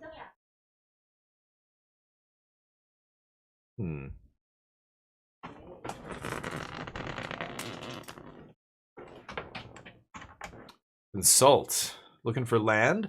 So whenever you see a control player consult, he's sloppy-ass graveyard cards in different directions and everything. Whenever you see the 2 Jeskai Revelations, she needs the land here, but he's got to, yeah, you got to take Revelation land. He's got to make the land drop this turn. There's only 1 land in there. It's 2 Revelation land Seer or something. Yeah. Land, Jeskai Revelation. The other 2 go to the bottom. Sucks to put Jeskai on the bottom, but no choice. There's the tap land. And another rip. Okay, so he's got Jeskai Revelation next turn. Voice to protect him from counter magic. Here's Crab Tap Voice. Doesn't do anything. Because, you know, you can't play the spell on the control player's turn, so... And that's it. Jeskai Revelation, bounce Crab, do 4 to you, kill you. Control, mopping up Spelementals there, not even close. The control player drew well. Voice very early. Tablet on turn 3, like, just had, yeah...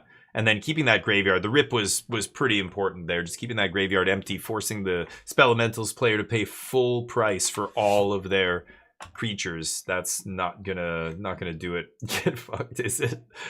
Well, Spelementals, I don't even mind the Spelementals deck. There's better Izzet decks than that. The Izzet Prowess deck is the better version, I think. But Spelemental's still good. I don't even know why. I don't know. It's weird that people play one over the other to me. I feel like they're so similar that is Spelementals better against mono green or something? Like what?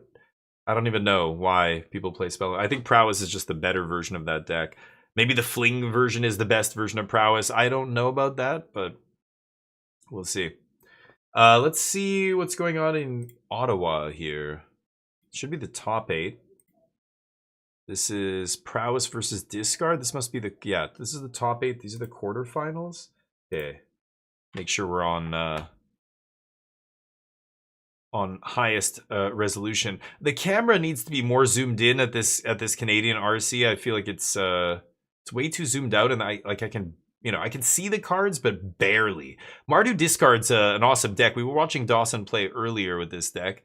Izzet Prowess in first place? Oh, I don't know what they're discussing here. Going through this judge call, it's like, where do you begin getting back into the game? You know, from that perspective, right? Like, yeah, well, no slick shot. You know, plotted. I'm not sure. Balmore? I guess it would involve a Good wild lord. ride. Yeah, is it Prowess? Okay, sorry, I can't with this commentary. Can't even. Look at this image. Is really low res too, which is unfortunate.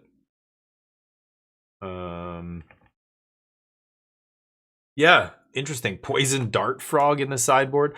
Mardu discard has been looking good.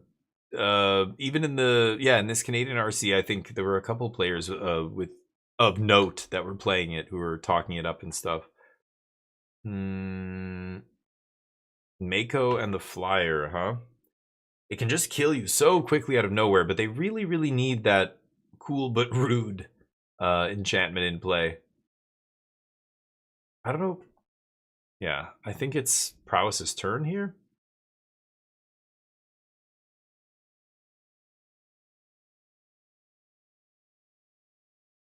I don't know what's happening, where they are. Are they waiting for a judge ruling? Here, but we can still think of ways that Alex could come back from the game. Yeah. Even with a deck that isn't really that good at blocking. Exactly. Yeah. That speaks to the power of. It does. Deck feels so bad. Yeah. You really need the cool but rude. I mean, it's like a lot of decks. Remember with Simulacrum Synthesizer and cards like that?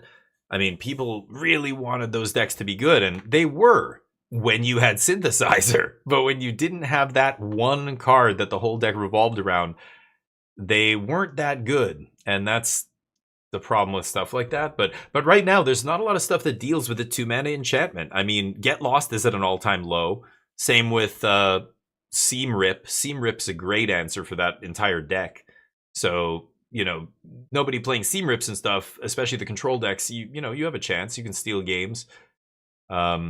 I think that's maybe why 4-color control is the version that seems to be better positioned here, because 4-color control can deal with non-creature permanents a lot more easily, or not easily, but more efficiently and like reliably, because your 4-mana just, you know, inevitable defeat is uncounterable and uninteractable. I mean, Mardu, they're not countering you, but just being able to deal with non-creature permanents without worrying about them interacting back. I mean, that's why you see some of the blue decks playing the 1-mana blue trick that gives hexproof rather than a spell pierce, because the hexproof will counter inevitable defeat, right? So yeah, the cool but rude decks are quite good. But again, they rely so heavily on that piece that the rest of the deck, you know, there has to be a bunch of digging happening, which you do get. Like, you know, Inti is kind of finding cards, and a bunch of your stuff lets you like draw, discard and stuff, right? If I'm not mistaken. I don't know, surveilling and stuff. So that card, I don't know. That card in the graveyard right now, the white, is it a sorcery? Like, put a counter on all your creatures and then one of them gets double strike lifelink or something. It has flashback. That card I'm not sold on. I don't know. But I get that you can discard it and flash it back, but it's a little weird. What is the card at the top here? That card, I don't... Is that what they're waiting? It looks like a 1 white mana... What is that?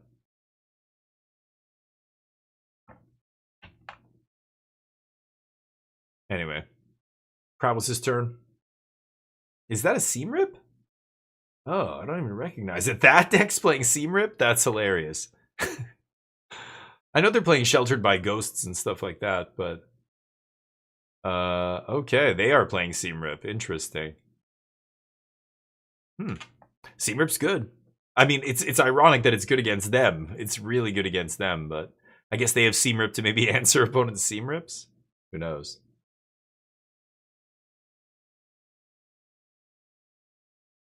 It doesn't have any? Oh, yeah, I'm assuming he ate the Storm Chaser's talent token. Like, when you said Seam Rip, I think that's what happened. You're right, it's a Seam Rip. But it ate the token, that's why it has nothing under it. No mana here from the Prowess player, not yet anyway. Ideally, the Prowess player wants to obviously pump the Hatcher, get in there, make a Drake on their end step, right? Or mid-combat or whatever you're going to do. But there's, you know, 1 mana up on the other side. Dawson, I mean, the only card that would be good here is maybe Erode, but also Burst Lightning, like, could just have... Oh no, what am I saying? It's a 1/3, the Drake Hatcher, right? So Burst Lightning wouldn't do it. So is going to go for the pump here. Yeah, wants to get in there with as big a prowess, whatever, Drake Hatcher as you can. So right now, what did he cast there? Was that Wild Ride? So this thing is what, 4? 5 with the prowess trigger? 4. 5. 5. Ooh, Storm Chaser prowess trigger. So I think, oh, and he's at 3. Oh, I didn't realize his life total at 3? What turn is this? Holy crap, because of the other thing. That's wild.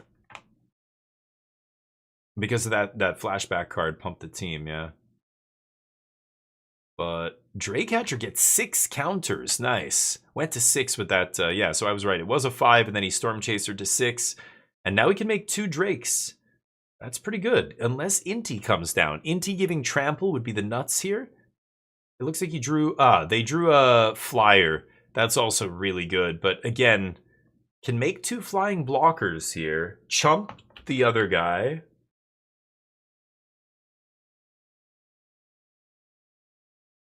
Very interesting.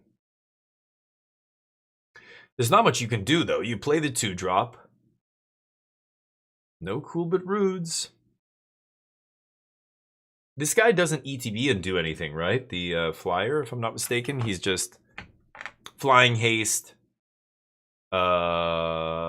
Discard a card. What does he do when you discard? Wow, shock himself.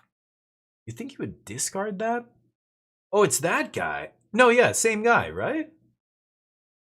Oh, I'm looking at... I can't tell what I'm looking at there. Isn't that the flying dude? No. Oh, he shocked... Oh, yeah, he did play the flying dude, and then he shocked himself to be able to double spell here. Sorry, I thought the flashback on that card was 3. It's 3 to cast, 2 to flashback? Okay, that makes sense. So, yeah, he's gonna pump his team, and then one of them gets double strike. And lifelink. He's shaking their head. I'm not sure why. Knows they don't have lethal here. They're out of action. Did they fuck up? Sure. Oh, they're disputing the number of counters?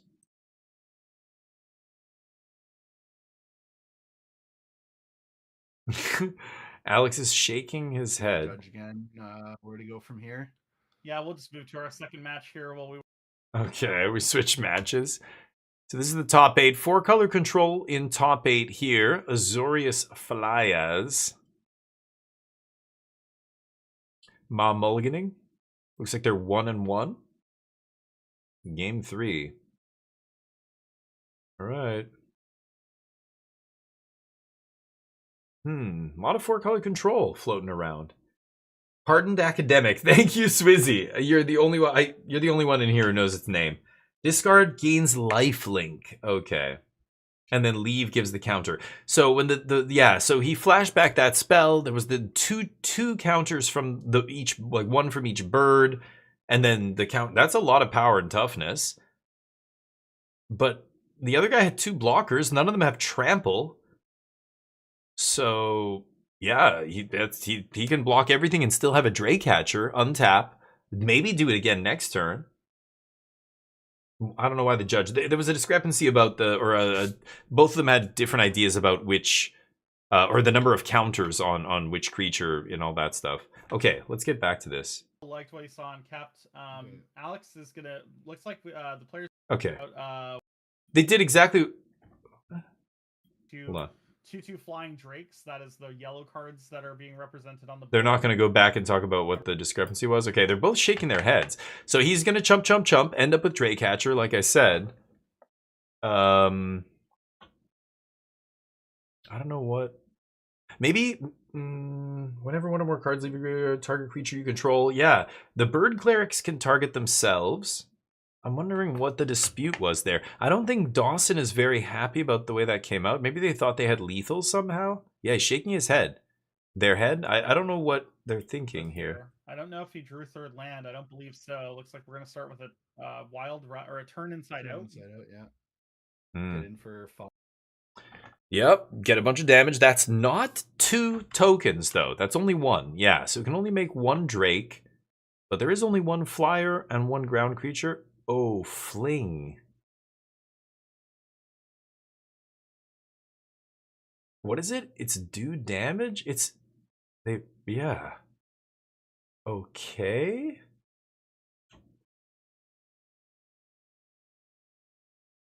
Huh. So, interesting. Not a creature that he wants to keep. Yeah. Also, Dawson only on 1 black source, so Manifest because of the turn inside out there. out. Which Yeah, would not be really nice here. Not doable. Yeah. What do we got? Looks like we have. Ooh. Cycle. Pumping up the dude. Swing. Chump. Chump with Manifest token, I assume? No? What is the other thing? A 2/2 Drake, right? Interesting. Keeping the Manifest. Okay. Oh, Manifest, I guess he could potentially cast it. Got mana screwed this game. Game 3. Alex on 2 life here. Ugh, and one of his lands is costing him life. Is this Ancestral Anger? Oof, could not find a land. Shitty way to go. Yeah, this is almost certainly going to be over. Oof. Alex wondering if how he's not dead here. Like, if Dawson found a removal spell, would have been dead a long time ago. Oh, no land. Scoop. Kills himself with the land. Love to see it. GG. Mardu discard. Going to the semis. Second hand deck should have counter from offense and another. Yeah, so yeah, I don't know what the discrepancy was there. Didn't it have 2? I don't know. Shaking his head. At this point. I needed to go back and watch that again and see. Oh, these guys are getting the judge explaining them too. We're excited to see Dawson in the in the semifinals. Looks like we've got a judge call for Michael and Gavin here. Michael played Momo and now has a Sky Coach as well. Yeah. Gavin does not have any red mana, just has Esper mana here. Yeah, I think with Alex's top 8 last weekend, I may be mistaken, but he may have 2 Pro Tours stacked now, so maybe he'll defer one and change. Interesting. I don't know what the call is here, but should we switch over to Star City games? All these judge calls over here in this top 8. So that's kind of goal number 1. Yeah, and, definitely. So whenever you can secure that, it's a good feeling. Prepared. Yeah, so something like about the players have figured out what's going on, and we're gonna resume. The commentators have no idea what's going on. I don't think they're getting anybody at the table giving them info. So I think it has something to do with the prepared part of that spell or something. I don't know. What creature is that? It prepares and it jumps, right? It casts jump when it gets prepared, but it gets prepared by another creature attacking or something. Okay. No more lies. No lands for you. Trying to pick up a land there off the cycle. 1 mana because of Momo. Has Ang in hand here. Can play it for 2. Could have Anged that No More Lies? No, Ang is, what, permanent or something?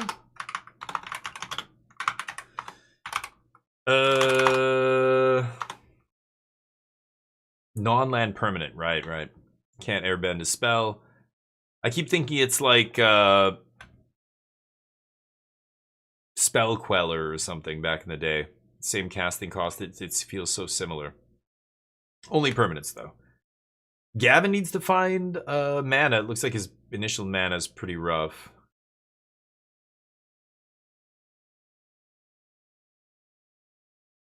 Gavin. Can't tell what he drew. That's, who knows what. I think it's a Steam Vents, so that was a solid draw. If he had that earlier, he would have played it, I think. And there it is. The tablet. Flipping a stock up? That sucks, but not much you can do about that. Oh. Upkeep. Seer. Waiting till upkeep. Very interesting here. Knows that Aang is possible, so not letting Michael use his mana on Gavin's turn, forcing Michael to use it on his turn. So smart play there, playing it on upkeep. You'll see a lot of those kind of plays on the DF16 channel. Follow the DF16. See, this is why they don't hire me. I would just be plugging my own in the booth.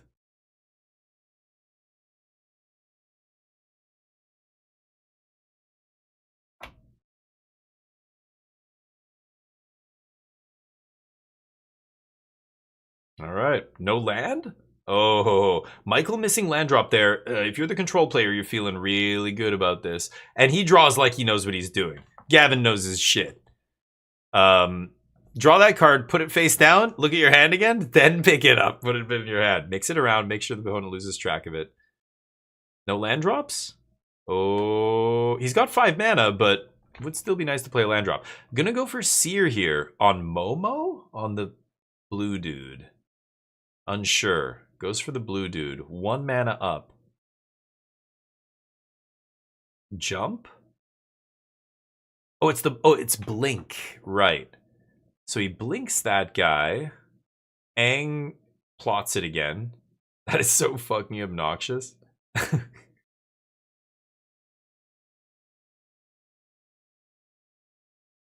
Okay.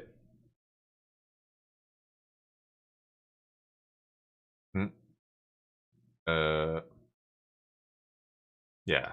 Blink it, trigger, yeah. Plot it. They both know what's going on. Still 3 mana, hasn't made a land drop here.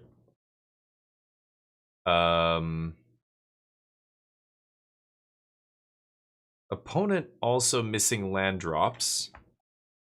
Are we going to see him dig for a land here with a consult? Oof. It's not pretty, but I would if I had one. No, he's just going to go for Seer again. Finish that guy. Oh, no land drop. Oh, no. Both players stuck here on 3 lands. Control player obviously has Tablet, but still need to make more land drops. Very important in the control deck. What are they waiting for? It looked like he passed the turn, but this guy hasn't untapped yet. Okay. I thought, yeah, I swear he drew his card without untapping. He's just trying to go right to the the meat and potatoes of the turn. Flicker, yeah, that's what he did. Yeah, I don't know what creature I'm looking at there. Is there? I don't know. It's not jump. It's blink. That blue creature. Yeah.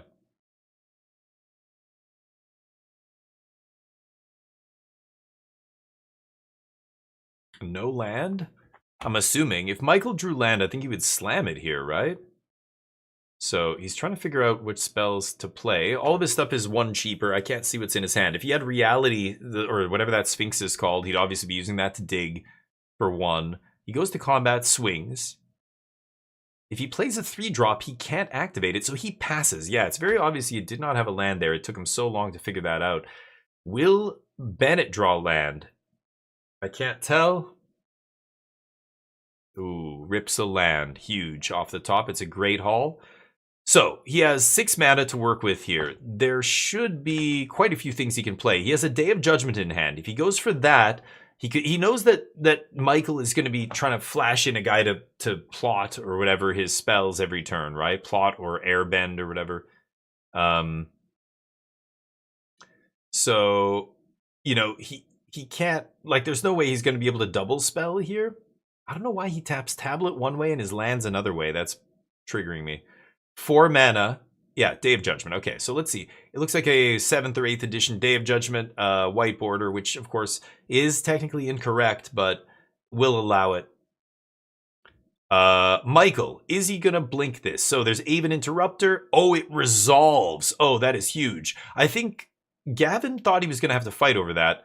Post-combat or end-step Aang here, just to get a creature in play. Untap draw, looking for a land. Momo. Didn't find a land there. Momo's fine, but you need to be pressuring the control deck a lot more than this. And, you know, control found a land. Michael's struggling to find one, it looks like, still. Can't flicker himself, the bird pilot. Yeah, flickering the Aang, though, made sense. Non-pilot creature, yeah, that makes sense. Yeah, it'd be a little too good if it was like Aetherling for 3 mana. Because he comes in prepared, right?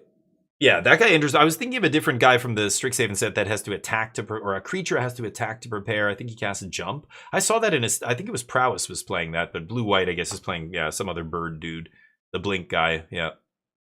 Okay, not bad. Not bad. Springleaf Drum into Momo, double spell, get my double 2/3 flying lifelinkers off Sage. Oof. Now we need another sweeper. So that was an insane draw from Michael there, waiting for the Day of Judgment and then going, all right, here's my actual whole board, not what you wrathed away. That's why Aang didn't even fight over that Day of Judgment. That was nice. Now Bennett's kind of in trouble. Bennett needs to kill a bunch of shit right now, basically. And one of the creatures came in for free. So really, Sweeper is the best thing he could have, and he just spent maybe his only one. I'm not sure. These decks are playing 1 to 2 Day of Judgment. Could have Ill-Timed Explosion. Needs something like that. There's very few outs, like 6% to hit. Pyroclasm? Is that what that is? What the fuck is that? What? 4 mana? It's double Pyroclasm? Oh, make your own wrath. Go. Your turn. Oh, and Michael. 1 card left plus the top of the deck. That's a land off the top? Oh, no. I think it was a land there. Had double Pyro and the Day of Judgment. Last card is, this is the card from the turn before. He's got to play sub, whatever it is, if it's relevant here, right? Now Gavin feeling really good. This is the Angel. Go get planes. Warp. So Gavin still has 3 cards, and Michael is empty-handed. Gavin has about, 6 mana here, so very close to Jeskai Revelation. Just a land drop and a Jeskai Revelation away from basically winning the game. Oh, it's get a 1-drop? Oh, I'm thinking of a different card again. Yeah, that guy gets a 1-drop. Okay, gets Nurturing Pixie. Float the mana off the Warp Dude. And then Pixie. Bounce Warp Dude. Okay. Could have done that with the Springleaf Drum, but sure. You could do it this way too, I guess. Seer. Oh, man. Control just had all the removal here. I mean, did still have 3 cards in hand, so nice. Got to use all their mana that turn. Nice, nice. Pixie's a 1/1, very manageable. And you're basically a ton of outs here. Stock up, consult, anything that either draws a card. Tablet would be a sick out, because it technically even draws a card. There's a stock up, yeah. That's what you're looking for. This game's basically over now, because stock up will make sure that even if you don't find what you need in that casting, you're going to find another stock up or a consult, and you're just going to be able to keep going. So the card advantage spell will eventually win them this game. I don't even know if Michael can come back here after just stock up. Just stock up's probably enough. But there's technically, a world where he finds 5 lands, so you kind of have to keep playing, but Michael in his head is going, I'm dead. If he has all that removal and a way to refill, like I'm dead. Because Michael's not playing that kind of card advantage. He's not going to be able to compete with cards like stock up now that, they're entering the mid to late game. Michael is, anyway. Hey, did he draw another land here? That is brutal. So he was stuck on 3 lands, could only single spell each turn, and now he's drawing land when he does not want to find land. So rough draws for Michael. That's how it goes. Control was looking a little rough. I mean, that Day of Judgment, he thought he was safe, and then Michael did a great job redeploying there, but the double Pyroclasm, that sealed it. And here's, what did he cast? Consult? Or I don't know what he cast there. That was another stock up? Yeah, so stock up just just chaining, like I said. Just chaining card draw, continuing to make land drops, eventually filling your hands with Jeskai Revelations. Has a Mistrise Village now for, there's Consult. Has a Mistrise for uncounterable Jeskai Revelation if he wants. There's another stock up. Yeah, easy stock up plus something else there. Untap. And now Gavin knows he's won this game. Michael knows he's dead. I don't know how Michael gets out of this now, but It's just a matter of when do I play my Jeskai Revelation here. Waiting for Michael to blink. If Michael continues to not do anything, then he's going to bait him with some, you know, card draw or some removal spell or something. Ugh, more land. Momo. So now Michael knows or Gavin knows he's got it. Yeah, there's the Revelation. Bounce kill. Not even killing Momo. He knows it's over. So basically playing out exactly as I'm saying here. Like now, you know, you know at that point after 2 stock ups and a consult, he's got a Revelation in hand. So he just passes with all his mana up. That's when you're the other player going, yeah, like I know what you have here. I'm just gonna play my shit. I can't stop you with a Momo. He could have left Momo or a land in his hand. I don't know why Michael's not leaving a card in his hand to at least bluff some interaction here. Like his deck is full of, you know, Aven Interrupters and shit. But Stoic Sphinx, interesting. Yeah, against all the flyers, that makes sense. So tablet flips Sphinx. He immediately slams Sphinx. Get in there with the monks. That tablet is sweet. It is a card draw spell in the late game. Like we were talking about this earlier or yesterday or whatever. Ads start in 30 seconds. Sorry, gang. Stick around though. Yeah, the tablet is not a dead late game draw, which is nice. Your mana rock, like this is where Cornucopia or whatever, ancient Cornucopia is much worse than tablet. Even though the life can be relevant, I think tablet drawing a card in the late game when you have 12 mana, you top deck an ancient Cornucopia, you're like, oh, I lose. Uncounterable here. Like plot and stuff doesn't really counter though, right? It's like exile this spell. Yeah. I mean, he's playing blue mana. Maybe there's negates and D-strokes. You're still gonna do it, but okay. Lightning Helix. Nice. That's it. Control takes it down. Control going to semis here. Jump back over to Star City Games. Should be the top 8. No, not yet. Here we go. Hey, it's Riley. We got Riley down below. We got Robert up top. Robert and Riley. Riley in the top 8? Is this the... When it comes Is this to this, when it comes quarterfinals? to the rounds, Robert will get to go first here for the... Yeah. This is the quarterfinals. Good luck, Riley. Let's go. Riley is a friend of the channel and a good dude. Team Big Brain, I think, on Twitch. Sure. I'm gonna get a drink here. I'll be right back. 2 stars. Okay. I'll let you guys listen to these guys for a second. Control. You got the brains. Let's see if we can get it going. We're ready for these players to begin. We saw Robert on camera playing earlier. Played really, really well. Yeah. Extremely measured play. Really walking that perfect line of being aggressive but playing smart. Yeah, I was very impressed with Robert's play as well. So, Robert coming on down and Prowess doing Prowess things, starting with an Elusive Otter or starting with a Storm Chaser's Talent just makes the deck look so much better. Yeah. Now, this isn't the version that's going all in as the Prowess deck that we saw last time, but it's still pretty aggressive with the Otters. Yeah, with the 8 Otters, really saying that 1-drop's very, very important and not trying to do the crab thing. Not okay with sleight of hand on turn 1, basically. Yes, absolutely. There is the other Otters. And got one coming into play. Boomerang Basics on Storm Chaser's Talent. We've seen it time and time again. It looks amazing here, Jim.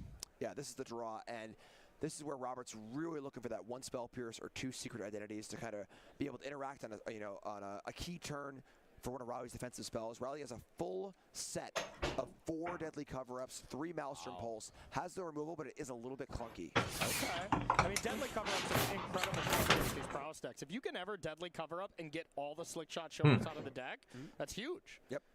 That is absolutely huge. So, Multiversal Passage, picking up a Forest, paired with a Watery... Those headsets probably aren't connected to anything. Or each other, that's it. It's so people walking behind them can't go, hey, he's got this! Yeah, Riley has the usual black removal suite. Like, at the Pro Tour and stuff, they have to have them away from all the people, so people can't just yell shit at the people playing. Because somebody could be watching the stream and see what's in their hand and go, you know, that's why. It's quite good. It's quite good. Very powerful card, and here is an attack for 4. See if Riley has anything to do about it. And you Splash gotta think portal? most of the time it's like, take the form, Through a glass and of go for the water. removal spell, right? Riley is not choosing to do that. Well, Let's see was if it mineral water? Was it filtered? Or did you just go to the tap in the bathroom and fill up a cup? That's illegal. You could have given him fucking some kind of disease. wanna do, right? Yeah, could have cast the charm just on Riley's main phase. Yeah. Oh, why am I still hearing these guys' voices? A lot of prowess triggers here. Riley taking a beating. Witherbloom Charm. That is a card that I would never recommend anybody play in Standard. But Riley doing work. Riley doing work with it. Destroy non-land permanent mana value 2 or less. That's what he went for there.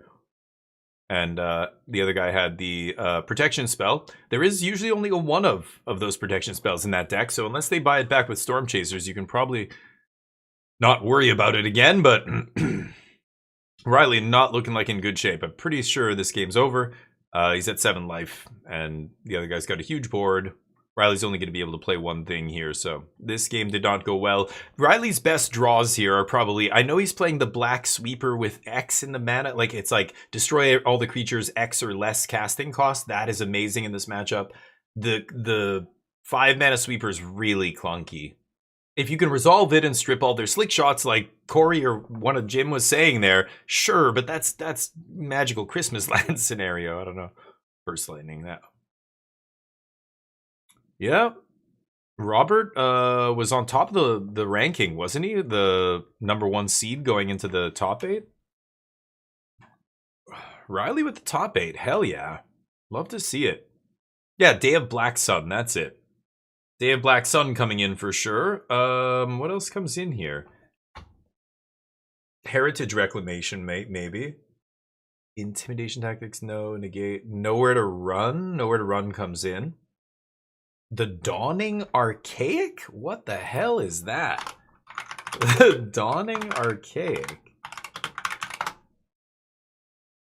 10 mana, 7/7, 1 less for each instant sorcery. Whoa.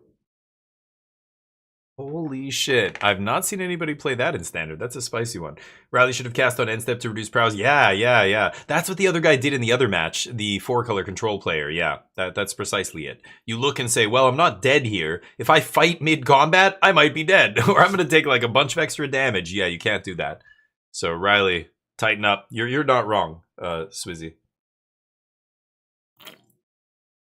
Nice, Laz. Yeah. Frankie Peanuts? Jesus, yeah. Those are the goofy joke cards from the joke set. Those aren't real Magic cards. It's like, you know, Richard Garfield had a card made to propose to his wife, right? I think it's called Proposal. And there are people who, you know, do that kind of stuff. And, you know, there are like official Magic cards that are like, you know, like they're not even real cards. Yeah, that kind of shit is, you know. It's like stuff from the Booze Cube. You played in the pre-release, really? The only unset I think I played was Unstable, the latest one. And it was, you know, what you expected. I don't know. I can't take Magic seriously. It's like playing poker for fun or something. I just can't. It's not the same game to me when I'm playing jokey shit. I don't know.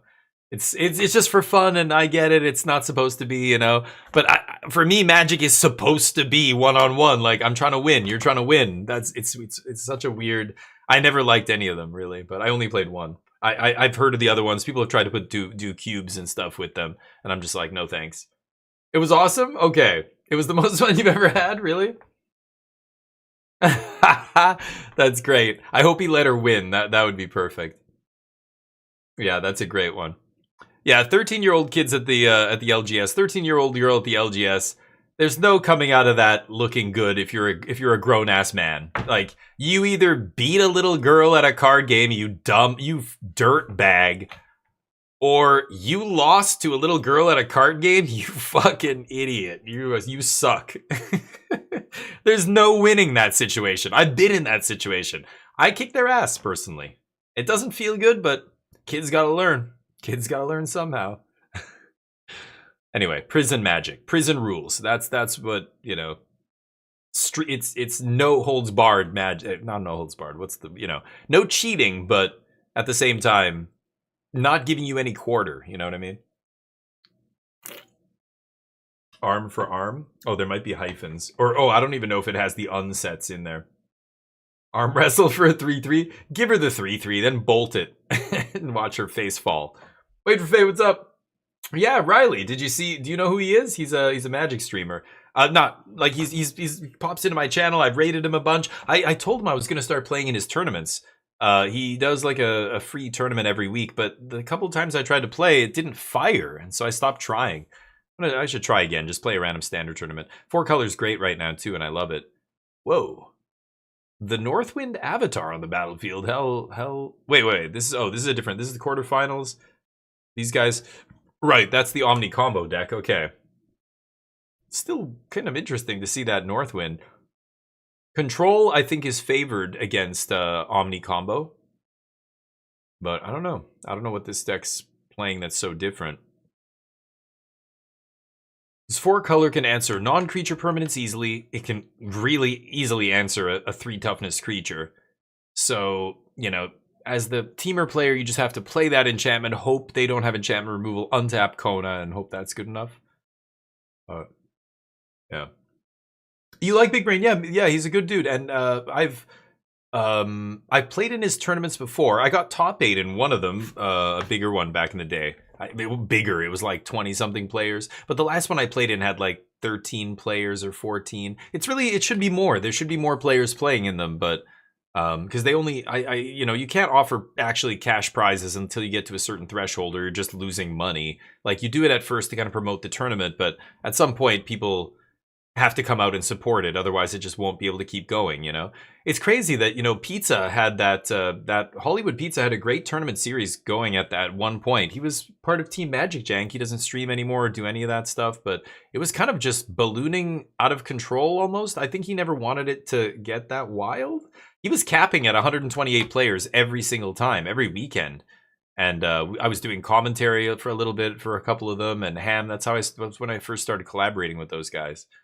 But yeah, I wish more people played in the little tournaments. Like, even if you're not interested in getting to the pro tour or whatever, free tournaments. Yeah, there's like $15 to first place or whatever. Yeah, but that's enough. That's enough to get people to be competitive. That's what I want. I just don't want to play against randos who there's nothing on the line. I mean, free, there is nothing on the line, but people want that money. Like, most people are bringing good decks. You do see some rogue decks, especially Pizza Box. There were some rogue decks, but it was interesting. It was like the Wild West of, like, his results were right up there with like the Magic Online challenges and stuff. People were looking at those top 8s from his tournaments to kind of see what is standard. Mostly it was similar, but you would see more rogue decks and stuff in the top 8s of those Pizza Box tournaments and stuff.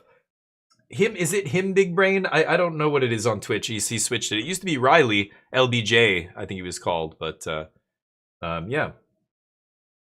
I know, I want to play in them, exactly. So, like, doing commentary, when they would ask me, I'm like, I kind of want to play in this tournament. Like, I really like this deck right now in Standard and blah, blah, blah. Riley, rocking that fancy breeding pool. That's an expedition breeding pool, right? He's just repping it. Just like, yeah, big money over here. No big deal. Not using the correct duress, however, feels a little bit bad. That's an ugly-ass sleight of hand, but not everybody can have the Portal 3 Kingdoms one. There's just not many out there. Urza Saga Big Hand Duress, the only one. Only correct choice. So he's got Boomerang Basics up, Fabled, or Multiversal Passage. Being a gentleman here, leaving up the hand after your opponent duresses you. I started seeing that, I was mentioning before, when I started playing in Japan and stuff. That's when I first saw players play, like, actually, very clear and clean play, like very tight, kind of managed, clean board states, not sloppy. Like, they would even, like, when they drew their hand, they wouldn't just take a mitt full of cards off the top of their deck. They would pick up their deck and go 1, 2, 3, 4, 5, 6, 7, put the deck down and look at you and just wait. They wouldn't pick it up, just 7 cards. And when you'd look at them, they'd go, and the first time the Japanese player did that, they just gesture like this to their cards. They're like, eh? What they're doing is basically saying, look, 7. I'm not drawing more than 7. 1, 2, 3, 4, 5, 6, 7. And they look at you to, like, say yes. As soon as you give them the thumbs up, pick up the hand, look at it, decide whether you're not gonna mulligan. Like, every time. And the first couple times I was like, okay, I'm like, you don't have to do that. Like, it's fine. But no, that's good habits. That's the kind of stuff you should ingrain in your gameplay. Just like, when I see sloppy ass play at the Pro Tour, I'm just like, God the fuck, man. I don't know. I get it. Not everybody's brains work the same, and you know, some people they need that chaos to kind of like see everything their way or whatever. I don't know. I'm different than all the other people out there who are different from me, so I can't say this is right, but I feel like that's the best thing for everybody in terms of game integrity. You know, then you know, you don't want anybody even get a whiff of impropriety. Like, I don't want anybody to think I'm even remotely trying to play something shady here by having, you know, sloppy ass game. Like, did I play land that turn, or is that my graveyard? Was that in the graveyard, the hand? Like, they're so close to each other. And anyway, where's the second otter? I don't know. Was there supposed to be two? He boomerang basics, then replayed? I don't know. Too many tournaments. Yeah, wait for fate. That's it. I mean, but that's what it takes. It's an individual that usually starts it. Like my podcast, I was going to do this podcast. I mean, it wouldn't be mine. I had two other co-hosts. It was going to be as much theirs as mine. We talked about any revenue we earned and anything else being split totally evenly 3 ways. But it was my brainchild. It was my, like, I did basically everything behind the scenes to put it all together, and including dragging, you know, one of the guys on board.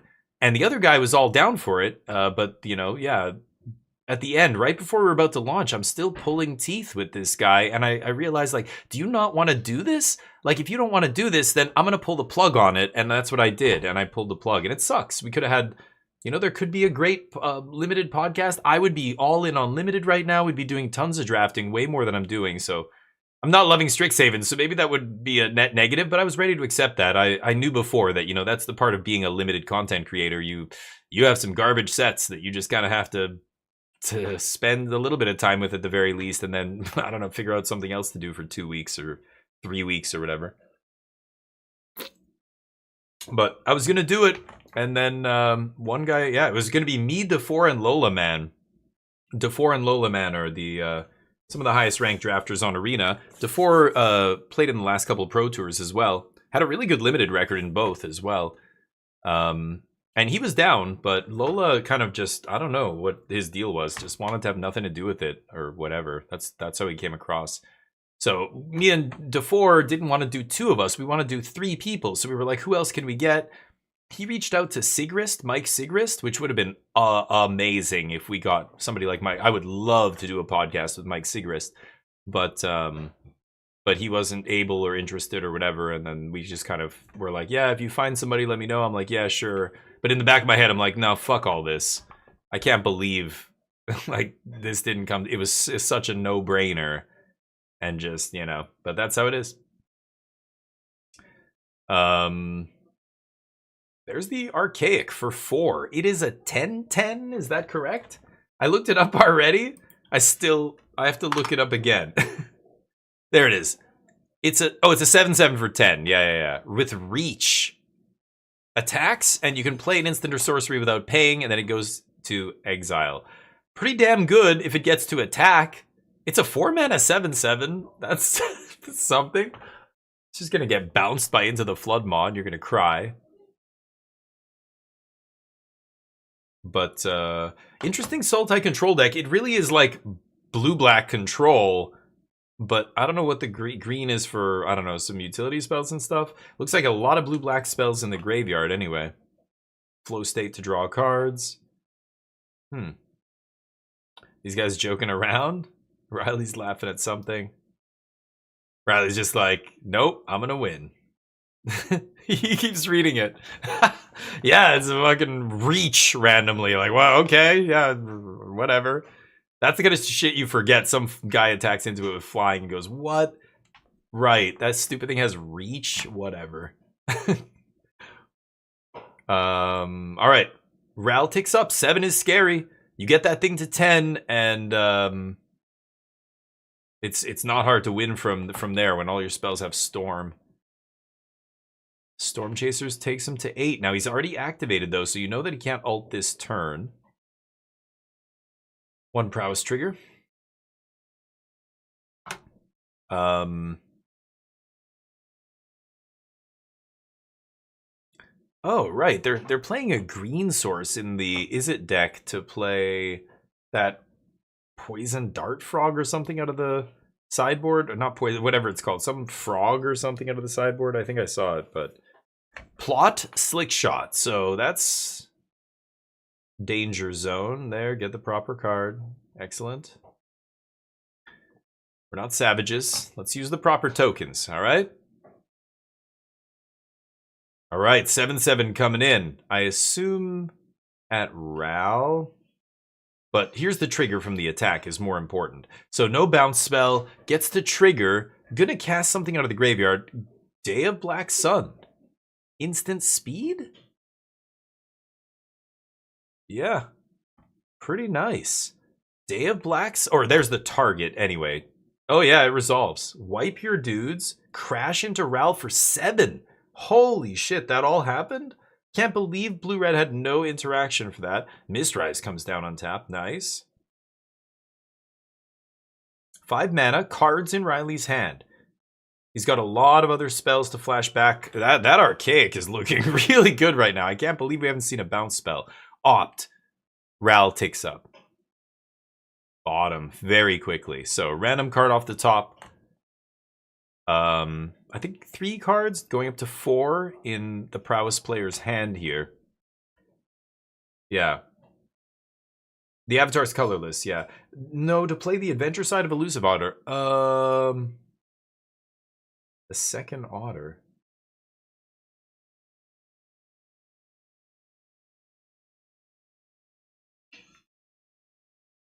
You mean the distributing counters part?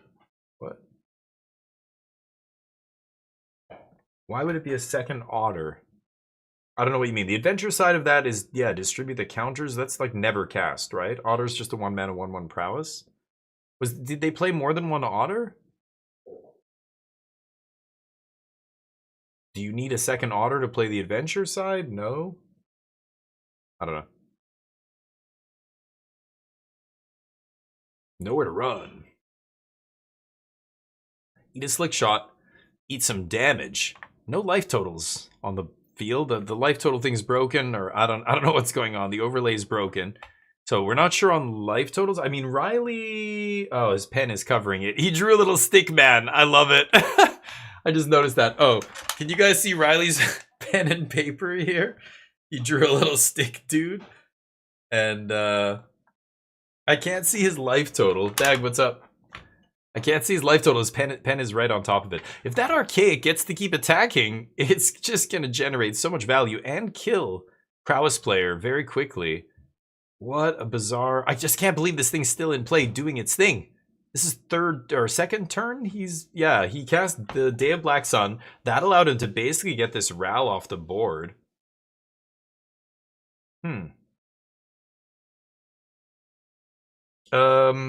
I think prowess player's at 18. I'm not sure what Riley's at here.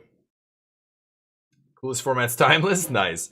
Yeah, Timeless is a gong show, but at least they have Force of Will. It's less of a gong show now, but I can't care about any of those formats. I gotta play real formats. Like the pseudo formats don't do it for me. I love the metagame. I love to analyze like what's going on in the evolution of these decks as they face different other decks coming up and all that kind of stuff. Like Standard, and I wish Pioneer was still around. Pioneer was finally on Arena completely, and then they abandoned the format. So it's really just Standard that's on Arena for actual competitive constructed format that matters. Limited, obviously great, but Limited is not Constructed. Constructed, we have one format. That feels bad. Alchemy, Timeless, Historic, like they're cool or whatever, but don't care about any of that shit. Like none of it matters. At least, does Timeless have Alchemy cards? No, right? Yeah.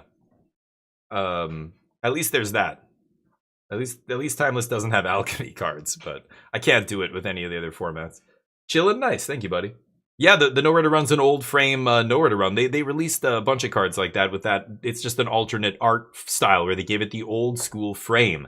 That's why it looks good. Yeah, you noticed, Daza. No, yeah, they did, like Time Spiral had a bunch of these. They do the old frame sometimes as like an alternate art treatment for certain cards. And I don't know what specific product it's from, but they jam them in a bunch of them. There obviously is an alt art Wan Shi Tong librarian. what this format's starting to feel like. Hey, cute, how you doing? What is it?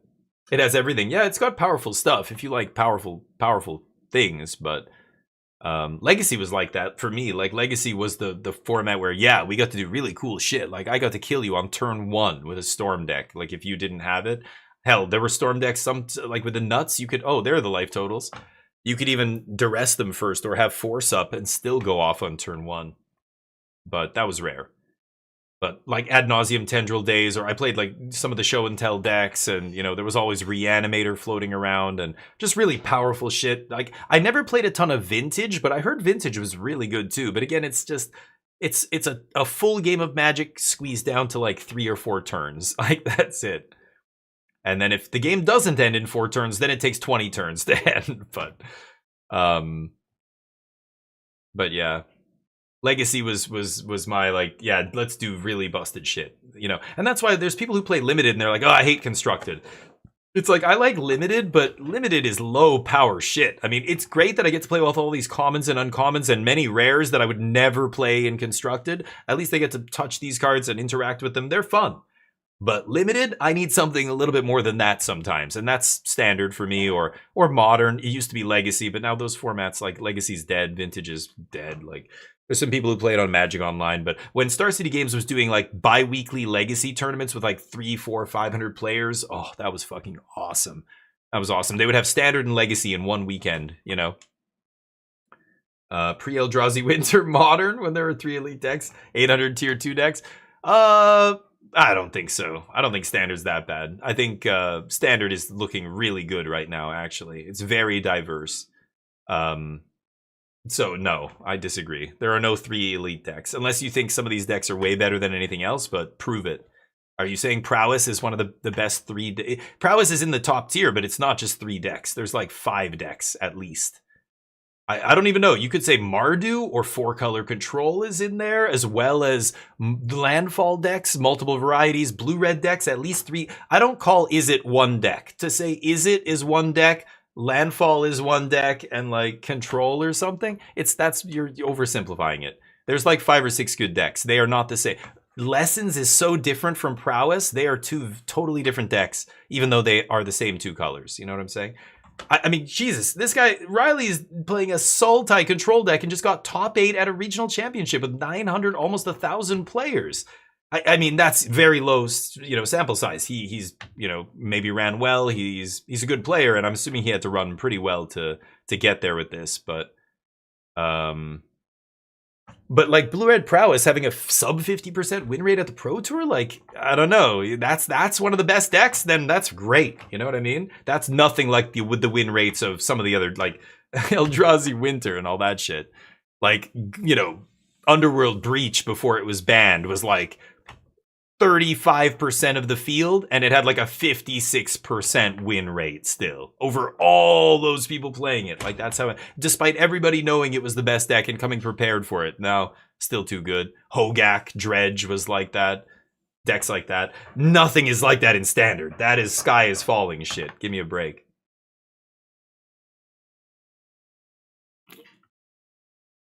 Is it Prowess and Green-White Cub? Oh, and the two, what's the other Is It deck? Lessons? You could consider Lessons one of the top decks in Standard still. It's true. Demir Excruciator, I don't know. That deck's still around. I don't think it's putting up great results, but Green-White and Mono-Green Landfall are both very good decks. Those are similar enough. Maybe you lump them together, but like Lessons, Spelementals, and Is It Prowess are 3 distinct decks. So that's already 4 to 5 decks right there. 4-color control or some version of control, I think, is good enough to be tier 1. I think this weekend has probably proven it.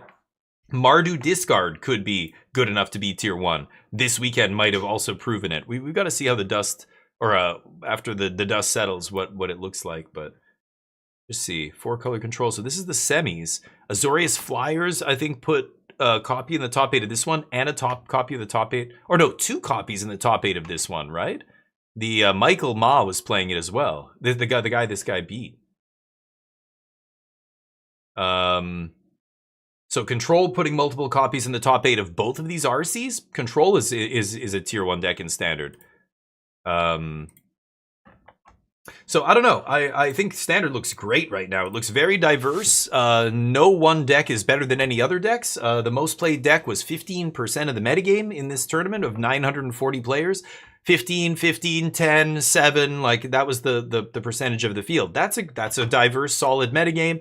There's no tier 0 deck. There's a cluster of decks at the top that you could say there's a bunch of decks at tier 1.5 just hovering below. But many of those decks could be the best deck of the weekend if the right things come together. Teamer Omniscience might be the deck of the tournament if the metagame is just right and people kind of discount it a little bit. And, you know, Demir Excruciator maybe as well, although I think that's less likely. So I think it's good. Anyway. Have you not watched these tournaments that have been happening this weekend? Control's looking great right now. Really good.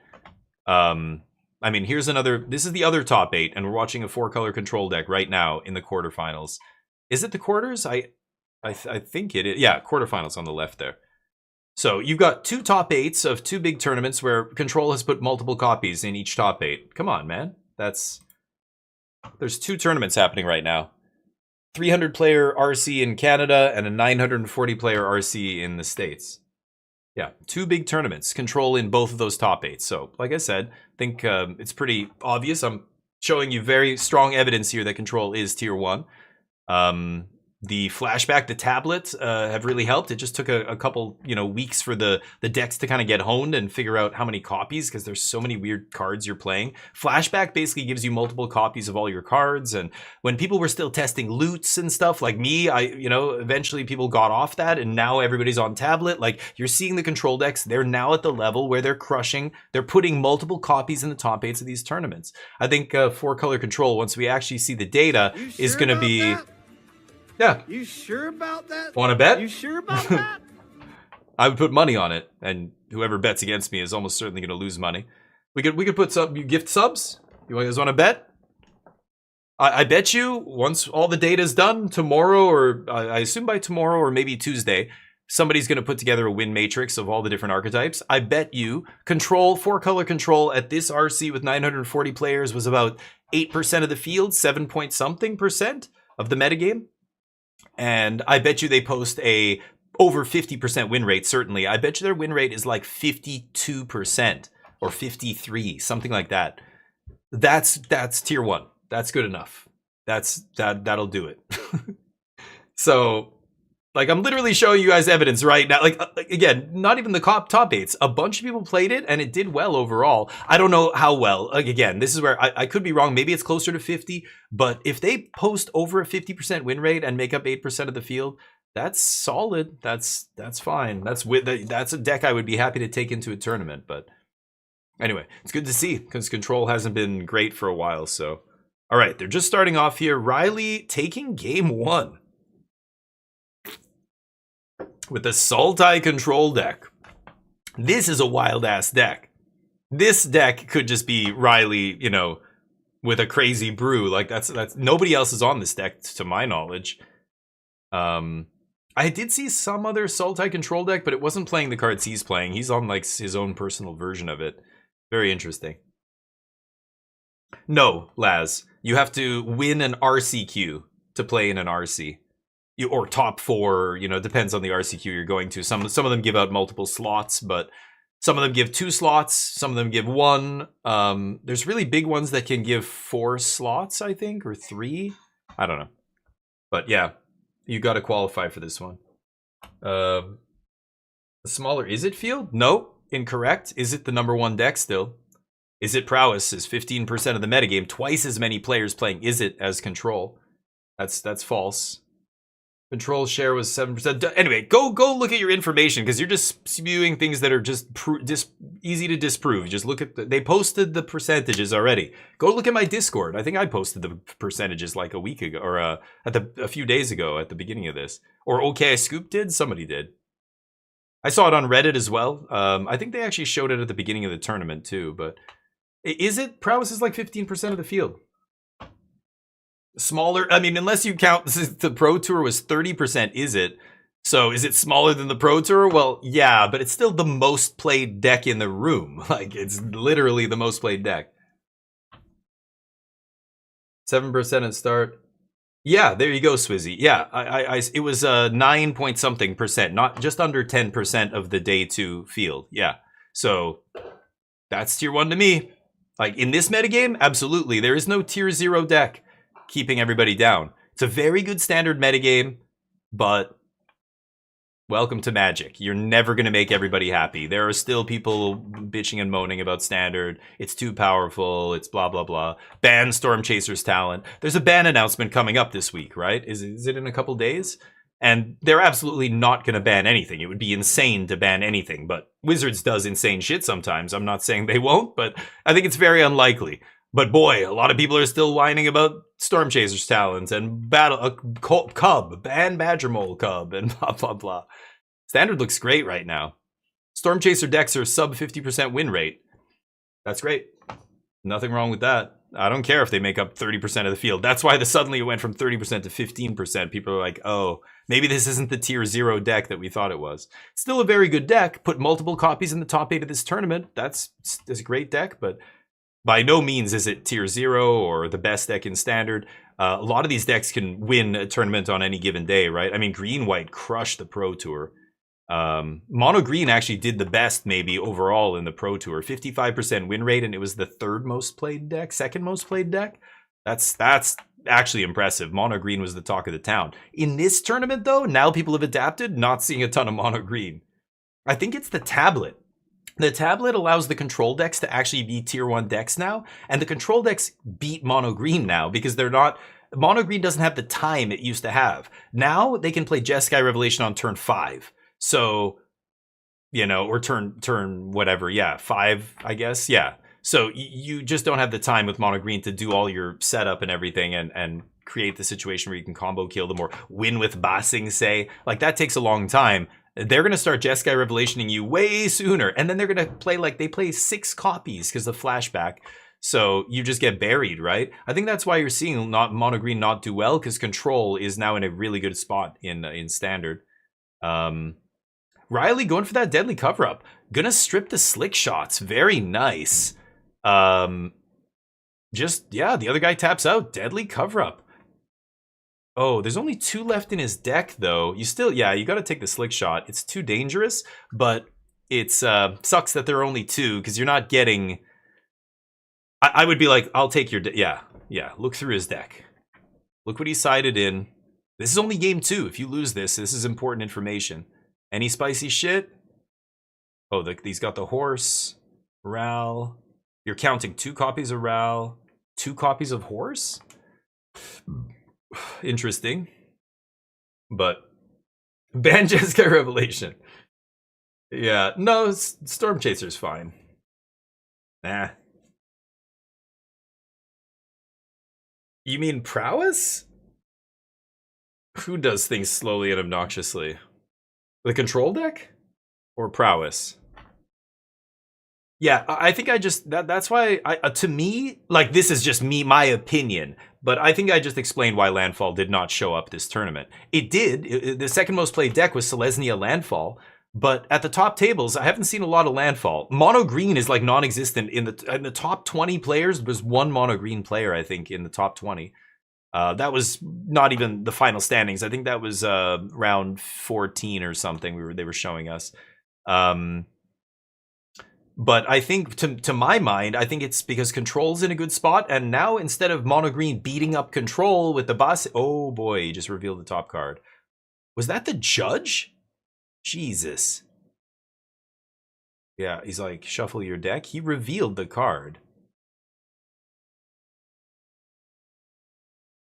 What the fuck? It was a Consult on top. I think the Judge just accidentally flashed the top of his deck to the opponent there. I thought it was Riley's hand, but no, it was the Judge is reaching in there doing something, right? Did you see that? I don't know, the Judge reached in there. Card's gonna go to the bottom. It's good to have Oh. feature match area. Very true, very true. I like it. Hakuna Matata, you know? Yep. Okay, so they are It's just... a wonderful phrase. Yeah, I mean, it means no worries, so, like, just... All right. I don't know what the judge was doing. He was telling Riley to like keep his exiled zone further away from his graveyard, which it's too close. Keep the exiled zone on the other side of the deck, like a lot of people do. But here's Delian Fell. 3 mana up. We see a Spell Pierce getting him to tap out here. Double Spell Pierce? No. Delian resolves. Interesting. Just wants to make sure Riley's tapped out here. Delian eats Otter. Riley at 10 life here. Burst on Delian. Okay, Riley. So this is dangerous. Well, we know there's no slick shots though, right? So actually, it's not so bad. Because now prowess player can do whatever they want, but they don't have a haste creature to try and just combo kill. Bringing back, the flow state, getting to play flow state, putting land on the bottom, keeping the 2 spells, I assume. Yeah. Riley's call the judge for the judge, yeah. Ban Kahira arguments. Oh, are you talking about blue-white control with Kahira? Hold on, I don't know what you're comparing it to. I don't know what you're saying though, Acute. What deck are you? You're saying Storm Chaser's talent decks kill slowly? That is false. What are you talking about? Is it prowess can kill you very quickly out of nowhere? You're saying when it doesn't do that, it takes a while because they're like flashing back things with Storm Chaser's talent? Sure, but they can still kill you out of nowhere with any prowess creature on the battlefield if they have enough, spells and stuff. They only need a couple combat tricks and a fling, like the fling versions. The non-fling versions with Draycatcher might take a little bit longer, but even those ones play wild rides and all that shit. Like, they can kill you out of nowhere. Anyway, they're not slow and you're thinking a control deck is slow and clunky, not blue-red, not Storm Chasers decks. This Sultai deck is pretty slow and clunky, to be honest. It's basically a blue-black control deck, splashing green for Delian Fell, and Witherbloom Charm? I have no idea. But most of the deck, the core of the deck is blue-black, good cards. Consult, some sweepers, and is he playing Stock Up? I'm pretty sure he's playing Stock Up as well. Plays another Delian Fell. So Delian Fell's starting to draw cards, and gonna gain him a bunch of life, which is really good. Ooh, the horse? Horse with Ward 1, so can't even Bitter Triumph it or shoot the Sheriff it or whatever here. Yep. 5 or more mana makes a copy of the horse, but not many spells in their deck that can do that. I don't think anything. They're not playing Winter Night Stories or any. Oh, that's not. What am I saying? Yeah, there is nothing, right? Why do I feel like I remember seeing something at the Pro Tour? Some of the lists were different. They're playing horse.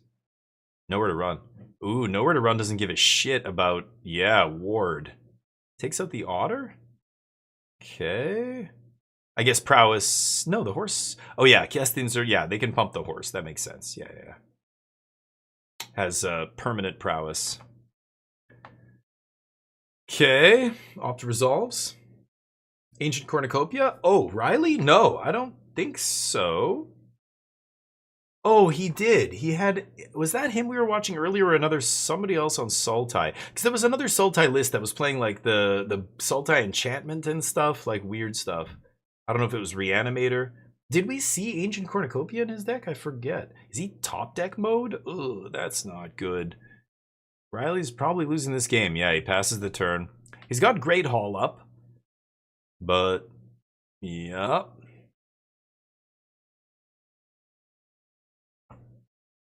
Bringing back flow state, keep the gas flowing. Prowess triggers.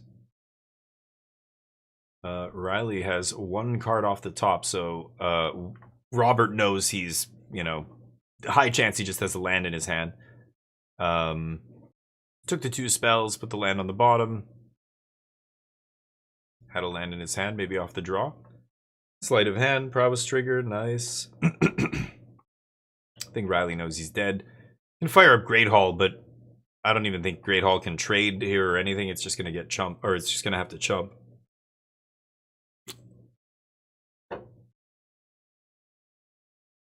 Boomerang basics, nice. Yeah, like they're doing, like this is kind of what Acute was saying. Like they're doing this kind of, cyclical stuff. But they're killing you very quickly at the same time. Like, it's not like the game is going to go 20 turns of them doing that. So, yeah, activate Great Hall. Gonna have to chump here, basically.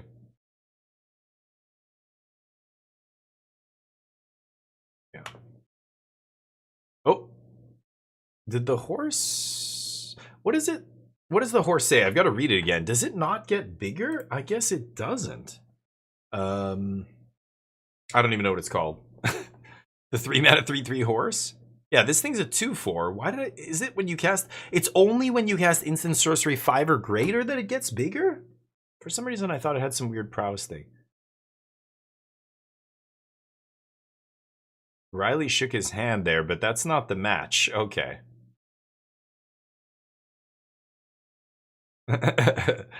Robert looked very relieved to win that. Robert's, like, this is scary. In the top 8 of a tournament, and the guy you're playing against is playing a weird-ass rogue deck, Sultai control, and in your head you're just like, oh my god, what the fuck is that? You have what? Archaic? Oh my... This thing's 10 mana? What the fuck? And it flashes back spells? Yeah, I guess that resolves. I can't beat that, it's got reach! You know, you're basically... just like, I don't have... What do I sideboard in against this Sultai control deck, right? It's so weird. But anyway. They printed a 4-mana 4 ability Planeswalker, yeah. Yeah. Kicked Burst Lightning, okay, that's one. There you go. I knew there was one. Is that the only one? Kicked Burst Lightning? Yeah, because somebody did it to me. I can't remember what... I guess it was Burst Lightning they played. I'm trying to think if there was any... The Reality... Or whatever that Sphinx is called. The 5-mana Sphinx, the ETB draw. Maybe like there's some sideboard cards basically, right? But yeah, deal with the non-Storm Chaser stuff. Yeah, but it's not that slow, is what I'm saying. Like saying that the games drag out forever with that deck, I don't know. I don't think so. That's not the issue with the deck at all. It's very consistent. Its spells are very efficient, so it's hard to trade. Like using a removal spell on an otter token doesn't feel good. All of their creatures are like 1 mana. You know, Draycatcher is much easier to deal with, but Draycatcher is only, you know, a recent addition because of the mirror match and stuff. So, you know, the deck's efficient, it's low to the ground, so it's not taking very long to kill you or anything. But yeah, it's got grind. It's got a way to grind. I think it's fine. Storm Chasers is totally fine. The nice thing is there are other powerful things in Standard that line up well against Storm Chasers. Nothing lines up well directly, but the decks that play Storm Chasers can be beaten by a lot of other decks. You saw that in the Pro Tour, right? Like green smashed all the blue-red decks. The green decks walked all over them at the Pro Tour. Now things are evolving. Control is rising up because there's a bunch of, you know, mid-rangey green decks. Like the Selesnya Landfall deck controls pretty good against that deck. Mono green might be a better match. Like mono green might be a tougher match for control than green white, but I'm not even sure. Anyway, but I think it's totally fine. Bunch of Izzet decks, but they're all very different. Like I think Lessons is still a tier 1 deck. I think I don't know if I don't think Temur Omniscience and the Dimir Demon Doomsday deck, those are like tier 1.5. But yeah, I think there's at least 5 or 6 decks, if not more, in tier 1 in Standard. I think Mardu Discard might be tier 1. It's very close. That's another tier 1.5 that after this weekend might be a tier 1 deck. It keeps getting better and better as more people pick it up. The deck gets more honed, right? It starts to get, you know, better and better. Just like with Control, the story of this weekend, I think, is just 4-color Control coming out of nowhere and being the 3rd or 4th most played deck, and then putting multiple copies in the top 8 of both tournaments.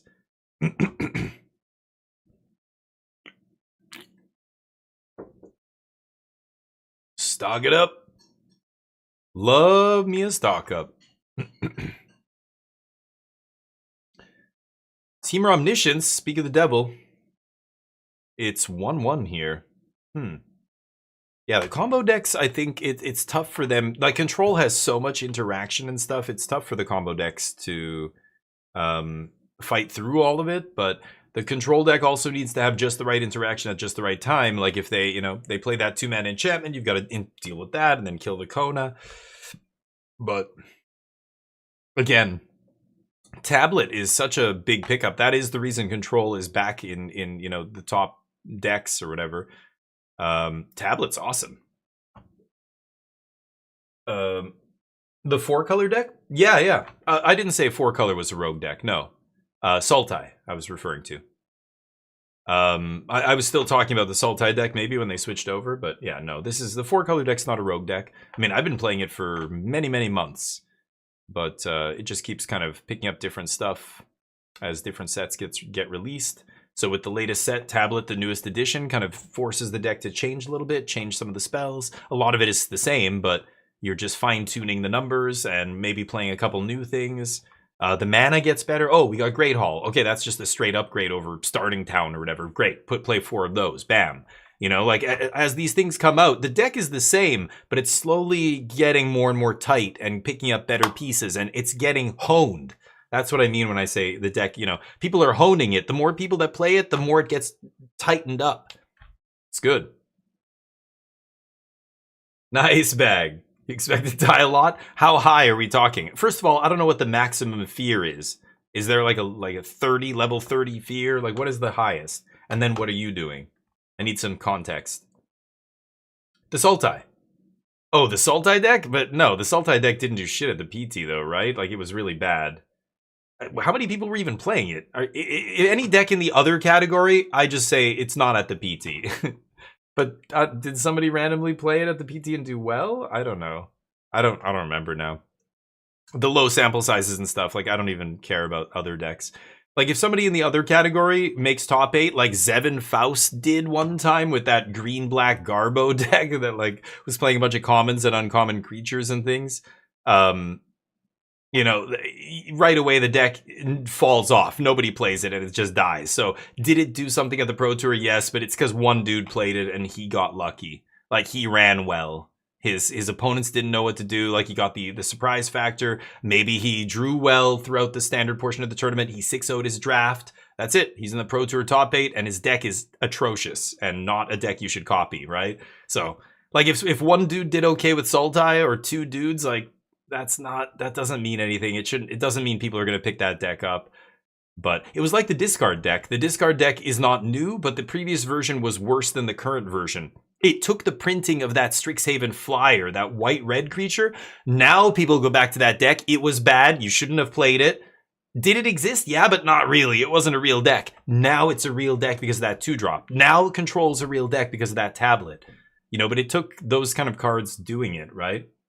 But the Sultai deck, what Sultai deck did well? None of them. Was there a whole team that did well? I didn't see any high win rates for any Sultai decks. They did horribly. Oh, okay. Present. Right. I don't know. I guess we're saying different things. I'm basically saying for a deck to see a lot of play and people to pick it up, it has to do well. If somebody just randomly plays a deck at the Pro Tour, doesn't do well with it, that doesn't, I don't know, does that put it on the map? I don't know what kind of player picks up a deck that doesn't do well, that not many people played, and wants to like work on it, but I don't know. I think Riley, I don't know if it has to do with that. Maybe he got some inspiration from those decks. I don't know. His version looks, I haven't seen the list, so I would have to compare them. I don't think I've seen a deck like his yet do anywhere near as well as he did here. He lost in the quarters, right? Right. A deck that didn't exist, basically. Yeah. Or maybe that sees no play. Yeah, I could see that. Yeah, that's right. Sorry, I don't know what are we saying? The Sultai deck at the PT was a rogue deck? Yes. You said, is it even a rogue deck? And I think, yeah, if you're referring to the Sultai deck, yes. I thought you were talking about 4-color. But, yeah. No, I don't know. We'll probably see it after the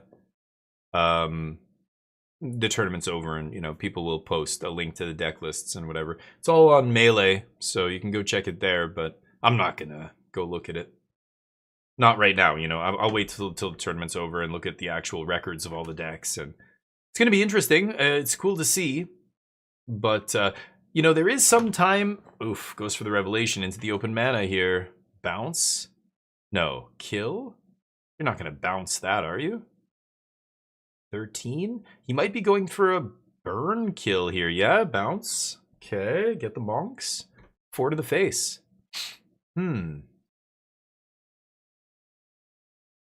Untapping with potentially 8 mana here if he makes a land drop. Drawing 2 cards, of course, first. Drawing another one off the top.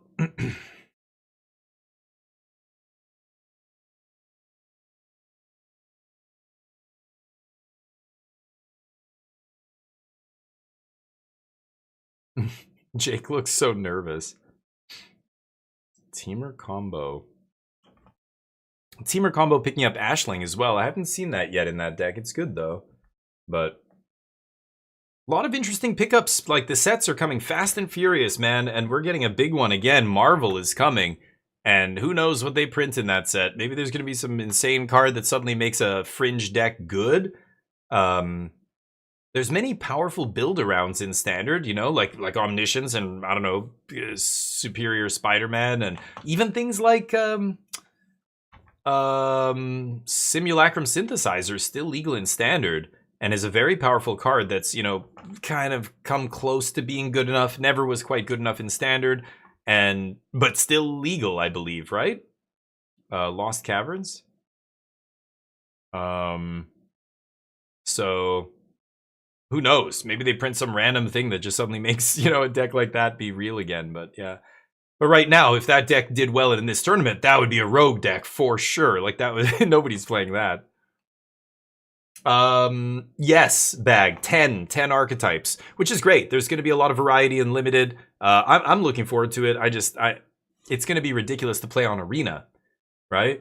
You realize that you're not going to be playing with Captain America, Spider-Man, whatever. Or, I don't know, Spider-Man in it, whoever's in it. You're going to be playing with whatever the Magic in universe version is. It's going to be funny. I don't know, man. The Spider-Man Universes Within set was not great. But, c'est la vie.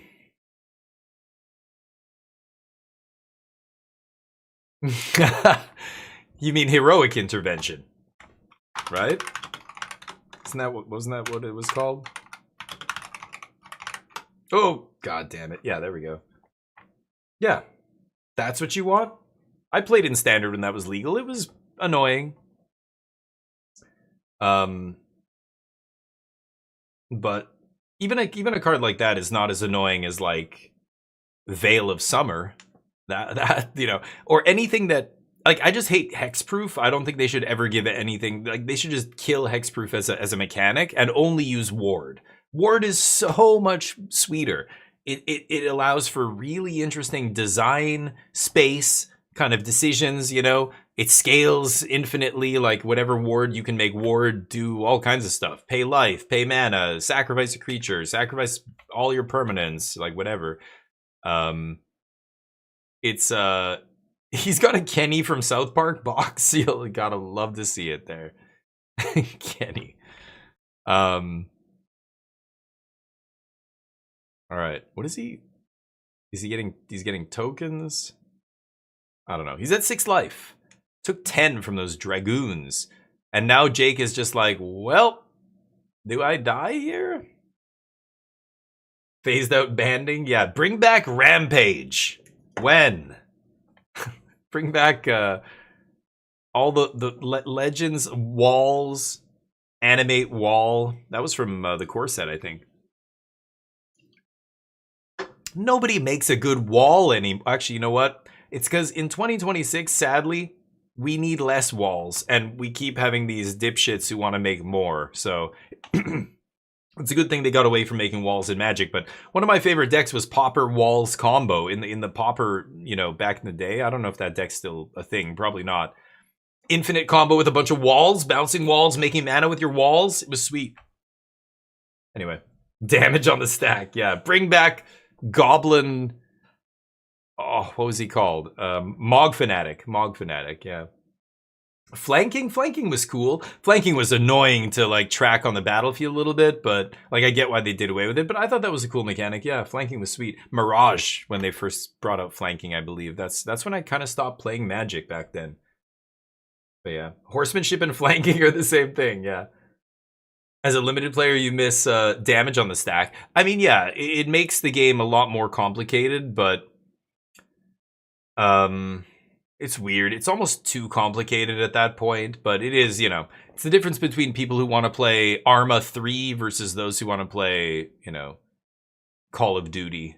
Like they might seem the same on the surface, but they're vastly different. One of them is so much more granular. There's a lot of people who loved that back then. Mana burn, you know, yeah, damage on the stack. Like there's so many more little things to keep track of. Some people's brains love that stuff, right? I get it.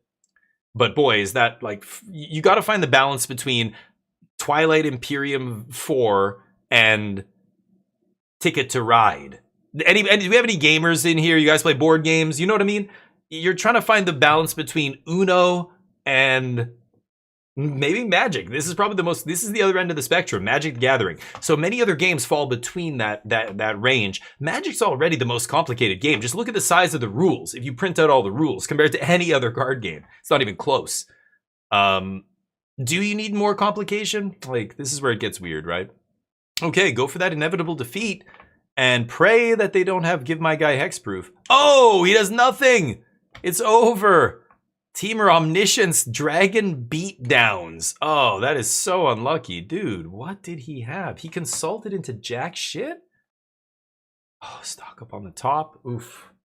Damn. 4-color control going down in the quarters there. That's unfortunate. I feel like that he got unlucky there to lose that. I think control is favored, but whatever.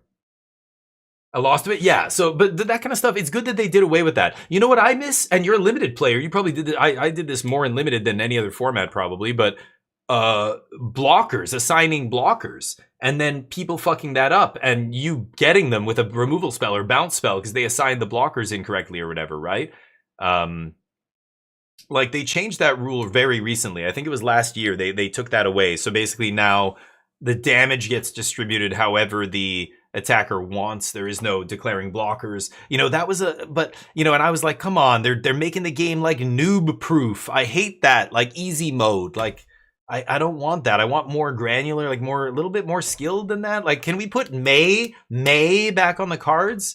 It's all just, you have to do the thing. Oh, he missed his trigger. Let's go back and make him. It's like, he missed his trigger because he fucking sucks. Get good. We can't do the take backs.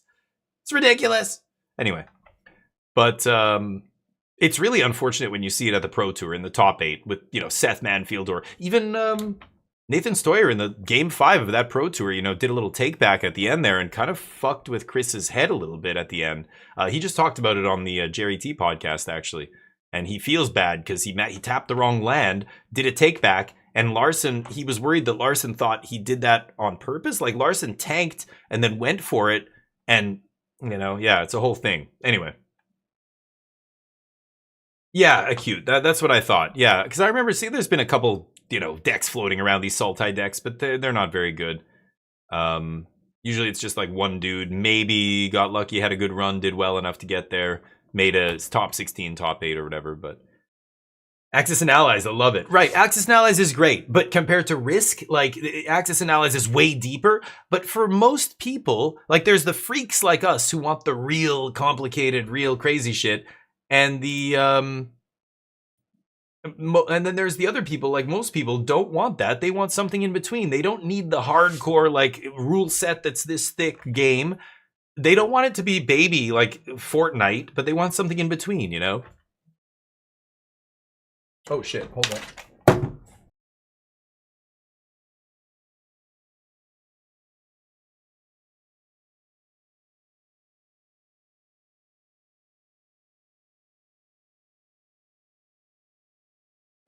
They cowling me. My food's here. Hold up. I gotta tell.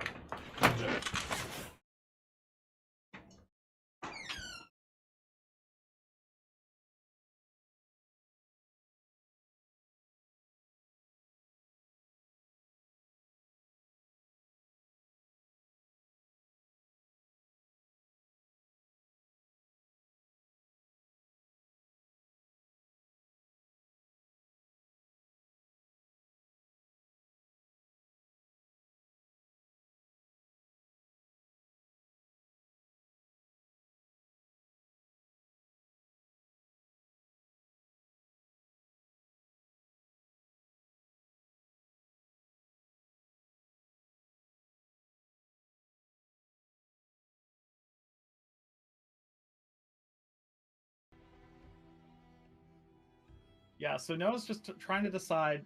Probably going to block with Kazagran Zenith. Very likely to do that. Does Noah want to block with one of the 1/1s? Does he want to block it all? Just takes it all. I think Noah might just be able to crack back for lethal. There are a couple burst lightnings in Dawson's deck, so that's probably what Noah's considering with the Cosmic Grand Zenith here. Sorry about that. Oh, Play Iron I left my Shield, headphones out there. not Give me a enough sec. cards in hand to fireball. Yeah, so we've got a hardened academic here for Dawson, and that's going to be a blocker for the Quantum Riddler. Looks like Noah has Grand, Starfield Shepherd, and I believe drew a Momo. All right. So let's Sorry see. about Does Noah have lethal here? Okay, so the didn't miss hardened any academic messages. can gain lifelink, go to So big complicated board. Here's Mardu discard in the top 8. Azorius Flyers, 2 copies in the top 8 here.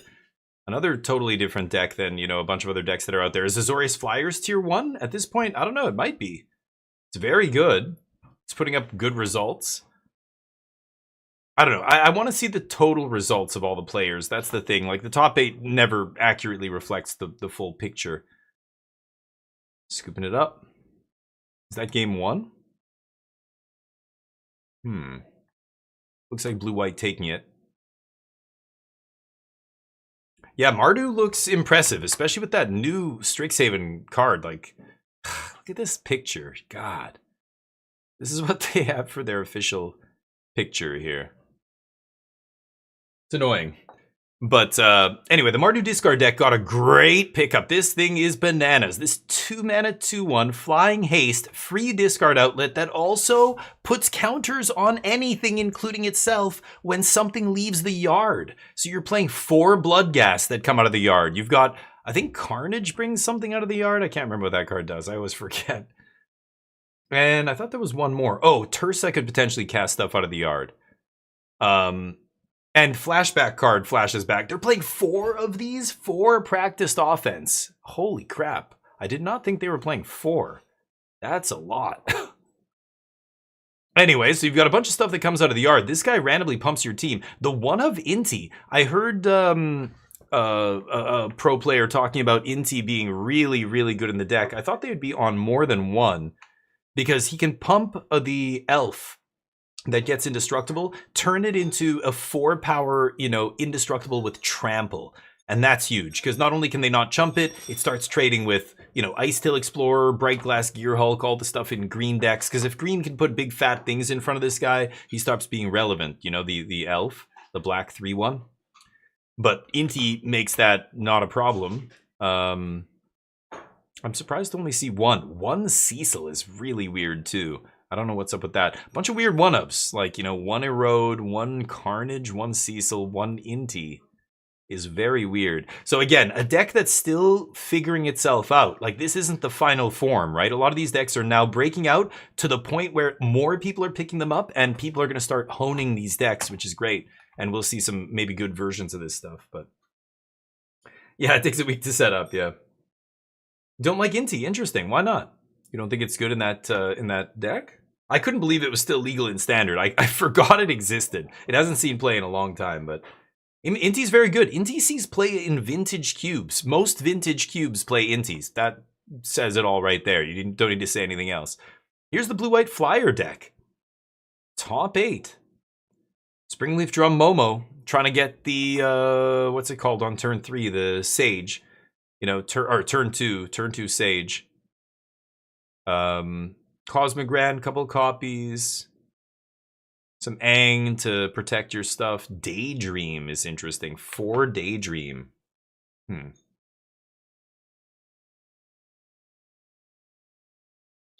Yeah, it's a lot of interesting decks. Like, this is completely different, even though it's blue-white, completely different deck than the Aang, the other bird, Avon, the Avon, and all that stuff with High Noon. You know, they're both blue-white decks, but they're very different. The High Noon deck doesn't play half the cards this deck plays, more than half. You know, that's what gets so weird. People look and say, oh, all these blue-white decks. It's like, they're not the same deck. That is 2 distinctly different decks, just like Lessons and Prowess are totally different decks. When you realize that, you realize how diverse Standard is right now. It's actually quite good. Trample was great, yeah. Is this the same list as London? Yeah, I didn't even get to look. I was on vacation when all that happened, so I posted it, I glanced at it, and that was really it. Yeah, London and Japan happened at the same time, but these are bigger than both of those tournaments. These two RCs have more players than both of those. The Canadian RC is just over 300, so it's not that much more. Actually, how big was London? I know Japan was 2 something. What was London? I don't even know how many people came out for that. That was probably a decent one, a few hundred. Was it 3 or more? I'm not sure. I didn't see it. I glanced at, or I don't know if it was me or OK Scoop, one of us. I think I posted the top 8 of that one, but anyway, Mardu discard, starting with the Shark. So perfect 1/1. That thing's gonna get big, and there it is. So this deck, we were saying earlier, when they have Cool but Rude, the deck looks so ridiculous, especially when your opponent can't interact with it, which a lot of decks just aren't playing enchantment removal. Cool but Rude starts doing really, really ridiculous shit. So immediately triggering, pumping the Shark, letting them rummage, and then they're gonna start doing. But the problem with the deck is once it, yeah, and here's the flyer. Oh, not the 2/3 flyer. Okay, bounce the Shark. Once the deck has, or if the deck has no Cool but Rude, it looks way worse. Ooh, nice. Looks like a Beta Mountain, but could be 4th edition foreign print. Mardu was second. Oh, this matchup was the same matchup. Really interesting. How many people were playing London? Oh.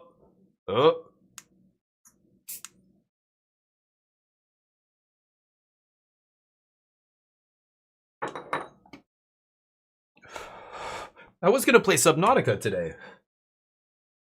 Still early, but I've been streaming for already like 5.5 hours and we haven't even started playing it yet. Maybe I'll get to it tomorrow. I want to play some Magic though tomorrow. A lot of these decks, like especially the 4-color deck, I really want to try more of that. It's going to be everywhere on the ladder. I mean, I was already seeing a bunch of it on the ladder even just right when the set came out. People were playing loot decks and kept running into mirrors. Yeah, wait for Fate. Are you... Thoughts on Subnautica? You like those kind of games? Do you have thalassophobia? There are people who straight up can't play that game. Same game too, yeah. I like that. Lots of those. Slay the Spire 2, fantastic. Just same game too. You know, even when people say Avowed is just Skyrim again, or Outer Worlds is just Skyrim in space, you're like, great. I know enough about games to know how great that is. Great, more of that. More great games. Even if they're similar, they're different enough that it's a totally different experience, I think. But yeah, the racing games are different. Sports games are the epitome of same game every fucking year. Call of Duty was getting to the point where it was kind of like that. Like Call of Duty's kind of fallen off. It's too much of the same shit at this point, and I think it's kind of wearing thin. But those kind of games, those like, you know, Slay the Spire 2, Subnautica, you're talking once every 8 years, you know? Here's Hollow Knight Silksong. Yeah, still a great game. Still very similar, some new stuff. You know, different movement, feels a little bit different. Like, but, you know, from a distance, looks almost identical to the first one. Still great. It's okay when it happens every 6 or 7 years, 8 years, 10 years for some games. GTA, guess what? It's gonna be the same. But guess what? It's gonna be the biggest fucking game ever. It's gonna be massive. Because it's awesome and it doesn't come around often. I don't care if they make more of those. What I don't like is the game that comes out every single year. That's a problem. So, sports games. Forza's not too bad. You say 6, but the game's been around a long time. They don't make a Forza game every year. It's more often than like your Slay the Spires and your Subnauticas and stuff, but Cyberpunk 2 or Cyberpunk 2077, I'm about to play a big playthrough of that, and you know, they're making another one of those, of course they are, and they're making another Witcher because of course they are. Those are fucking awesome games that don't come around often. Bring them on. Check out the mod list. This is mods? This is the mod list that I'm going to be playing Cyberpunk with. and it looks awesome, and they put so much crazy shit in that game. Like the NPCs are so much more interactive and varied and everything else, and they've refined the driving, and there's multiple other systems. I've got a bank in there now, different apartments, properties you can buy, and all that stuff. You could do that before, but now there's a much wider range of stuff you can do with them. You can build drones and have like robots fight for you and stuff like that. I'm not going that deep, but it's texture upgrades and things like that. I want to play that game again. It was so good. But if they make another one of those in 5 years or whatever, 4 years, and so it's like 8 years from the first one, that's great. I don't mind that. But yeah, Call of Duty's getting ridiculous. Every year, too much. Sports games they've been the same for so long. Like the only thing that changes are the players and the rosters and stuff, but the game itself, like what you're playing, I don't know. But again, it depends what you're into. People probably look at a game like Magic and go, it's still just a card game. It hasn't changed in 30 years. And you're like, but what? But all the cards are different. But people will still say, but a lot of them are similar. Flashback, everything has kicker. That's a very common trope in Magic because it's kind of true. I mean, everything just has different abilities, but they all just are creatures with abilities. Like, that's not new. So I don't know. The further you zoom out, the more similar things look, but that's why it's not good to evaluate something at it from orbit. You've got to come in and actually look at from a granular level and be like, we haven't, this has been done before, but we haven't had it done this well in a long time. That feels great. I definitely play the shit out of those games.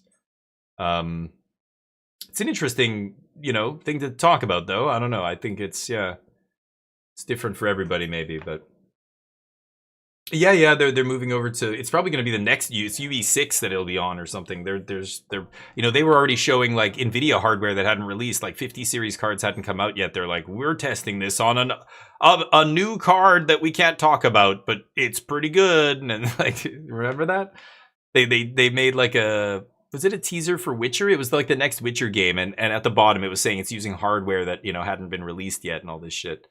But really, when they're talking about that, it's like adapted for this new hardware. They're just saying it's got AI-driven frame generation in those new games. I hope it's Anyway, I'm gonna play Cyberpunk. Let's see how it looks. It's gonna have a lot of mods, so it might be. I hope it's not gonna break. It's been fine so far. I played it a little bit just to test it, and it works. I don't want to play it too much because I want to do that on stream, But anyway. Technical. Oh yeah, I don't know anything about how it works, but I know all the different modules. I think the problem with Unreal 5 being very easy to use and very good, like it's easy to make games look good these days. Like Unreal 5 can make any game look good. So looking good is no longer a really valuable metric by which to judge games. A lot of games look good. They look expensive, but now they can all look expensive, so none of them do. It's kind of, Unreal 5 makes things look good, but then you look under the hood, like Crimson Desert. It handles like shit, the controls suck, the story, the characters, the world is very thin and it's an MMO in single player form. The combat is good from what I've heard, and the bosses and enemies and things like that, but it's a game where I don't know, a lot of devs just turn on all the bells and whistles and don't optimize anything. Clair Obscur was like that. They basically did that. One of the first patches that came out, or mods that came out for Clair Obscur was, here are all the, here's how to like download this mod. It optimizes all the, the Lumen engine and all whatever they're called. I don't remember the names of all the, the Unreal modules or whatever. Lumen, not engine, but the lighting like system in Unreal and all that stuff. So I don't know. I find like Unreal being too robust makes devs lazier. It's like AI. Like when everybody's using AI to code and stuff like that and assist with games, it's going to make game developers worse at their job. Like the more you rely on this crutch, the next, like, how to do it all without that thing, but the people coming up who are going to take your place in a few years, they're not going to know how to actually do any of this without the AI, I don't know if that's a good thing. Anyway, Nanite, that was the one I couldn't think of. Yeah, Nanite. I don't know. I think it takes a lot of work to go in there and optimize games, but Unreal makes it so easy that people don't do it. Oh, Mardu took him down. Yeah, Mardu. This is the finals. So Mardu discard taking down the RC? No way. Damn, I think that's. I mean, it says finals at the top. Are they? Oh, that's just 1-1. They're going to game 3. Okay, that's why the guy's not celebrating, I assume. Damn, all down to this. Mardu discard versus Azorius Flyers in the finals of this RC. The other RC isn't in the finals yet, but I'll pop over just to see where they're at. Yeah, they're in the semis here. It's 4-color control versus the Teamer Omniscience deck. I want to go back to the finals of the other RC though. That's more important. And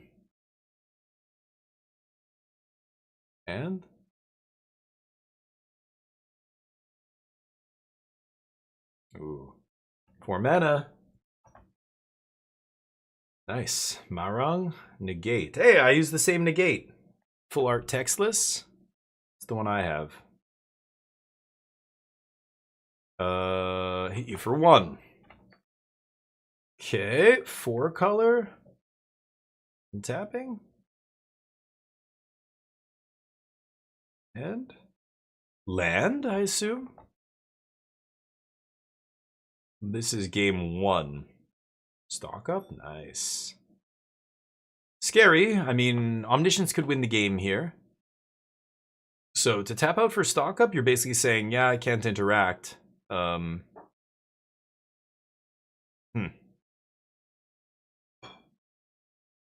2 in hand, okay.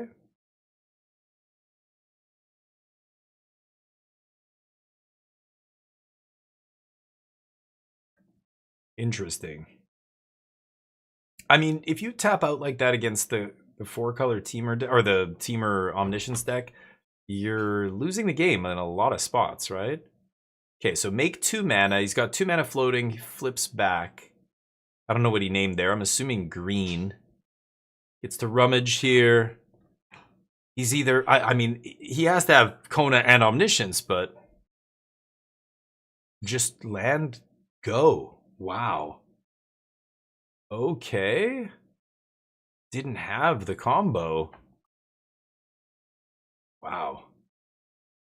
So now the 4-color player probably just breathing a huge sigh of relief. Now you have interaction up at least. Is he going to flip Ashling back? I assume he is. Yep. Make 2. Not sold on Teamer? No, neither am I. I mean, it's just... I think that kind of deck really will suffer from people hating it out if it ever gets good enough. Like, the key to that kind of a deck being good is resilience. And I just don't think it has the resilience to weather the storm of hate that would come its way. Like, the other Omniscience deck that I played, like the RC I played in, it was by far the most played deck. And, or not by far, it was that and Corey Steel were the 2 most played. But I think Omniscience actually had more people playing it. And despite that, like, everybody knew it was one of the best decks, and it is a combo deck you can just hate out, but you can beat them through hate, which was crazy. So, you know, a resilient, like, it's just like Underworld Breach in Modern, obviously on a different level here, but, you know, everybody knew that was the best deck, and you could try and side in hate cards, but they could fight through them and still beat you. That's when something needs to be banned. You know what I mean? So Teamer Omniscience, I mean, it'll do well. Like, it's a combo deck. You can, you know, you run well, you might just be able to skate through a tournament because you can win just by drawing the right card at the right time. Like, you can just have this deterministic combo in your deck. But the consistency, like, yeah, if you're struggling to find the pieces and it doesn't come together, and then, oh, it took you 1 turn too long to find that Omniscience. You had the Kona, but, you know, didn't want to expose it until you had the Omniscience and blah, blah, blah. Now, you know, with 4 mana up, the 4-color control player has a bunch of potential answers, potential things they could do to you. So, yeah, both players making land drops. Control continuing to take damage, but 1 damage a turn is irrelevant here. Teamer lazily passes. That's an Abrade. Kill Ashling on end step. Okay. But yeah, this Teamer deck, I don't know. The problem with this Teamer deck and why this is less resilient, this deck is built around a 4-mana creature that you have to pass priority before it does any. Like, it doesn't ETB and combo. You have to tap and pass priority. Like, give your opponents a chance to interact with this 3 toughness creature for 4 mana. That is really clunky. It's still so powerful of a combo that it's still a good deck. I mean, this person is in the top 8. They had the highest win rate. I think they were the #1 seed. Yeah, they at the top there. They were the #1 seed going into this top 8. Which is crazy. Teamer usually doesn't perform like that, but every top 8 has like one Teamer deck. Like one of them just runs well enough that they get there, right? But overall, the players on Teamer aren't posting crazy win rates. But way worse against Control. Yeah, exactly. Because you're relying on a creature in play, and that's where it gets really rough. So, like the other version of when you were casting Abuelo's Awakening, it was the graveyard. They had to respond to a spell on the stack, or they lost. And, you know, they could attack your graveyard. They could wipe your whole graveyard. You just bounce the rip on their end step, untap, play a discard spell. There's another Omniscience. Like, you didn't have to keep your graveyard fully stocked, like a lot of other decks. Like the Sultai Reanimator deck that Yukihiro top 8'd with in that one Pro Tour. Was it 2 Pro Tours ago? Standard Pro Tours?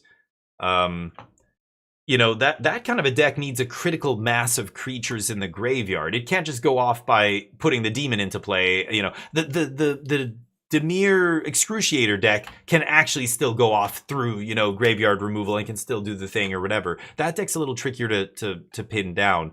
But like a graveyard deck that requires a stacked graveyard, that can be easily hated out. A combo deck that, you know, like that's a weak version of the combo, basically. You have to rely on this 4-mana creature. That's just going to be harder to protect, harder to win through all sorts of stuff that people are already playing, like creature removal and, you know, whatever else, bounce spells.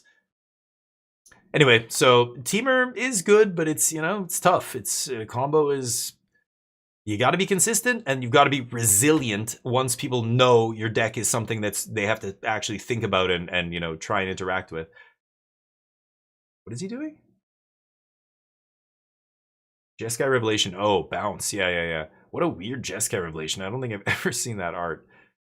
And that resolves. So this is, yeah, now 4-color basically going to win this game. I can't imagine them losing from here. They've got a clock now. Sloppy ass graveyard. I wouldn't be keeping life on my phone like that either, because that kind of shit can be wiped. But anyway, I digress. 3 mana. Stock up. Triggers. 5. But yeah, Control has the advantage because, you know, they have so much reactive shit. But this person did, you know, yeah, #1 seed going into the top 8 was Teamer Omniscience. So, you know, ran pretty well and probably, yeah, made good deck choices, sideboarding decisions, that kind of stuff. Like their deck choice, their specific build of Teamer that they're playing. Like they're playing 2 Ashling? I don't know how many Ashling they're playing. I haven't seen that enchantment either. Are they still playing the enchantment that gives your guy your tapped creatures hexproof or something? I don't see it. I don't think they're playing that anymore. I see Spell Pierce there. This is game 1, right? Oh, I wanted to go back to the finals. Shit. Let's go back to the finals of that other game. This is the finals of the RC. This is it. For all the marbles. They're 1-1. It's Mardu, Discard, and Azorius Flyers here. Teamer, no. Okay, Maze. Yeah, the Lost in the Maze or whatever it was called. They're not playing that, yeah, because I haven't seen it at all today or yesterday. Yeah, pump the team. This is a lot of damage. They're both at high life totals though, but one of these guys is going to get double strike. I'm assuming the elf.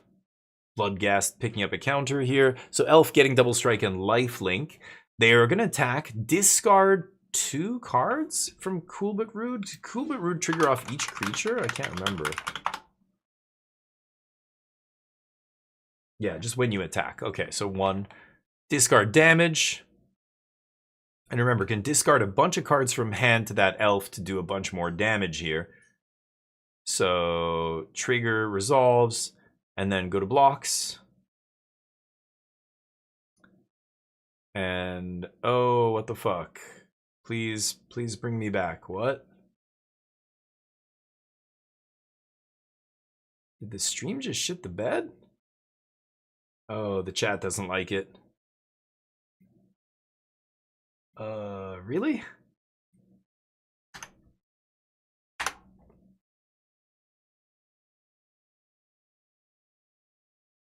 Nope, we're back. Oh, we missed the end. No. I think Mardu won.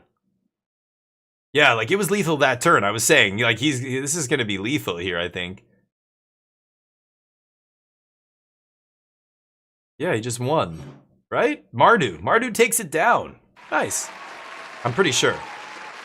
Because that was game 3, right? They're not sideboarding here. Yeah, that's it. Mardu discard. Taking down the Azorius deck. Damn. We missed the end though. They cut off right at the end. That's brutal.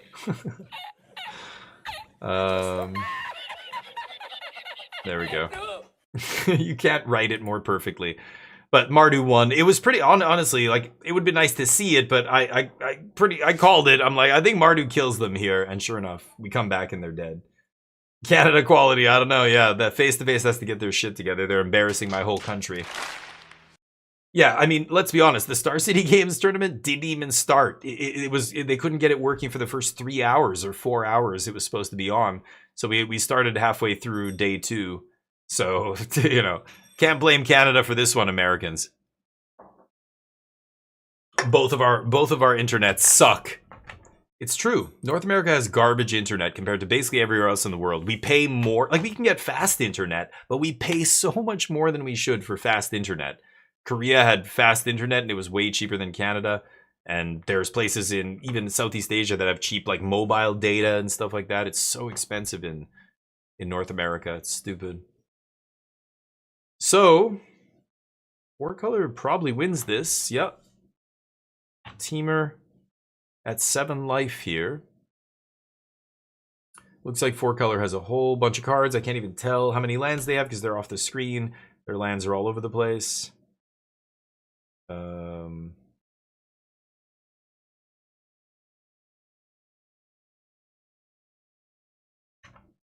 Okay. Pass the turn. Teamer untaps.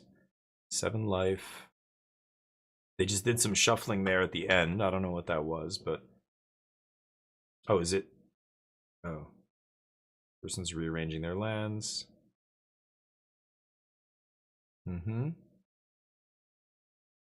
Spaceship land? Go. Gonna go for the uncounterable. Oh, gonna fire up the... Yeah, okay. Fire up the guild or great hall. This is gonna be lethal. I imagine it would have been lethal anyway, but this kind of ensures it. Sure. Land?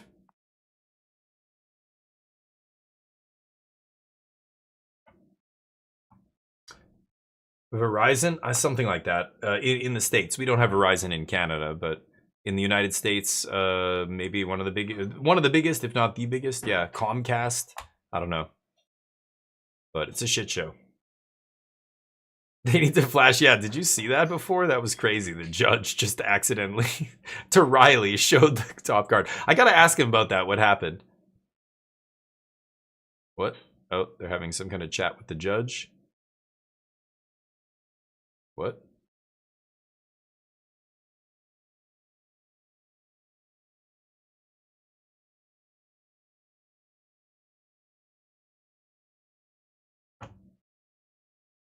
Yeah, because he was sloppy with the lands before. I don't know. Did he rearrange them and play an extra one or something? I don't know what they're yakking about. He's talking about the lands. He just played Storm Carved Coast, and I think the other guy's like, how many lands did you have before?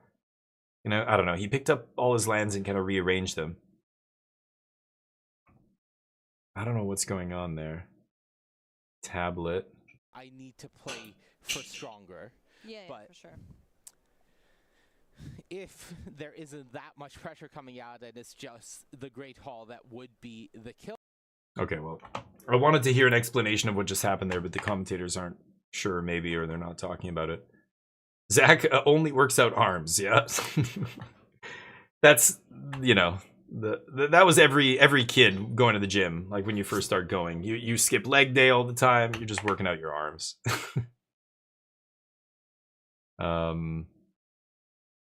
See what he plays here. 3 mana.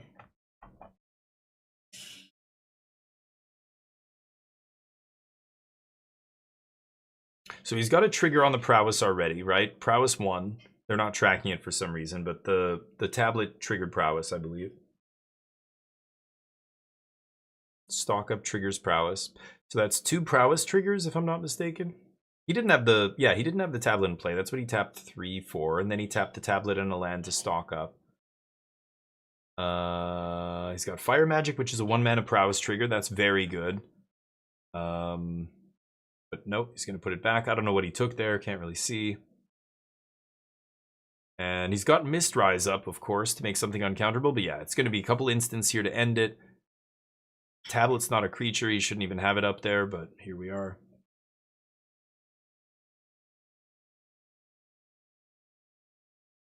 Bounce. Nice. Not the Monk token. Interesting. Okay. I mean, I don't know how big that thing is, actually. I guess it's, yeah, it's bigger than the Monk, right? Okay.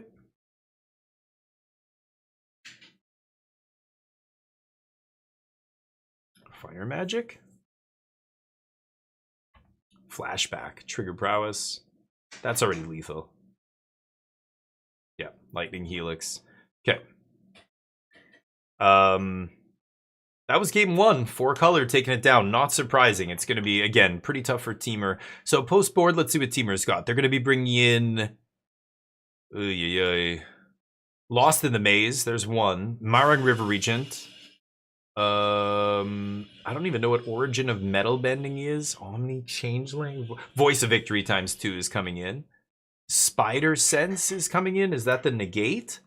I think that's the negate, right? Yeah, the 1 mana negate or whatever.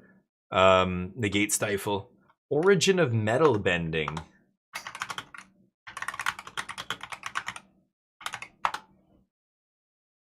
1G lesson instant. Destroy target artifact from enchantment.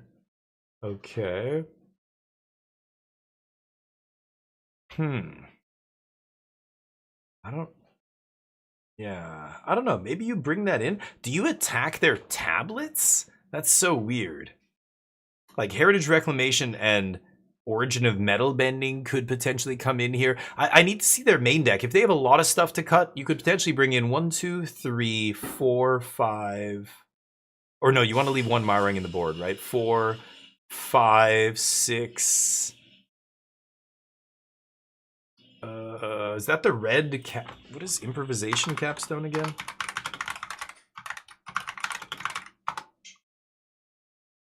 Yeah, the red. Okay, that probably comes in. And then for the control deck, you're bringing in Flash Freeze, D-Stroke. High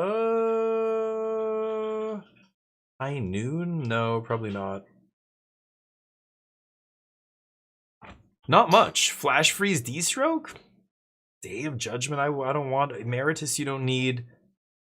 Graveyard, yeah, I don't know. Maybe 1 Shitong or something?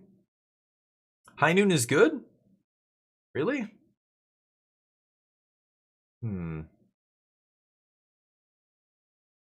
Yeah, maybe. Yeah.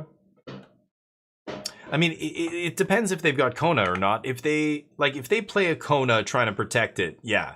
But if you don't have an answer for Kona, I guess, yeah. But you have so many answers, yeah. You probably just make sure that, you know, they cannot back up Kona with a counter the turn they play it, right? So yeah, I could see High Noon actually being good. You're right. Usually I want to bring it in against the deck casting a lot of spells. Like Omniscience doesn't cast a lot of spells. But I guess it does have to play 2 back-to-back, right? You've got to play... Like, you can't... Like, playing Kona and expecting to untap with it's insane, right? So you basically always have to go Kona into spell to protect it, but I'm worried about Lost in the Maze. What if they just go end step Lost on your turn and then untap into Kona? I don't know.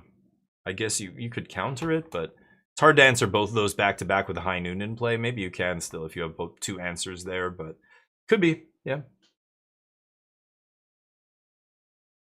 We'll see. Pile shuffling. Come on. Pile shuffling's not real shuffling. Maybe he's just counting, but that is something people do after a sideboard. Make sure you count and all your whole deck is, you know, you don't have an extra card or one less card or whatever in your deck. But I know some people who shuffle like that and assume their deck is randomized. That's not sufficiently randomizing your deck. I didn't see the other guy shuffle at all, but maybe he was. I don't know. I've got my money on 4 colors still. I think this is not a great match for Teamer. And so we're going to see Mardu take down the Canadian RC and probably the 4 color deck take down the... Well, no, sorry. This isn't the finals. The other one was the finals. This is the semis still. I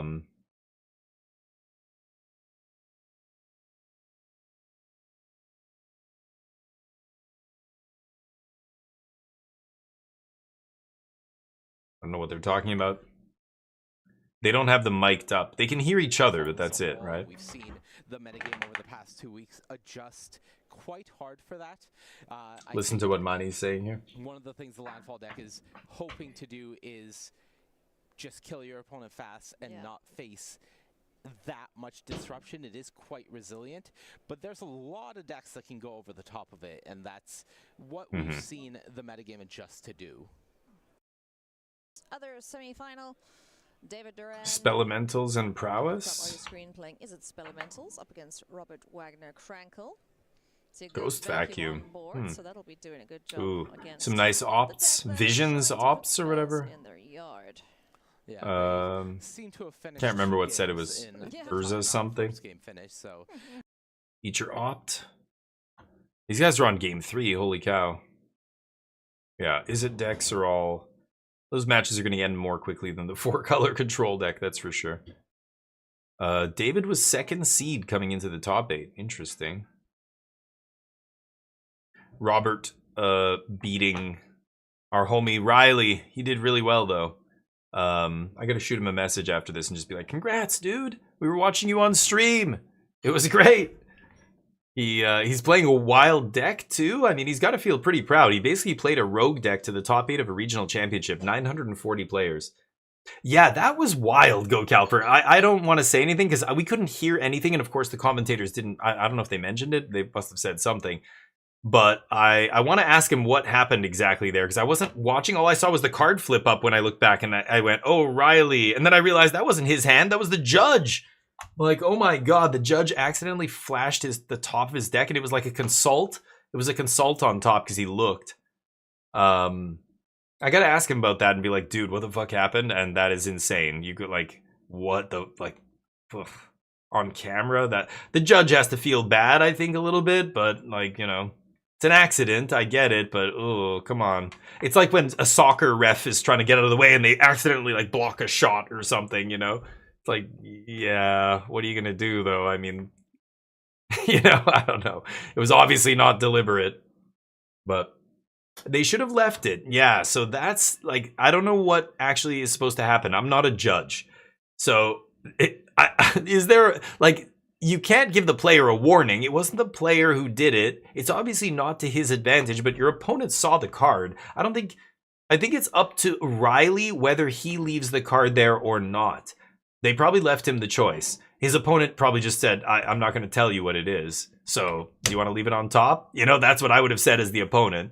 And then Riley goes, no, I'm going to shuffle it. And then they look and it's a consult and he goes, fuck. You know, I don't know. Maybe, I don't know what the ruling was there. I don't know. Because again, the player didn't do it. It was the judge that did it. So like, you can't punish the judge.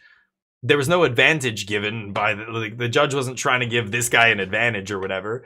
So what do you do? Like, normally they leave it up to the player whose trigger it is to decide. Like if or the opponent, for example. Like if somebody misses their trigger and it's a beneficial trigger, I get to decide after the fact if they're allowed to have it or not. That's how it worked for me, you know, in the Pro Tour or in the regional championship that I was at most recently. That, like, I can only use a recent example of competitive Magic, as the rules have changed so many times over the years. The most recent example, it basically goes to your opponent. If it's beneficial for you, they can decide whether or not to allow you to have it. In a lot of cases, of course, there's corner cases and things that could be exceptions to this. But if it's a trigger like that, you know, like that's the opponent getting information there, not you. It's going to be up to you whether or not you do that, I think. I don't know. I don't know how they resolved that. I got to ask Riley, though. It's kind of insane that happened on camera. But judge has to be pretty embarrassed. But I don't know if you can leave it when one person knows what the top card is. I don't think that makes sense. I think Riley, you know, if they did offer him the choice, I don't know if they forced him to shuffle or if they offered him the choice and he chose to shuffle. If he chose to shuffle, that's probably correct. Like, I wouldn't leave a card on top that my opponent knows about. Like, that's probably going to end up worse for you most of the time. I mean, sure, there are good cards in your deck, but you're just as likely to get a bad card. It's not, like, I don't know. What if the card on top's a flash freeze or something? Or I don't know what he had sideboarded there. You know, that's so much worse than just, like, I'll take a random card. Because a random card is as good as the card on top. The card on top is effectively random for all intents and purposes, except your opponent knows about that one. So do you want that random card or do you want a new random card? You always shuffle there, right? So I don't know if they made him shuffle or if he chose to shuffle. I think either way it ends up in his favor is kind of what I'm saying. But, ooh, Dragoon. Dragon is good on turn 1 Cavern. But playing an Elemental, knowing he can't get countered, he knows this deck doesn't play spell stairs, you know, open deck lists, etc. But definitely, you know, these judge calls are always so interesting. Did you watch the finals of the Pro Tour, Calper? Did you see? Oh, you changed your name back. I just noticed. Hey, welcome back, Go Calper. There, he's back. I just realized that. What was I saying? Oh, the finals of the Pro Tour. Nathan Stoyer said, you know, tap, cast, erode. And then he goes, wait a second. Was it erode or he cast something? And he goes, wait a second, I tapped the wrong land. And he goes, can I talk to a judge? He calls a judge over. He says, I want to speak to the judge away from the table. They go away from the table. He tells the judge, I wanted to tap a different land. Can I go back and tap a different land? The judge says, well, no information has been gained or given, so sure. So they allow him to tap a different land. He passes to, what's his face, the other guy, Christopher Larson. Christopher Larson could go for the kill here, or could wait a turn and guaranteed have a good kill, like almost guaranteed kill, like a much higher chance of guarantee. But because of the way Nathan asked to have his land untapped, it almost looked like a mental ploy to convince Christopher that Nathan had a removal spell, had erode there. Something like that. He wanted to untap and change the land so that he had white up. And they let him do it. And I think that convinced Christopher that maybe he didn't have it because it was such an obvious thing, or I don't know. Nathan said he reached out to Christopher after to talk about it, or they talked about it after in person or whatever. And Chris said, no, like that wasn't a factor. I just went for it because Nathan ended up having the erode, stopping himself from dying, and then winning the whole thing. Like that was game 5. So, you know, if Christopher had waited, he could have won that and been Pro Tour champion. But, you know, how much of that factors? That judge call right on the penultimate turn, was that a factor in the outcome of that game? Because it almost like appears that Nathan did that. Like that would be such a next level, you know, sneaky play.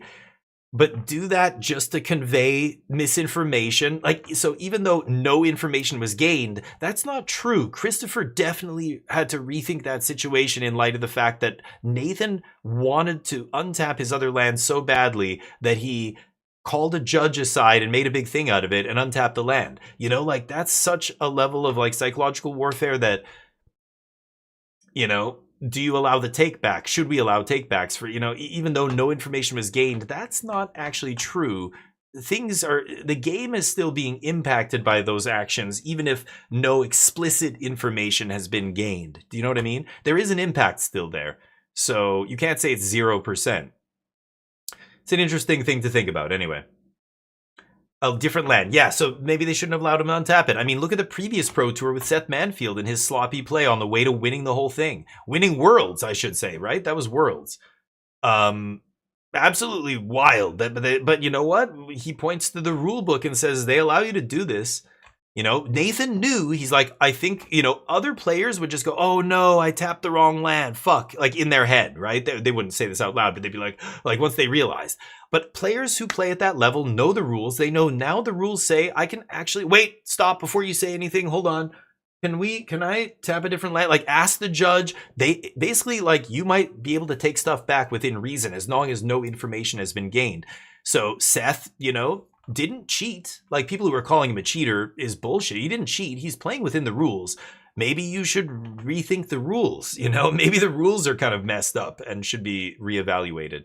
But, you know, these players are not breaking the rules. They're not cheating. Yeah. Are the rules good the way they are? I don't know. It feels weird. Again, Nathan in the finals of this, Seth in the top 8 of the other one. Like at the highest levels of play, when players see that, it looks like shit. It makes the game look like shit. It looks like a shitty game. That's what a new player looks like. Goes, these are the best players in the world. Is that what this game is really about? This stupid shit? Like, oh my god. I don't want to play this. You can get into these like takebacks and lawyering and like no information was gained so I can take back. No, man, you made a mistake. That's the difference between great players and bad players for decades until very recently, right? But yeah. It's tough. I don't know. Rules need to be tighter. Yeah, I can definitely get behind that. I think right now it's a little like it's this, you got to find the balance. The other extreme is not good, right? Yeah, Morgoat, you heard him. Should I get him a treat? I have to plug in the camera again, but the rules I think around that need to be a little bit more the other way, but if you go too far the other way, it's also bad. The reason the rules are like that is because it used to be very far in the other direction. They don't want to have like cutthroat magic. Like you miss any little thing, too bad. You can't go back ever. Like, because we had high level tournaments where the champ, like the difference between winning and losing a lot of money and prestige and whatever, winning and losing the tournament hinges on some like rules thing where it's like he named the wrong card, remember? Or Borobarigmos, remember? Like there's those kind of incidents. There's been so many like that are just like, oh wow, that is a really fucked up way to lose. Like that's just as bad as letting Seth take back his play and going, oh man, that's a really bad way to win. You know, both of them are bad. They're on two extremes of a spectrum that, you know, Wizards is trying to find the middle ground there. But it's very hard because it's, you know, these things aren't an exact science.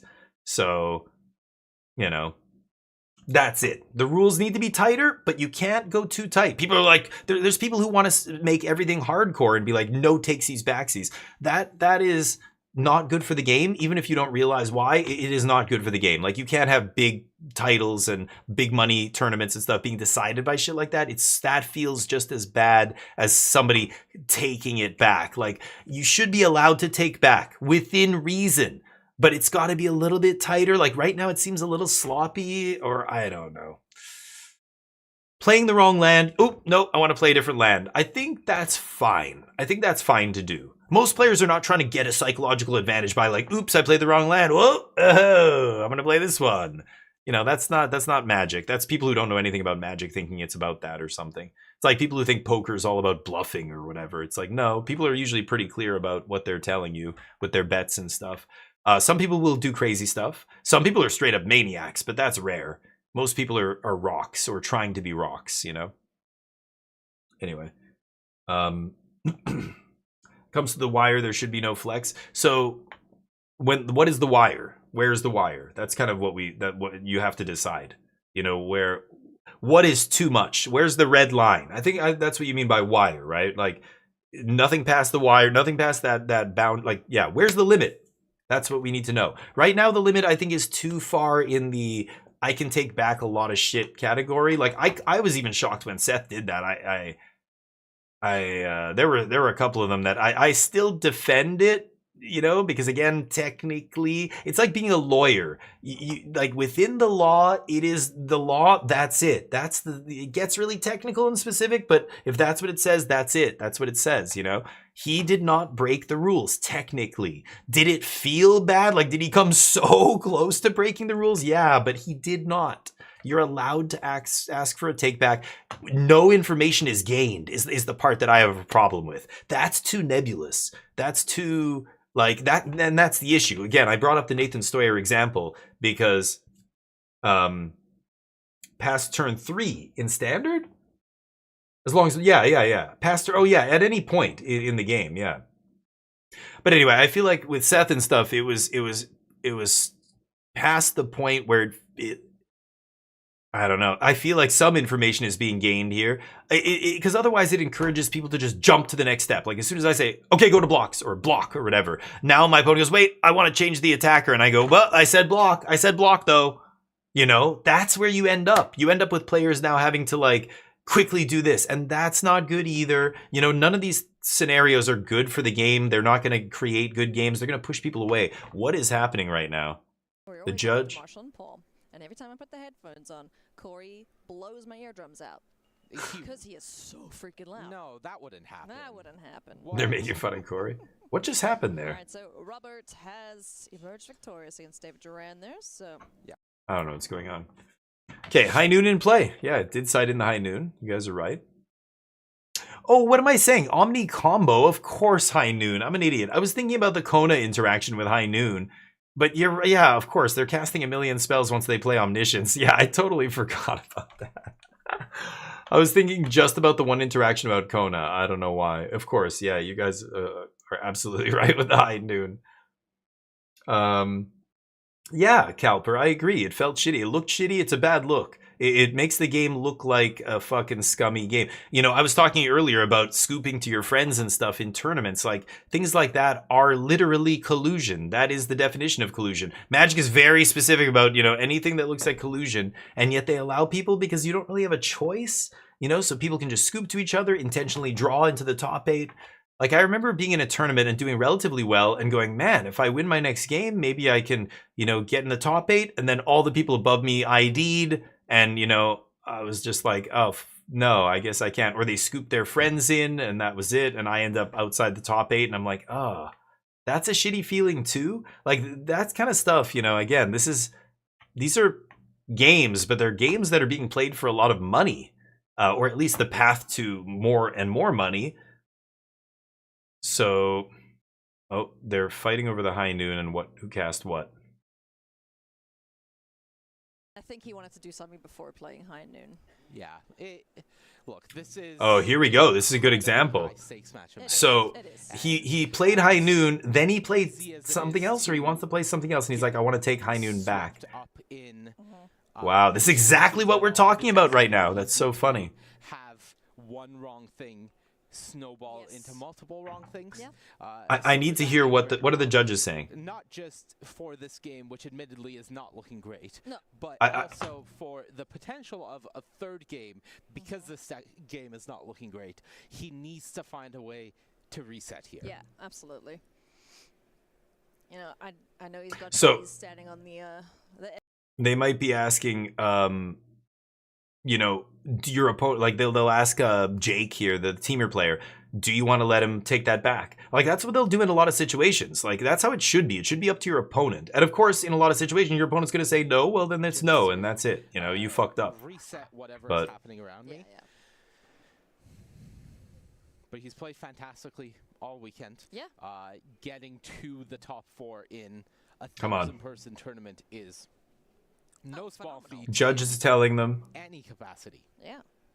Kudos to all of our players here this weekend for, you know, an excellent showcase. The top 32 make it into the Pro Tour? Top 32 make it into the Pro Tour. Hell yeah. I believe there was at least one. Okay, so they say no, you can't take that back.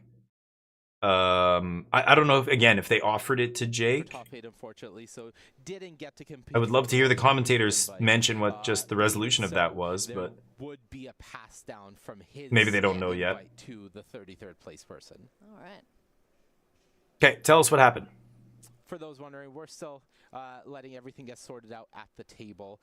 But it looks like High Noon has resolved, and we have gone back Jake Bailey's way. Okay, I don't know. So High Noon resolved. They said he wanted to take back the High Noon and play something else first, because as soon as you play High Noon, you can't play another spell.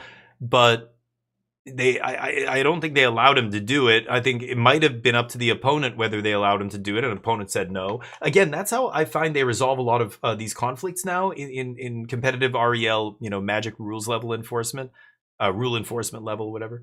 They often will say, well, it's a beneficial thing for you. Your opponent can decide whether or not they want to let you take this back. And of course, a lot of times I've had it against me and limited and sealed and, things like that. It's like, oh shit, I forgot, new card, right? I forgot it has this. I didn't gain the life on that on my turn. I know it's your upkeep now, but and the judge will say, well, like now the game state has changed or whatever. It's up to your opponent. Will they let you take this back? And of course, a lot of time they say no. Yeah, Morgoat, basically that's what you're asking. Can I undo my misplay? And there are people who they want to treat it like the death penalty. Like as soon as you make any mistake, that's it, death. You're like permanent. Iron Man. You can't no save scumming. But I think we should allow for a couple. It's the reason Super Mario Brothers, they conceived that game and gave you 3 lives. I know in real life we only get 1, but we don't have to make our games life or death like that with every decision, right? I think there should be some allowable takebacks. I think takebacks, like absolutely 0 takebacks is not, you should be able to undo your misplays. That's not a joke. That's not, something that is silly to talk about. I think it should be part of the game. This is a very complicated game. You don't want big games of Magic won and lost on, whether or not somebody remembered some stupid little tiny detail at hour number 16, 17 of playing this game. These guys have been here all day. It's like hour number 17 or whatever for them, right? It's crazy. Arena's best Magic? Not a chance. Arena's way worse than real life. I mean, there's a whole host of things that can't even happen on top of all this shit that, misclicks, internet connection issues, all kind of, the server just shits the bed. I mean, any number of different things that could happen that are totally out of Wizards' control. I don't know. Can you imagine if the tournaments on Magic Arena got big enough, somebody would hack Arena. It's garbage code. I bet you somebody out there could easily... there's already been people who did give themselves infinite gems and stuff, and they reported the bug to Arena, and Arena, patched it and closed the loop. That guy made a YouTube video about it. But, let's be honest. People are worried about real life cheating. Give me a break. You think digital people wouldn't be cheating? Have you never played a first-person shooter? People hacked, a live Valorant tournament. Or was it Valorant or Overwatch or something? I think it was Valorant. They hacked it live in the middle of the tournament. Like pro player on stream, commentators are talking, and then suddenly his screen lights up with everybody on the map. Like he can just see everybody and they're moving. And he's like, what the fuck? He's like, I'm not doing this. He's like, I'm not doing anything. They literally live hacked this tournament. Can you imagine Magic? That would be so funny. Somebody just hacks it live. But yeah. Arena has all kinds of problems, so it's no better than paper. Paper is better in the end. But on Arena, a judge can't reveal the top card of your deck to your opponent. Whoopsie. That was crazy. I get it, that kind of shit, but how many times have you seen that happen? I think that's the first time I've ever seen that happen. That was hilarious. People are going to be talking about that. Yeah, the Arena has all kinds of other issues that make it worse. Again, nothing's perfect. Which one's better? Real life. I don't think it's even close.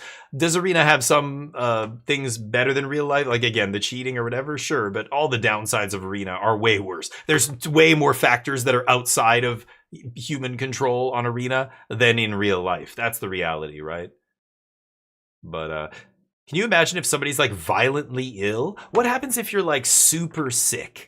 and you go to the pro tour and you're feeling bad, and then the day of the pro tour you wake up, you're just like you want to throw up, and so you wear a mask or whatever, but you're just like feeling like shit, and you're like, Judge, I'm sorry, I gotta go to the bathroom, can I just, and you run, like what happens there? The timer keeps going. Is there an exception? Like, you're not gonna let me go to the bathroom? What if they just puke on the floor right next to the table and then they want to keep playing? What happens in a situation like that? I don't think we've ever seen that, but one of my teammates is a type 2 in Korea on the team I used to play for.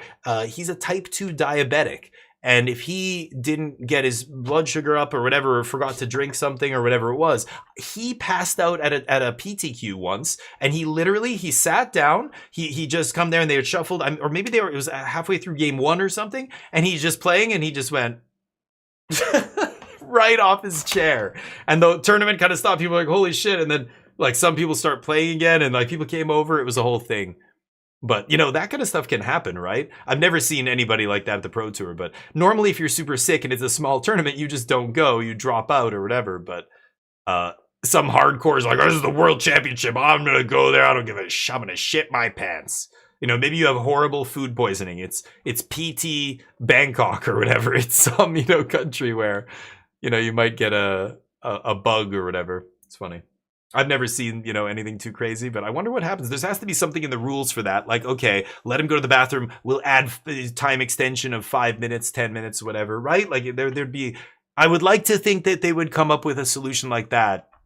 I don't even know if that's officially in the rules, but I imagine there's something in the rules to allow judges to accommodate people like that, right? I've never had it come up, but COVID, yeah. Oh my God, Morgoat, really? I did play, I went to a draft. Once COVID rates started coming down past a certain point, some stuff started to be open in like a limited capacity. So the card shop that we went to, Stronghold, there was only a certain number of people allowed in, and obviously the people drafting and like one other group or whatever.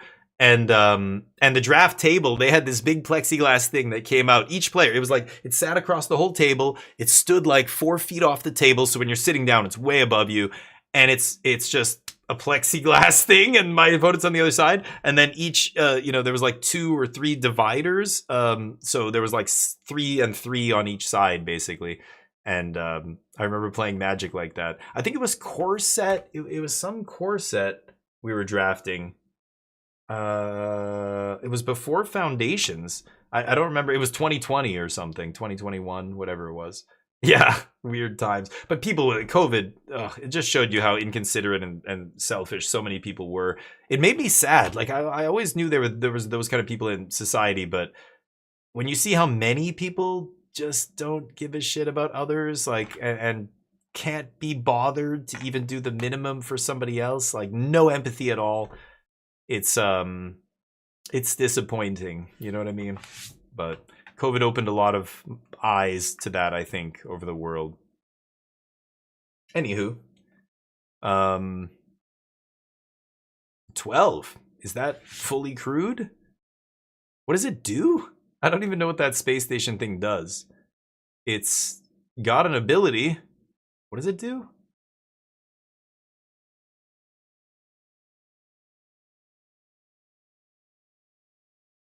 What? It sacks a land to draw a card or something? What? I don't know the name. I can't even look it up. Those spaceships. There's precisely one deck that plays. The reason I've never played Teamer Omniscience is I don't want to craft. I have to use like half my mythic wildcards to craft those space stations that I will never play ever again in any other deck. What did it just do? Did it make a robot? What the fuck? What is happening? I don't know what's going on right now. This is all under the high noon. Damn. Teamer. Plan being the shit out of control here. I see an Omniscience in the yard, or a Kona in the yard. Huh. Anyway.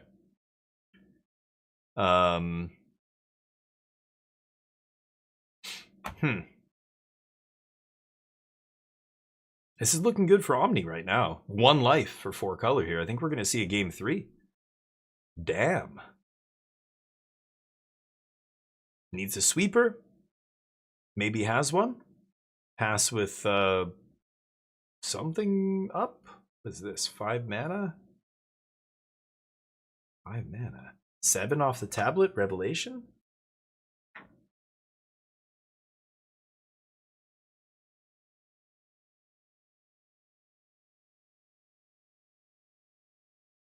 Can't pay the life with Great Hall, right? So he's got to leave Great Hall there. Got to use your last land. Yeah, Revelation. That's a tough one. You bounce the dragon. Yeah, kill Ashling. Still ends up with a 2/2. You go up to 5 life, but... Yeah, what does the red planet do? It makes 2/2s but by sacking land, or what does it do? He sacked the other land, I think, to make it 2/2? I don't know. I want to see the card, but I haven't seen them show it. I wasn't looking, but yeah, I guess. I don't know if they've shown it yet. Show me the space station. What is it called? Nobody knows what it's called. That's why. It starts with a K? I can't really tell. Its font is too small. 3 life. Shocking. Down from 5 to 3 to have 2 mana up. Okay. And one of those mana costs a life. So, you know, Lightning Helix, Dragon is uncounterable here, but could have a D-stroke or, what did he side in? Not D-stroke. What was that? There was something else in his sideboard, was there not? That's 2 mana interaction. D-stroke. I don't remember now. This game is at 50 minutes now, too. I don't know how the top 8s work. They're still timed, I believe. Here's River Regent. Interaction. Uncounterable River Regent.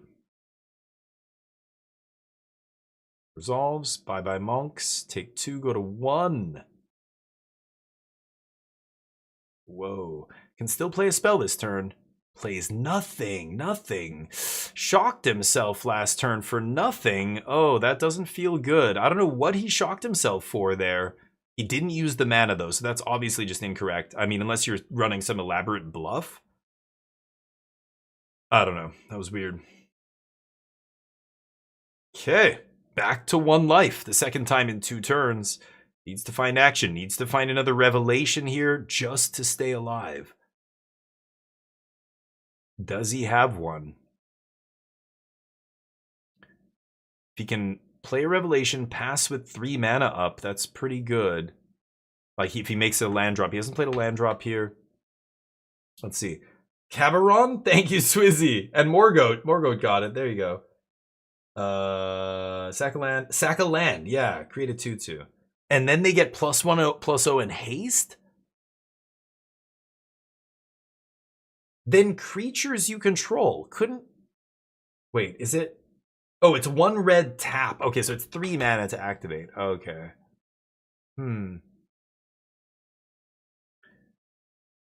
Stalking up here. Okay.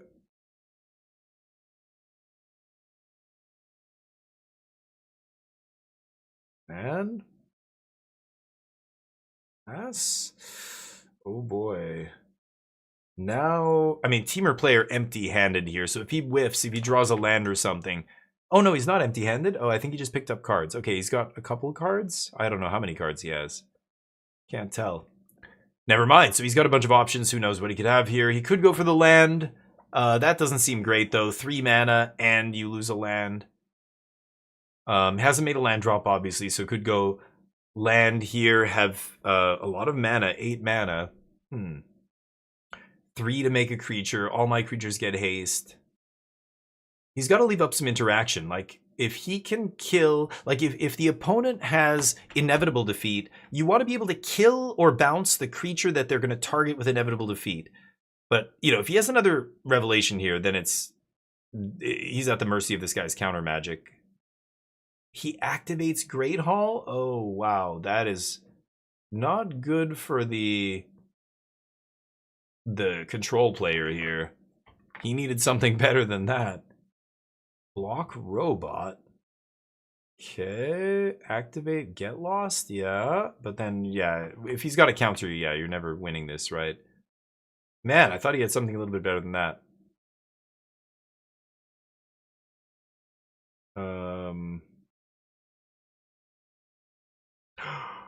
No way. Oh my god. Teamer has no... Wow, so if he went for the robot, he wins. Why did he not go for the robot if he had nothing else? I assumed if he doesn't go for the robot, he's got interaction, right? No? Oh my god. Can he just... What? I don't know what's going on right now.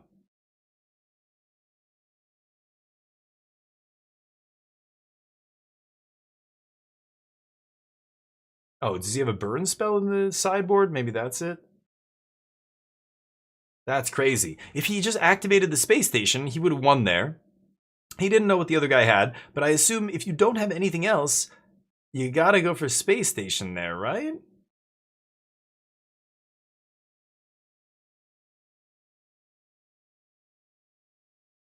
He assumed the other guy had Jeskai Revelation, I guess?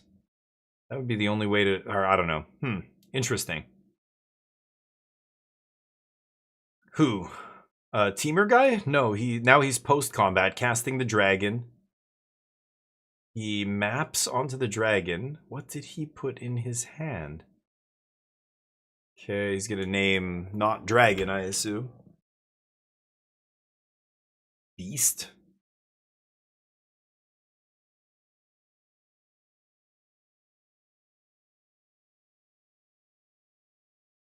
It's gotta be beast, right? And then, boy, I thought 4-color controlled player was going to lose right there on the spot. But apparently he gets to untap. That is crazy. Yeah. Beast. Map. Land in hand. Jeez, 2 lands off the top. At least they're not on the top of your deck anymore. But, woo. So, Northwind, the only spell he could play that turn. He's going to untap and I'm assuming have... a win next turn if he's, I don't know, he got to look at his sideboard and take whatever here. Control still has a 2/4 in play.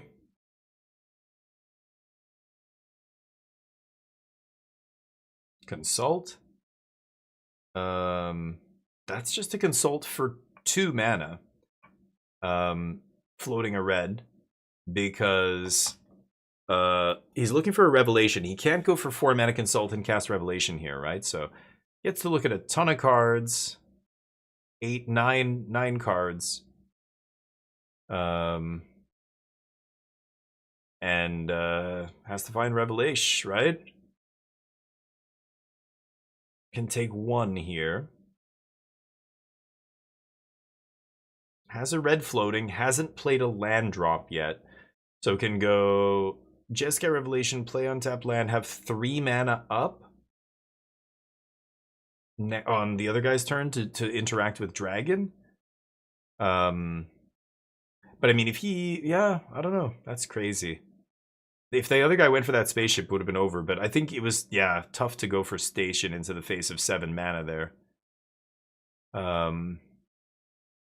Yeah, move that over. It's a big draw. Okay. So he didn't play a land, Zachary. I guess he didn't draw a land there. He's not taking a land off consult.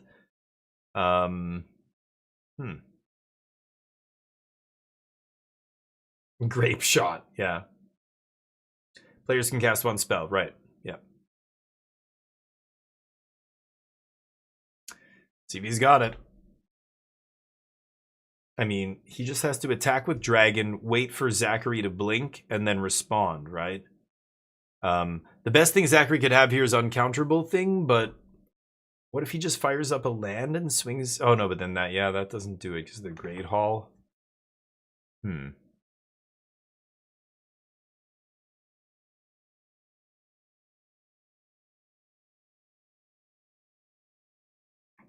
Close.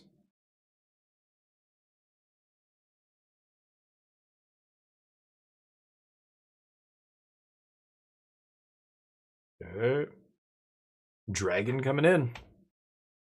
And there's the Jeskai Revelation. Bounce, shoot you for 4.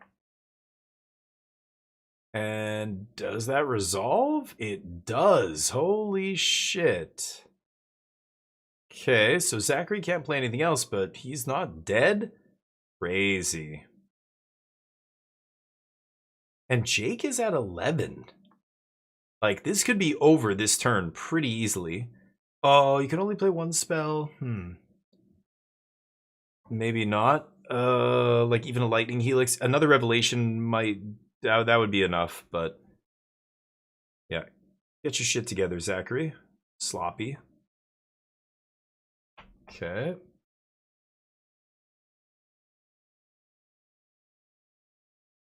They're like, please tap your lands 90 degrees. Thank you. This isn't 1994.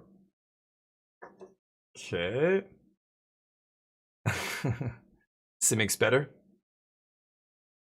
Well, this guy was the #1 seed in a 940 player tournament. So what's your case look like? How high did you get on the arena best of 1 ladder? You play mostly best of 1, right, Daza? If I'm not mistaken. Guy's just jealous to his beautiful arms. His beautiful arms. Yes. He's gotta do more than just arms. It looks like that's all he works out, unfortunately. But that's a common, you know, it's a young guy thing. I had friends who were like that. I had friends who did only upper body basically all the time. Specifically arms, like arms multiple times a week. It's like, yeah, it's funny. Okay, dragon comes back down. That's my 1 spell this turn.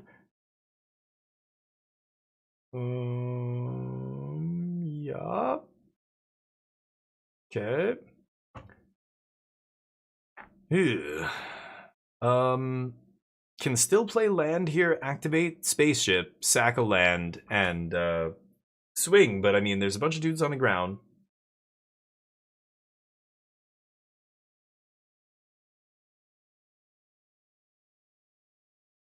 Oh, what am I saying? This is post-combat. Yeah, he bounced the dragon. Right. So I'm not sure what he's getting here. He keeps going to his sideboard. He's cast this dragon multiple times, but I don't think there's anything in there that actually wins him the game now, because if he had something in there that won him the game, he would have taken it already, right? I guess he sided in his enchantment removal, so it's High Noon. He has to draw something to kill High Noon here. He can't go find a thing, because he had a couple ways to kill High Noon in his sideboard, but I guess they're not in his sideboard anymore, or I don't know what. It's interesting. Get a bigger shirt. Legion. Yeah, he had Legion in the sideboard, right. Oh, he could have gotten Legion to kill, yeah, Zachary the following turn, but he couldn't play it in the same turn. Yeah. Because I think he had already played a spell. Like, if he plays the Stormwind whatever to go get the Legion Extruder, then he can't play Legion Extruder. Zach untaps. When the turn goes back to him, Zach casts Jeskai Revelation, and now Extruder doesn't. He Jeskai'd back-to-back turns there, right, to stay alive? Or no, he just did 1? I thought he did 2. Oh, no, he just did the... Oh, yeah. Earlier he played... Yeah, there's 3 in his yard, right? Zachary, he's barely hanging on. Needs to find a flashback here or something. The swing.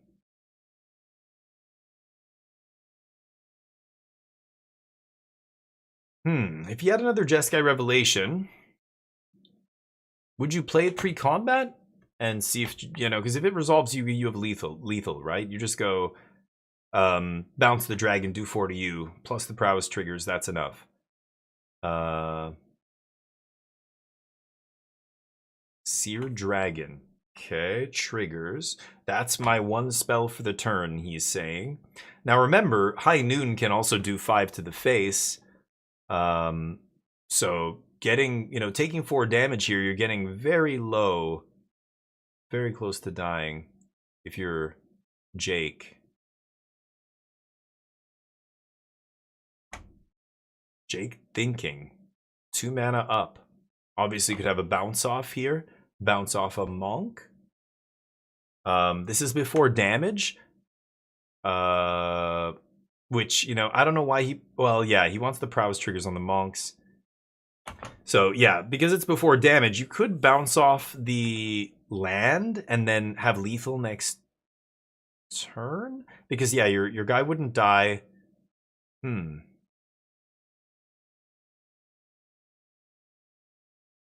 Yeah, I think I would bounce off the Great Hall, and then the dragon takes 4. Your opponent can't play any more spells, so you take 4. The High Noon still doesn't kill you.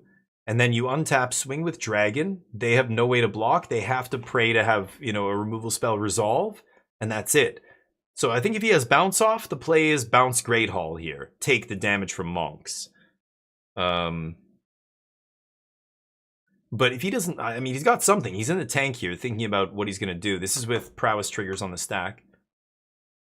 So we'll see. But his bounce off, it's tempting to bounce off the monk here. Of course, Zachary has to go for the seer before damage because he wants the prowess trigger and all that. Normally, if you're worried about that, is he? So that's resolving.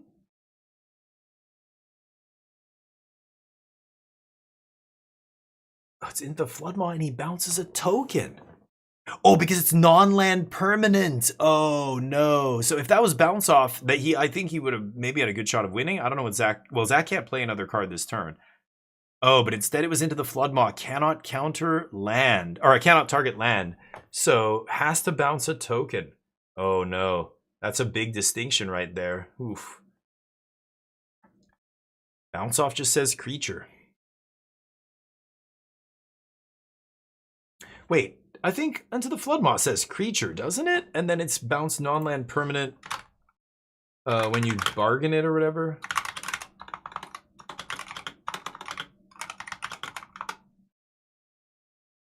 Oh, never mind. They could have actually bounced it. So wait a minute.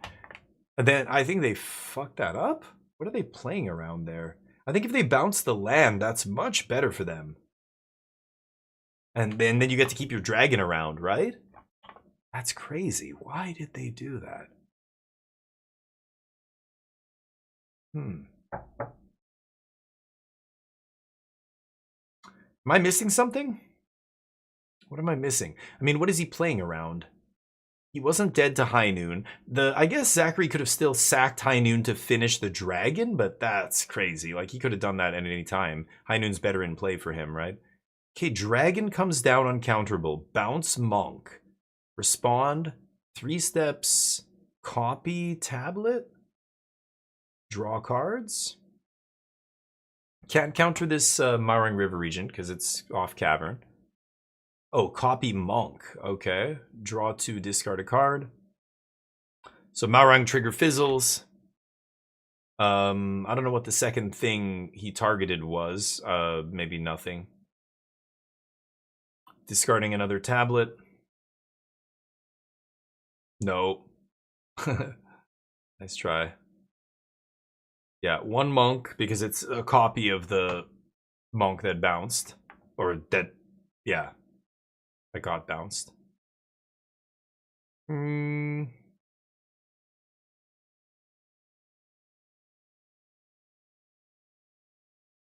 to finish it here. It's a revelation number 4 or a flashback for revelation maybe? No? Is it inevitable defeat? Thunder magic. Thunder magic for 6? So 8 damage. Oh, that's so funny. I was talking about Thunder Magic being like, what the fuck do you care about 8 damage for? He's like, let me see that again. 6 mana, 8 damage. What the fuck? Yeah, 1, 2, 3, 4, 5, 6. Yeah. Oh boy. So that's 2 damage. Remember, High Noon does 5 damage to face. So Jake is at 2 effectively on the board.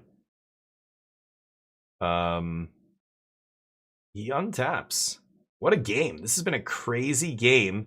Zachary's been at 1 life multiple times. Okay.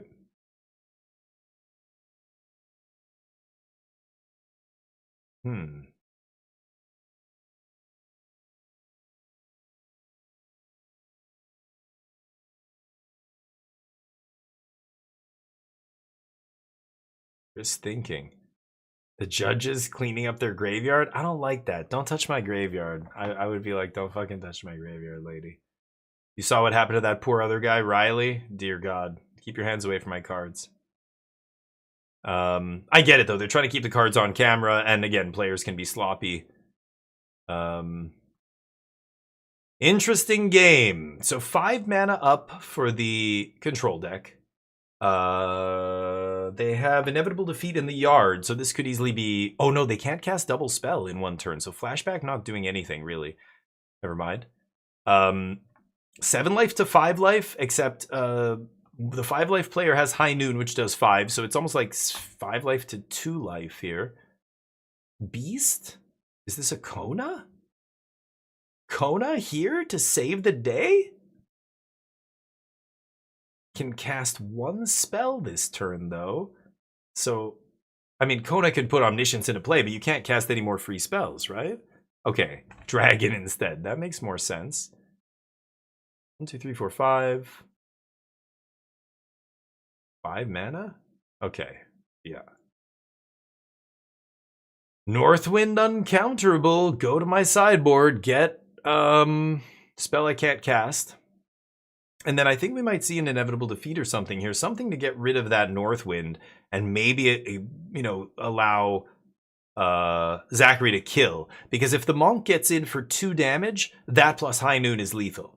So he just has to remove this blocker. The control player has to remove this blocker on the teamer player's end step. And teamer player can't play another spell, can't interact. What is this? Oh, they're going to fire up the... Oh, yes. Gives everybody haste. Oh, very nice. But Zach's at 5. Yeah, +1/+0 and haste. Oh, did he not consider that? Yeah, I forgot myself, actually, because yeah. So now the Northwind has haste. So you can pop the Northwind. I think he does have a removal spell for Northwind here. But doesn't he attack with the robot as well? You got to be kidding me. Oh, he has to sack High Noon to kill it. Oh, no. Why didn't he attack with the robot? He doesn't want to die on the backswing, maybe? Because it gives the robot haste as well, right? Make a robot, then creatures you control gain haste. Wow. I guess 2's not 0, and then, yeah, if the Monk comes back with lethal... Oh, very conservative play there from Jake, but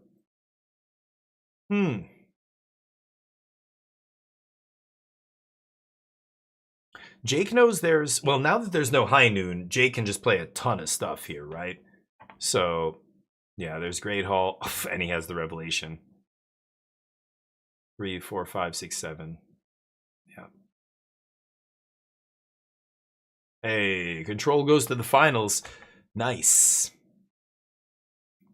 I guess the other one, yeah, the other one ended.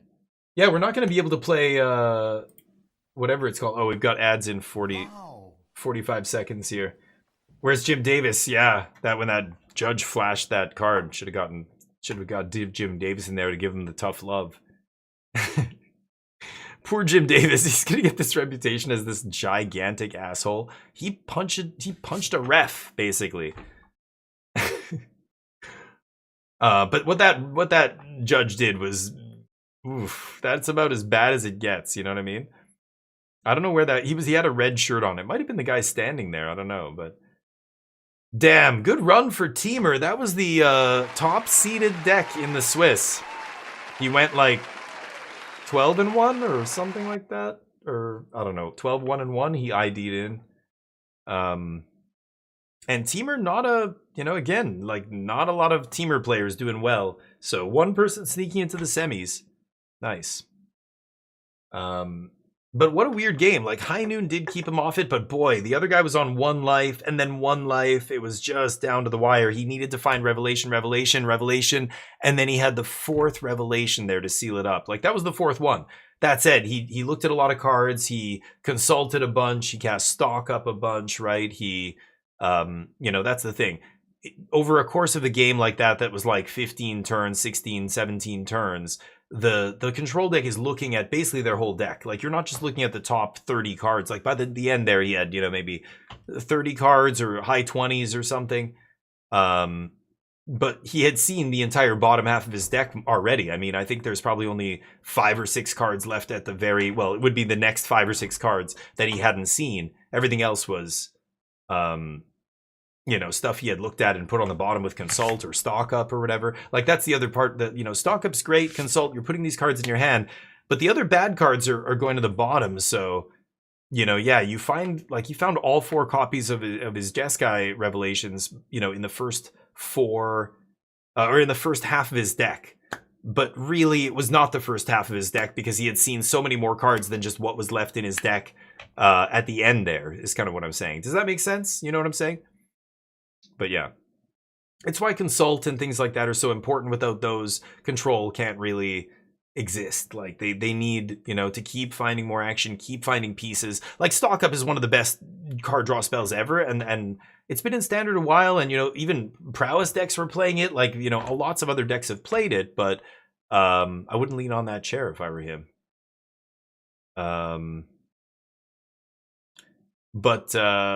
But it's so good in the Control decks. Like, it really is just the glue that holds it all together. Yeah. Sultai Control, Blue-Black Control, Jeskai, 4-color, like, all of them are playing Stock Ups, Consults, things like that. Anyway. Getting to the finals here. Jesus, yeah. No Subnautica today. That sucks. I guess we'll play tomorrow. Forza's coming soon, in a couple of days. We'll be playing Forza as well. I'm going to be playing Magic too. There's just too many games. They're all great. And then Cyberpunk, baby. Lots of fun. Hopefully this week. We'll start off with Magic every day, play some of these decks, and probably just play a bunch of Control. I'm kind of done with Limited for now. I'm going to wait for the next set to play more Limited. Of course, we're going to be doing that 24-hour stream during Early Access. I don't know when that is. I don't think they've announced Early Access yet. So, yeah. Still waiting.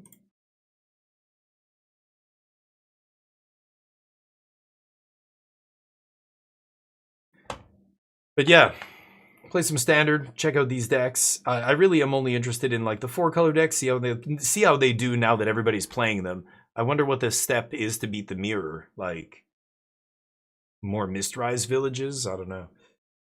You play Stoic Sphinxes and stuff? I guess those are all for the Mirror. Outrageous Robbery. Oh, the new James Bond game. Yeah, isn't that out in like a month though? Isn't it June? Yeah, that game I don't know if I'm going to be able to get a key for. That's the thing. These other games, like Cyberpunk, obviously I've owned for a long time. Subnautica 2, I'm playing on Xbox Game Pass. Same with Forza. Both of those are on Xbox Game Pass right now. So I'm going to be playing those for free, basically, or for the subscription fee that I pay. But Last Light, that's not going to be on Game Pass, I don't think. Yeah, it's not the Indiana Jones people, it's Hitman people, right? So yeah, not going to be on Game Pass, and it's going to be a fully priced game that I probably can't get a free key for because my metrics are no longer high enough to get like the big titles like that. So it's at the end of May. Okay, nice. So that one I might not get because expensive. I don't want to spend like, it's going to be like $80 or $90 Canadian. Not when there's all these other games I could be playing for free, you know, that's why I have a subscription service. I get to play a bunch of stuff like Subnautica and Forza and stuff without buying them, because those are games I wouldn't be spending max money on, you know. Subnautica is like 30 something, $40. That's not so bad, but like Forza's full priced. Yeah, Last Light's going to be full price, so maybe if a stroke of luck happens and I get a key, of course, but am I going to be buying it? Probably not. It's like Crimson Desert. I'm not going to buy that for a while. That one I want to just see what happens with the, you know, the development time, but yeah. Hamlet, yeah. Wait, to not good reason to be Jeskai? Sure, you can start off mid-rise. But yeah, but you're shutting off your own mist-rise. I don't know. I don't know if Hamlet works in Jeskai very much. It's better in like Sultai or something maybe, where you don't care about resolving giant sorceries, but Jeskai is still trying to resolve Jeskai Revelation, right? I don't think you want to turn off your own mist-rise, do you? But I think Field of Ruin's great. Like, whichever deck has Field of Ruin, that is awesome. But of course, these decks are so greedy, their mana bases can't support Field of Ruins. Because, you know, yeah, you pop their Mistrise, now it's a different game altogether. You have Mistrise, they don't. That's, you know, and people are playing one copy, maybe two. Now with more control mirrors, you're probably playing two in the main. But yeah. Hamlet's better? Interesting. Why?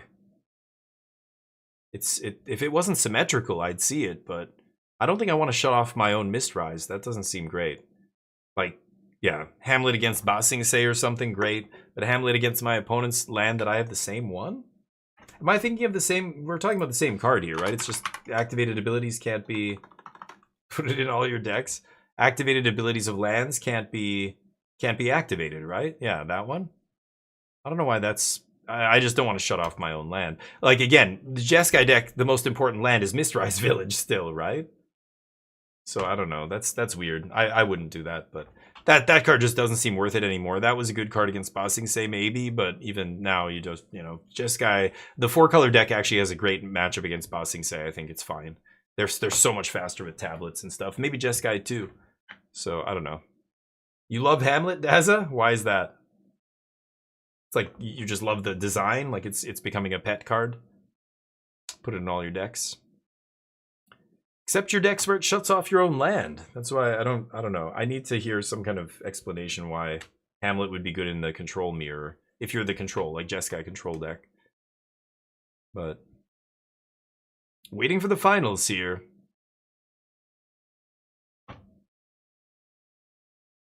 You only need one what? A land? Like you have to play your own land to shut down a land, yeah. But okay, so but it's a colorless land in your deck, so I don't know. It's a bad land in your deck. Like it's the worst land in your deck for making mana and stuff. I think if you're playing a 3-color deck, it's very hard to put a colorless land in your deck. If you're playing a 2-color deck, it's better. Unless your 2-color deck is very low to the ground and heavy color commitment, like Is It or something, deck would never play that card. There's a downside to put that kind of a land in your deck, but it is a one-way answer to answer a bunch of stuff. But those are rarely good, right? Yeah, that's right. They can top deck, or they could even bring it back with Ice Till. But I found it didn't matter. So the way the game's played out, like this was back when. Lessons was the, after that Pro Tour, Lessons broke out on the scene. And I was finding that, yeah, mono green with my blue-white control deck or my Jeskai control decks, mono green was really tough. The Bossing Say was keeping the control decks down. So I was playing a version with, it was basically a Zorius control splashing for Jeskai Revelation, and that way I could play 3 Field of Ruin. And I found that just killing the Bossing Say once or maybe twice was enough. By the time they brought it back again, it didn't matter because now you're at Jeskai Revelation mana. As soon as you get to Revelation, you win, you crush those mid-range decks. But the problem was that you were too slow to get to Revelation. Demo Field was a way to buy you time to get to Revelation. It's never a way to shut it down completely. You don't have to. But in the tablet decks, now that we have this ramp ability, we're getting to Jeskai Revelation so fast that you don't even need to play Demo Field and all that shit. You just ignore Bossing Say and steamroll it. That's why Green did not do well in this tournament, I'm guessing. It was the second most played deck, was Selesnya, Landfall. And then I think Mono Green was like 6th or 7th. And I don't see any of those decks in the top here. I think there's a Landfall deck maybe or a couple in the top 16. I don't know. I didn't look closely enough, but I think now the Jeskai Revelation decks are playing Jeskai Revelation on turn 5. They actually have the edge now in those landfall mirrors. Bossing Say slow as shit. It's not fast enough to beat Revelation on 5. Like that's it. So Demo Field was actually a way to just buy you time. So you don't need to shut down all their Bossing Says forever. You just need to stop the one that's killing you right now until you can find a Revelation, and now you pull ahead, and that's it. But yeah. Utility land, Jund Commander. Oh, Commander's a different story. Yeah. Commander's on a different, Glacial Chasm, yeah, sure. You could play a land deck in Commander where it's all just lands and fetching lands and crop rotations, and you can tutor up these like hate cards and stuff. That's a completely different thing. But in Constructed, no, I don't think the Hamlet's great. It's probably some decks might want it, sure, but in a control deck, I don't know. I don't see it. Yeah, I don't know, maybe. I think in the control mirror, Mistrise is the most important card. So shutting off your opponent's Mistrise is good, but if you at the expense of shutting off your own Mistrise, that just ruined it for me. No, not good enough for me now. Anyway, you try it, let me know. I don't think it's worth it. And we're talking about a 4-color control deck. Jeskai actually is the one you mentioned was Jeskai though. Okay, in Jeskai, maybe you get away with a colorless land. It's still painful in that deck. Like even like the full Jeskai version that's playing like No More Lies and Lightning Helix and all that shit. They are not playing many color. Like you can't afford Demo Field, so playing a colorless land in that deck. I mean, Demo Field is better than a colorless land because it turns into a color, right? When you fetch a basic with it, but Just a straight up colorless land, like that's tough in a 3-color deck, right? I don't know. Maybe. They played it? You've played it? Those don't exist anymore? Is blue red splash white now? Oh, okay, sure. No Helix. Oh, good. Yeah, I would assume so. Yeah. But I have no idea. I haven't looked at a Jeskai list. I mean, we're talking a week. You know, in the Pro Tour, there were people playing Jeskai Revelation with Helix and No More Lies and all that stuff. So in the last week or two, maybe it's changed. Now it's more blue-red. I don't know. But either way, irrelevant. Semantics. The point is the land's not good. Don't play it. That's my point.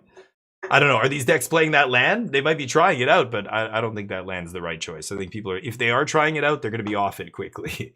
Especially when they realize landfall's not a thing they have to care about, because they're, again, Revelation quickly means I can ignore your Bossing Say. I just don't care about your Bossing Say. Don't have to play a land to deal with it, whether it's Demo Field or Hamlet or whatever. I can just ignore it. It's not fast enough. The land is the reason to go Jeskai, really? Are they playing 4 copies? What the fuck? You're telling me 1 land in the sideboard is enough to play that deck? That's why they're playing Jeskai? Interesting. Okay, we'll see. Well, these are way bigger tournaments than Japan, and I don't know. We'll see, I guess, once the dust settles. Has there been any lists playing a bunch of Hamlets in this RC? I haven't seen any.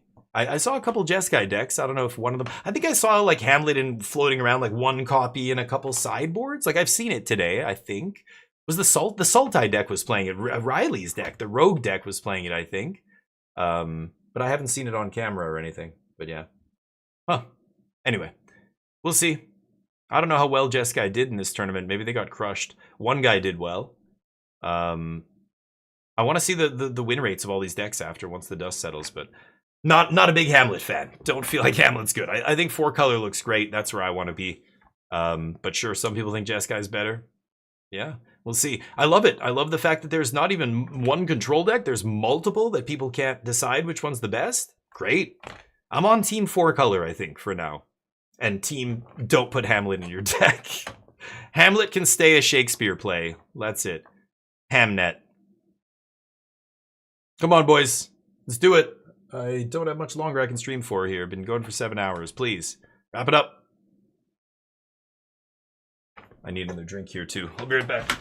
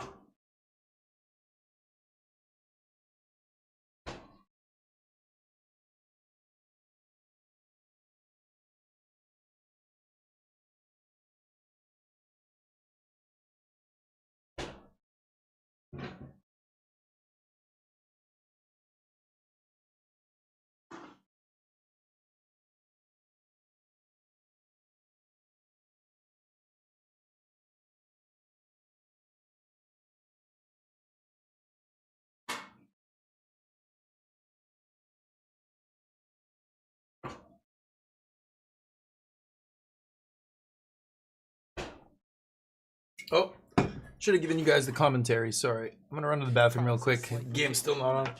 However, both players have played the matchup going the other way twice so far this weekend.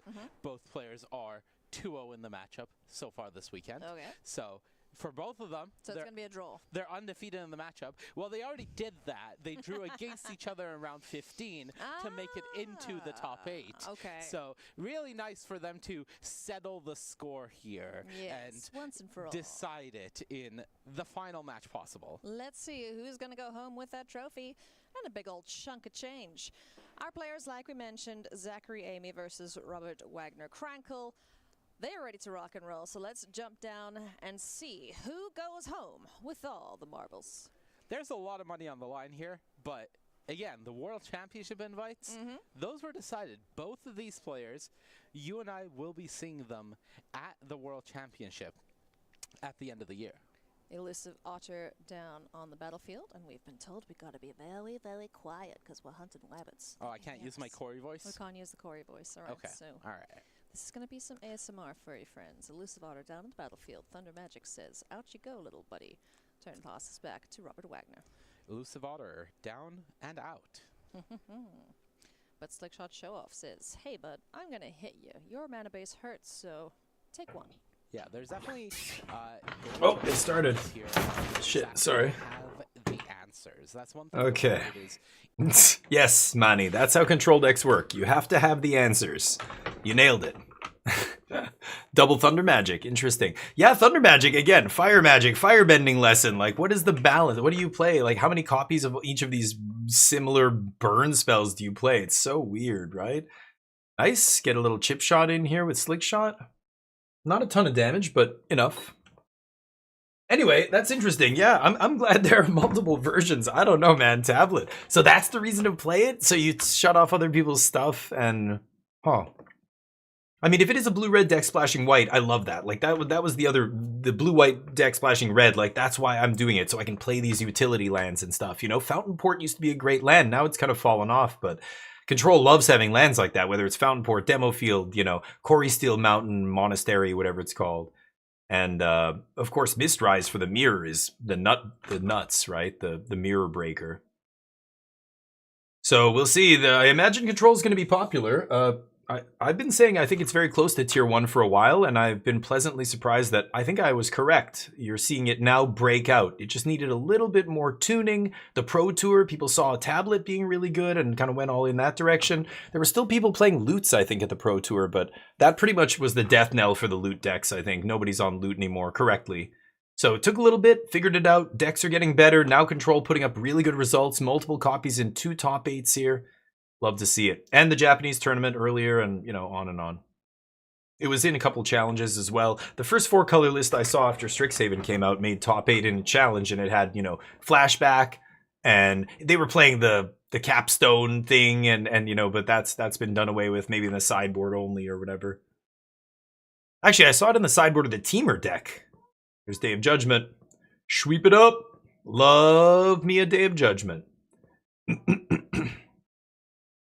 Not many, only 2 in most of these lists. Some lists are only playing 1 plus an ill-timed explosion. I like Day of Judgment too much to play less than 1. Ill-timed stinks, I think, but I like Double Day and 3rd one in the board maybe, and then that gives you basically 5 or 6 with flashbacks, right?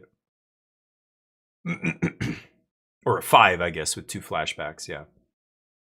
Sleight. Those are such weird sleight of hands. What is that from? I have no idea.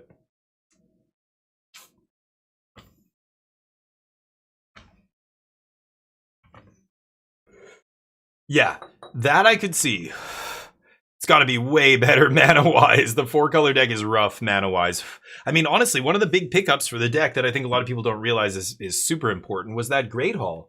Grand Hall, whatever.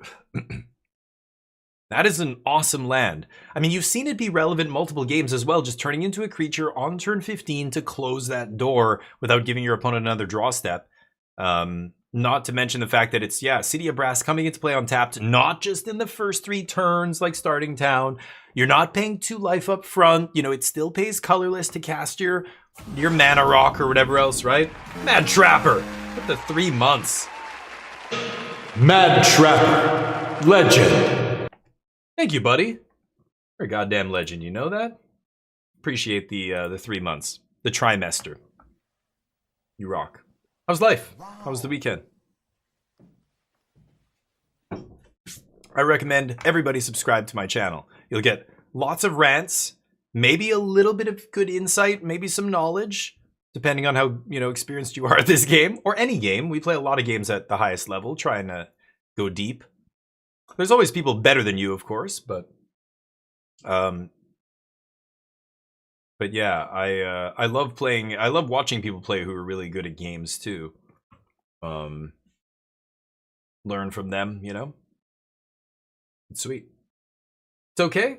Okay is good. Okay is better than bad, so that's good. Nice. Back to work tomorrow for a lot of people. That sucks. I've got a bunch of stuff I've got to do. We've got to get back to trying to find this commercial real estate space for my wife's business. Going to be dealing with a bunch of people. I learned a bunch of stuff about zoning and all this kind of stuff. There's a website I didn't even realize existed where I can go and look at the city map and like see all these details. Like there's different layers. I can see like the way it's these districts and zoning and geographical, topographical things and like where sewer lines are and like all this other stuff. It's really fascinating. And watching like the local like city council voting on bylaw restrictions and which way that the wind is blowing and going, oh, in like 2 months, this thing is going to change from that zone to this zone. And now that's a viable place. But maybe the building owner doesn't know that the law is going to change in 2 months. I wonder if we can get them to sign a contract. We move in August. The law changes in July. You know, like that's what we're literally juggling right now. It's really complicated and annoying, but kind of fun in a way. I didn't even know, like I can go and watch. I watched the VOD of the city council meeting and saw how they voted, and they voted like 6-1 to pass this zoning law, and then they set the date for July 1st. The date could change, but the law is pretty much gonna pass. Like it's done. It got through the vote. So you know, how many people follow that? You think really good, like shrewd real estate investors and stuff would be on top of that kind of stuff, but it turns out I think a lot of places don't do that until after the law changes. They get some kind of notification. They go, oh, the law changed. Okay, we should raise the rent on this place. What? A tenant just signed? Oh, right. You know, like that. Yeah. Ultimate min-max. It's like min-maxing, Mad Trapper. That's kind of what it's like. Yeah.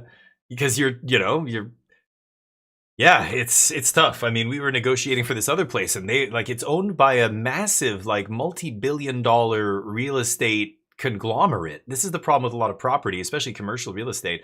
This Omni group, ONNI, they own like, you know, half of these skyscrapers like in this entire city over here. You know, like they own huge swaths of real estate, like skyscrapers and shit. They're building. They've got like multiple projects in development that are like multi-million-dollar condominium high rises and all this other shit. And that's also who happens to own the building where we're trying to rent this thing. So we're like, well, we want to pay this much. They're like, no, you have to pay this. And we want to have access to this and we can change the contract anytime and blah, blah, blah. All these things they try and sneak into the contract. We literally have a commercial real estate broker who breaks it down for us and says, look, like this stuff is this is what they're saying they're going to do. This is stuff we have to force them to remove from this contract. Otherwise, you're going to be liable for everything, like on and on. There's all these stipulations, right? Like we sign a 5-year contract. Let's say our business goes out of business in 3 years. We're obligated to pay the last 2 years of rent, no matter what, even if our business goes under, or we can't sell our business to somebody else without their approval. You know, like all these things are in the contract. And if you don't have somebody who knows what they're doing go over it, you're fucked. But fortunately, yeah, this is why the laws in Canada, you know, allow for us to get one of these guys to help us for free, a real estate broker. Our guy is really good. He knows his shit. And I was flabbergasted at how much bullshit they were trying to put in that contract. Because you go through these rounds of negotiation where you're sending each other essentially drafts of the same contract where you're changing things and going, well, we want the contract to look like this. And they go, okay, what about this? And slowly you're like crossing things off the list. Like, okay, fine, we'll let you have this one and this one and this one, but you have to let us have this, this, and this, you know, that kind of stuff. And at some point, they're just like, yeah, no, this is as low as we go. And we're like, fuck it. And I bounced. But anyway, we have we're looking at like a bunch of units, 3 units on Thursday. And they are currently not zoned for our type of business. So essentially, if we go to get a business license from the city, we would not be able to get one, I think, currently. But I know that the council just voted to change that, and it's going to change on July 1st. So the way these things work, like we're not moving in until like August. Like you don't move in right away. You have like a 3-month break. We're going to get the first month rent free probably to move in all our stuff. And they call it, fixings, basically. Like put everything in the fixtures and everything in the suite that you want. For us, it's going to be, you know, redoing the floors sometimes, or redoing lighting system, and then bringing in all the machines and all that stuff. But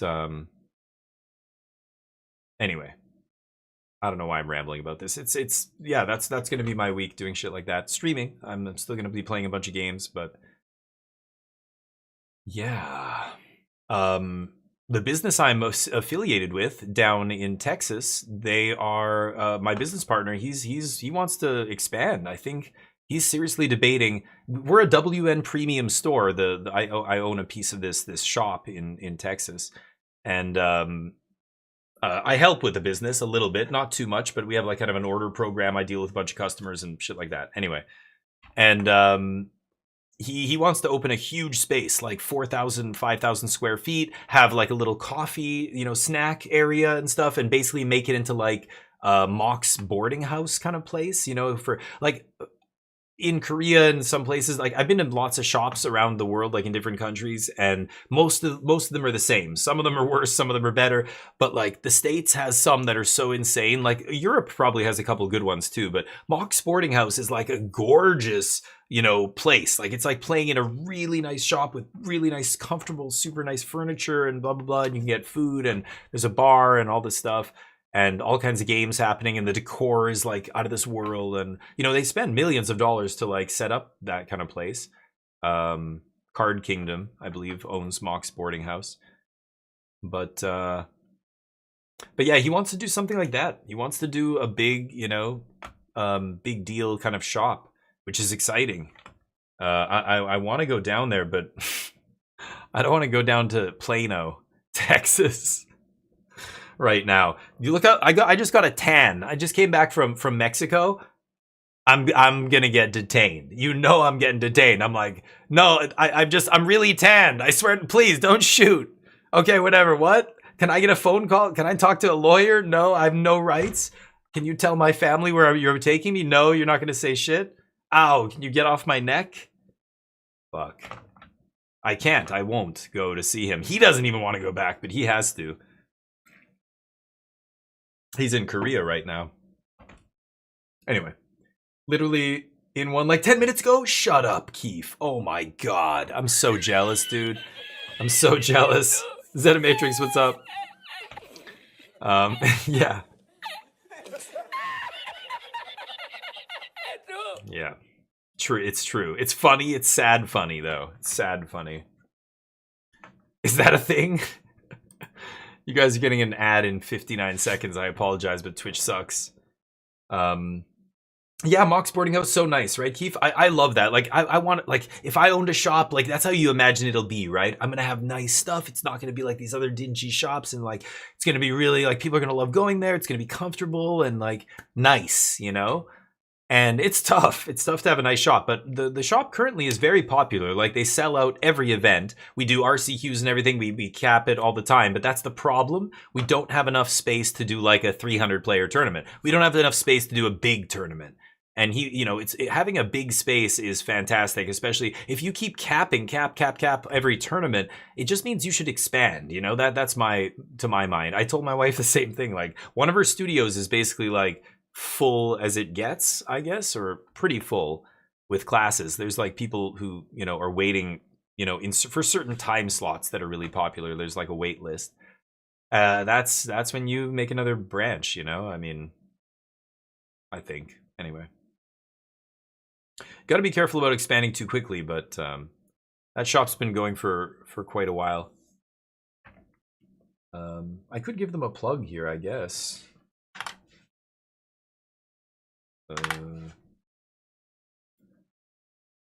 Mystery MTG?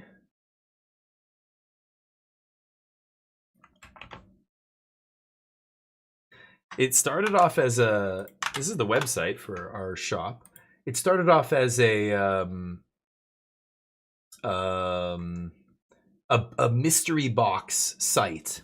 My business partner he just loves opening packs. He has a YouTube channel as well, Mystery MTG on YouTube, where he opens boxes and stuff like that and like high-end shit. And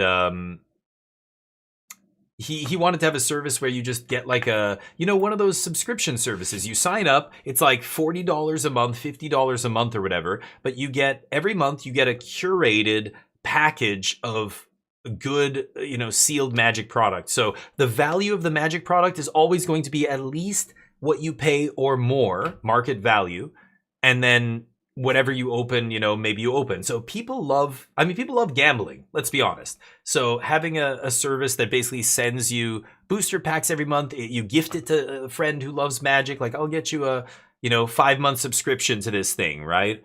Or whatever it is. And then he ended up doing crazy ones. Like around Christmas time, he would put together a Christmas crate that had like a chance to have Power 9 in it and have a chance to have like a revised booster pack or some crazy shit, like something insane in it. And he gave away, like I remember when he gave away the Gaia's Cradle, that was a big deal. He's got a bunch of power now because, you know, buy a lot of collections and stuff, sell a lot of stuff on TCG, and we have a, you know, Shopify account and all that stuff. Most of all that stuff goes through Shopify, but anyway, it's a whole business. Mostly my business partner runs it, but I help him. He tells me about all the things that are happening, and you know, gets my input and we talk about stuff, but he's doing everything basically. I only own, you know, 10% of the company or whatever, but he owns the lion's share. But we're gonna bring on another guy and try and open a bigger shop, and it's gonna be interesting to see what happens. I think it's going to be sweet. If you are in the area, like go, I don't know, you can look it up on Google Maps or something, I'm sure. The address of the shop, go check it out. They're awesome. It really is like the best shop in the entire area to go to. But yeah, well managed, you know, good environment, lots of product, like basically everything you can imagine. Board games, we have partnerships with Lego and stuff like that, selling different stuff. Like there's so many. The distributors you partner with, they carry so much shit, you know. Asmodee has like, they're always trying to cram new games down your throat though. That's the thing. You've got to be careful about what you buy off them.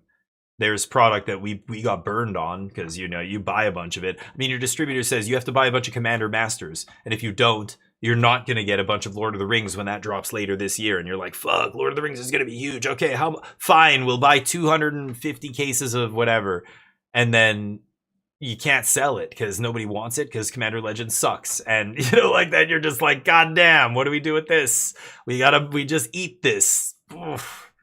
You know, it's like, it's rough.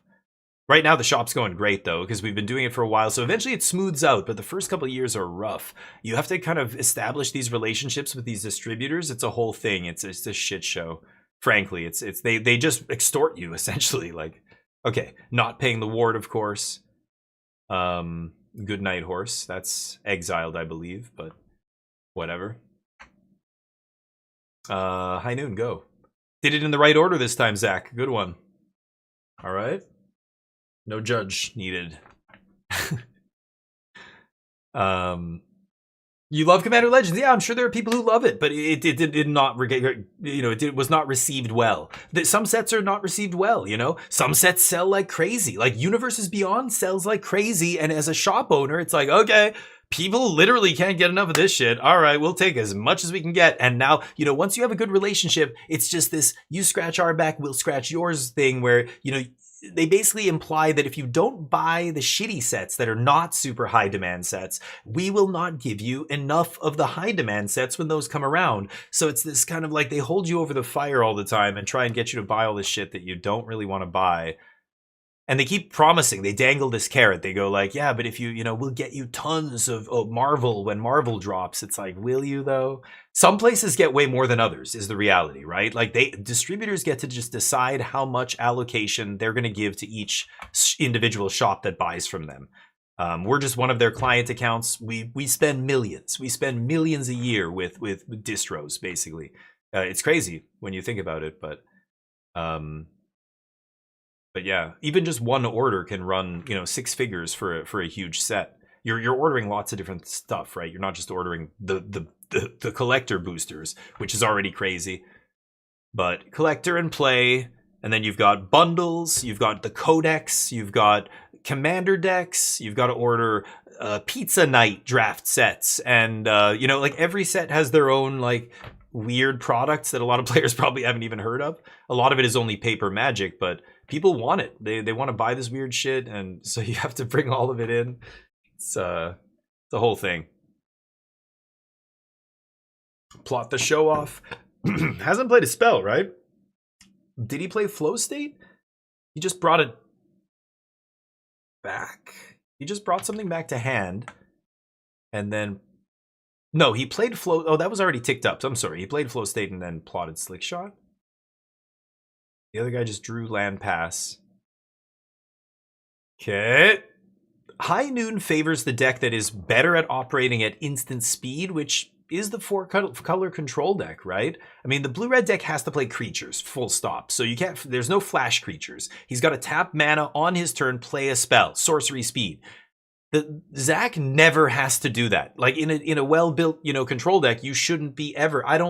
Some control decks are like tap out control, planeswalker control, but in this standard era right now, with Jeskai Revelation being the top end card, you're trying to, you just want to play everything at instant speed, right? It's very few cards. Day of Judgment, yeah, there's Jeskai Revelation. This is on end step, so hasn't played a spell this turn yet. Could respond. No Mistrise, obviously. But Zach with 2 mana up. Can't play another spell though, so D-Stroke here's good, Negate's good. No Spell Pierce though. Oh, it resolves. Yeah, bounce a land. The tap land, of course. Monks, and this is on end step. And there's going to be a Burst Lightning while he's tapped out. Is he going to go to face? Oh no, what? I don't know what just happened there. He didn't tap mana.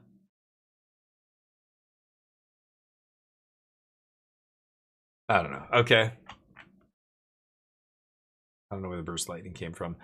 Attacks. No prowess here because he doesn't have lethal. Obviously, High Noon making it so he can't cast more than 1 spell to stack prowess, but at the same time, High Noon represents 5 damage, so the other guy's effectively at 6.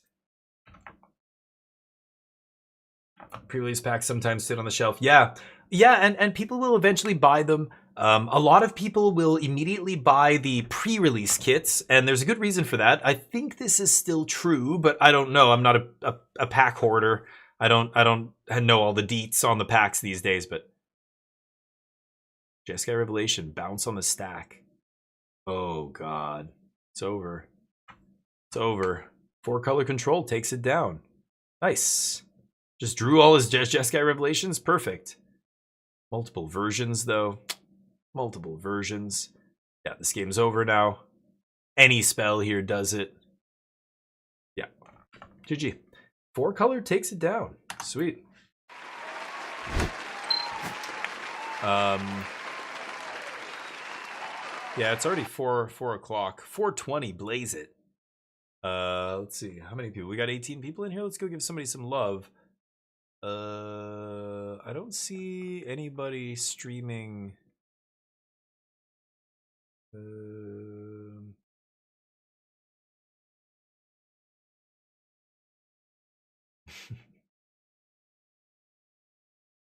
Rigsrec doing a multi-stream? Nice. Let's go give Rigsrec some love. She's rated me a bunch of times. It's so low. Okay, there we go. She's good, people. Give her some love. They're playing. I'm not sure what this is. A submarine? Keeping a submarine going? Maybe it's like Among Us or something. Oh, I think she just murdered somebody with a wrench. Okay, that's the message I'm gonna post in their channel. Wait a minute. What?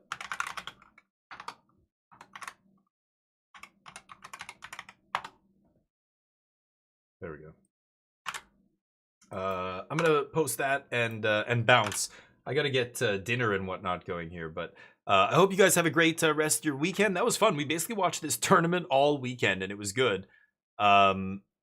Yeah, I don't know what this game is, but we'll be back tomorrow. We're gonna be playing some 4-color control and maybe some other standard decks. We'll see how the data looks. I'll try and get a copy of the actual win matrix before we start the stream so we can talk about it. But thank you everybody for watching. Have a great rest of your evening. Say hi to this person, give them a follow, and see you soon. Peace.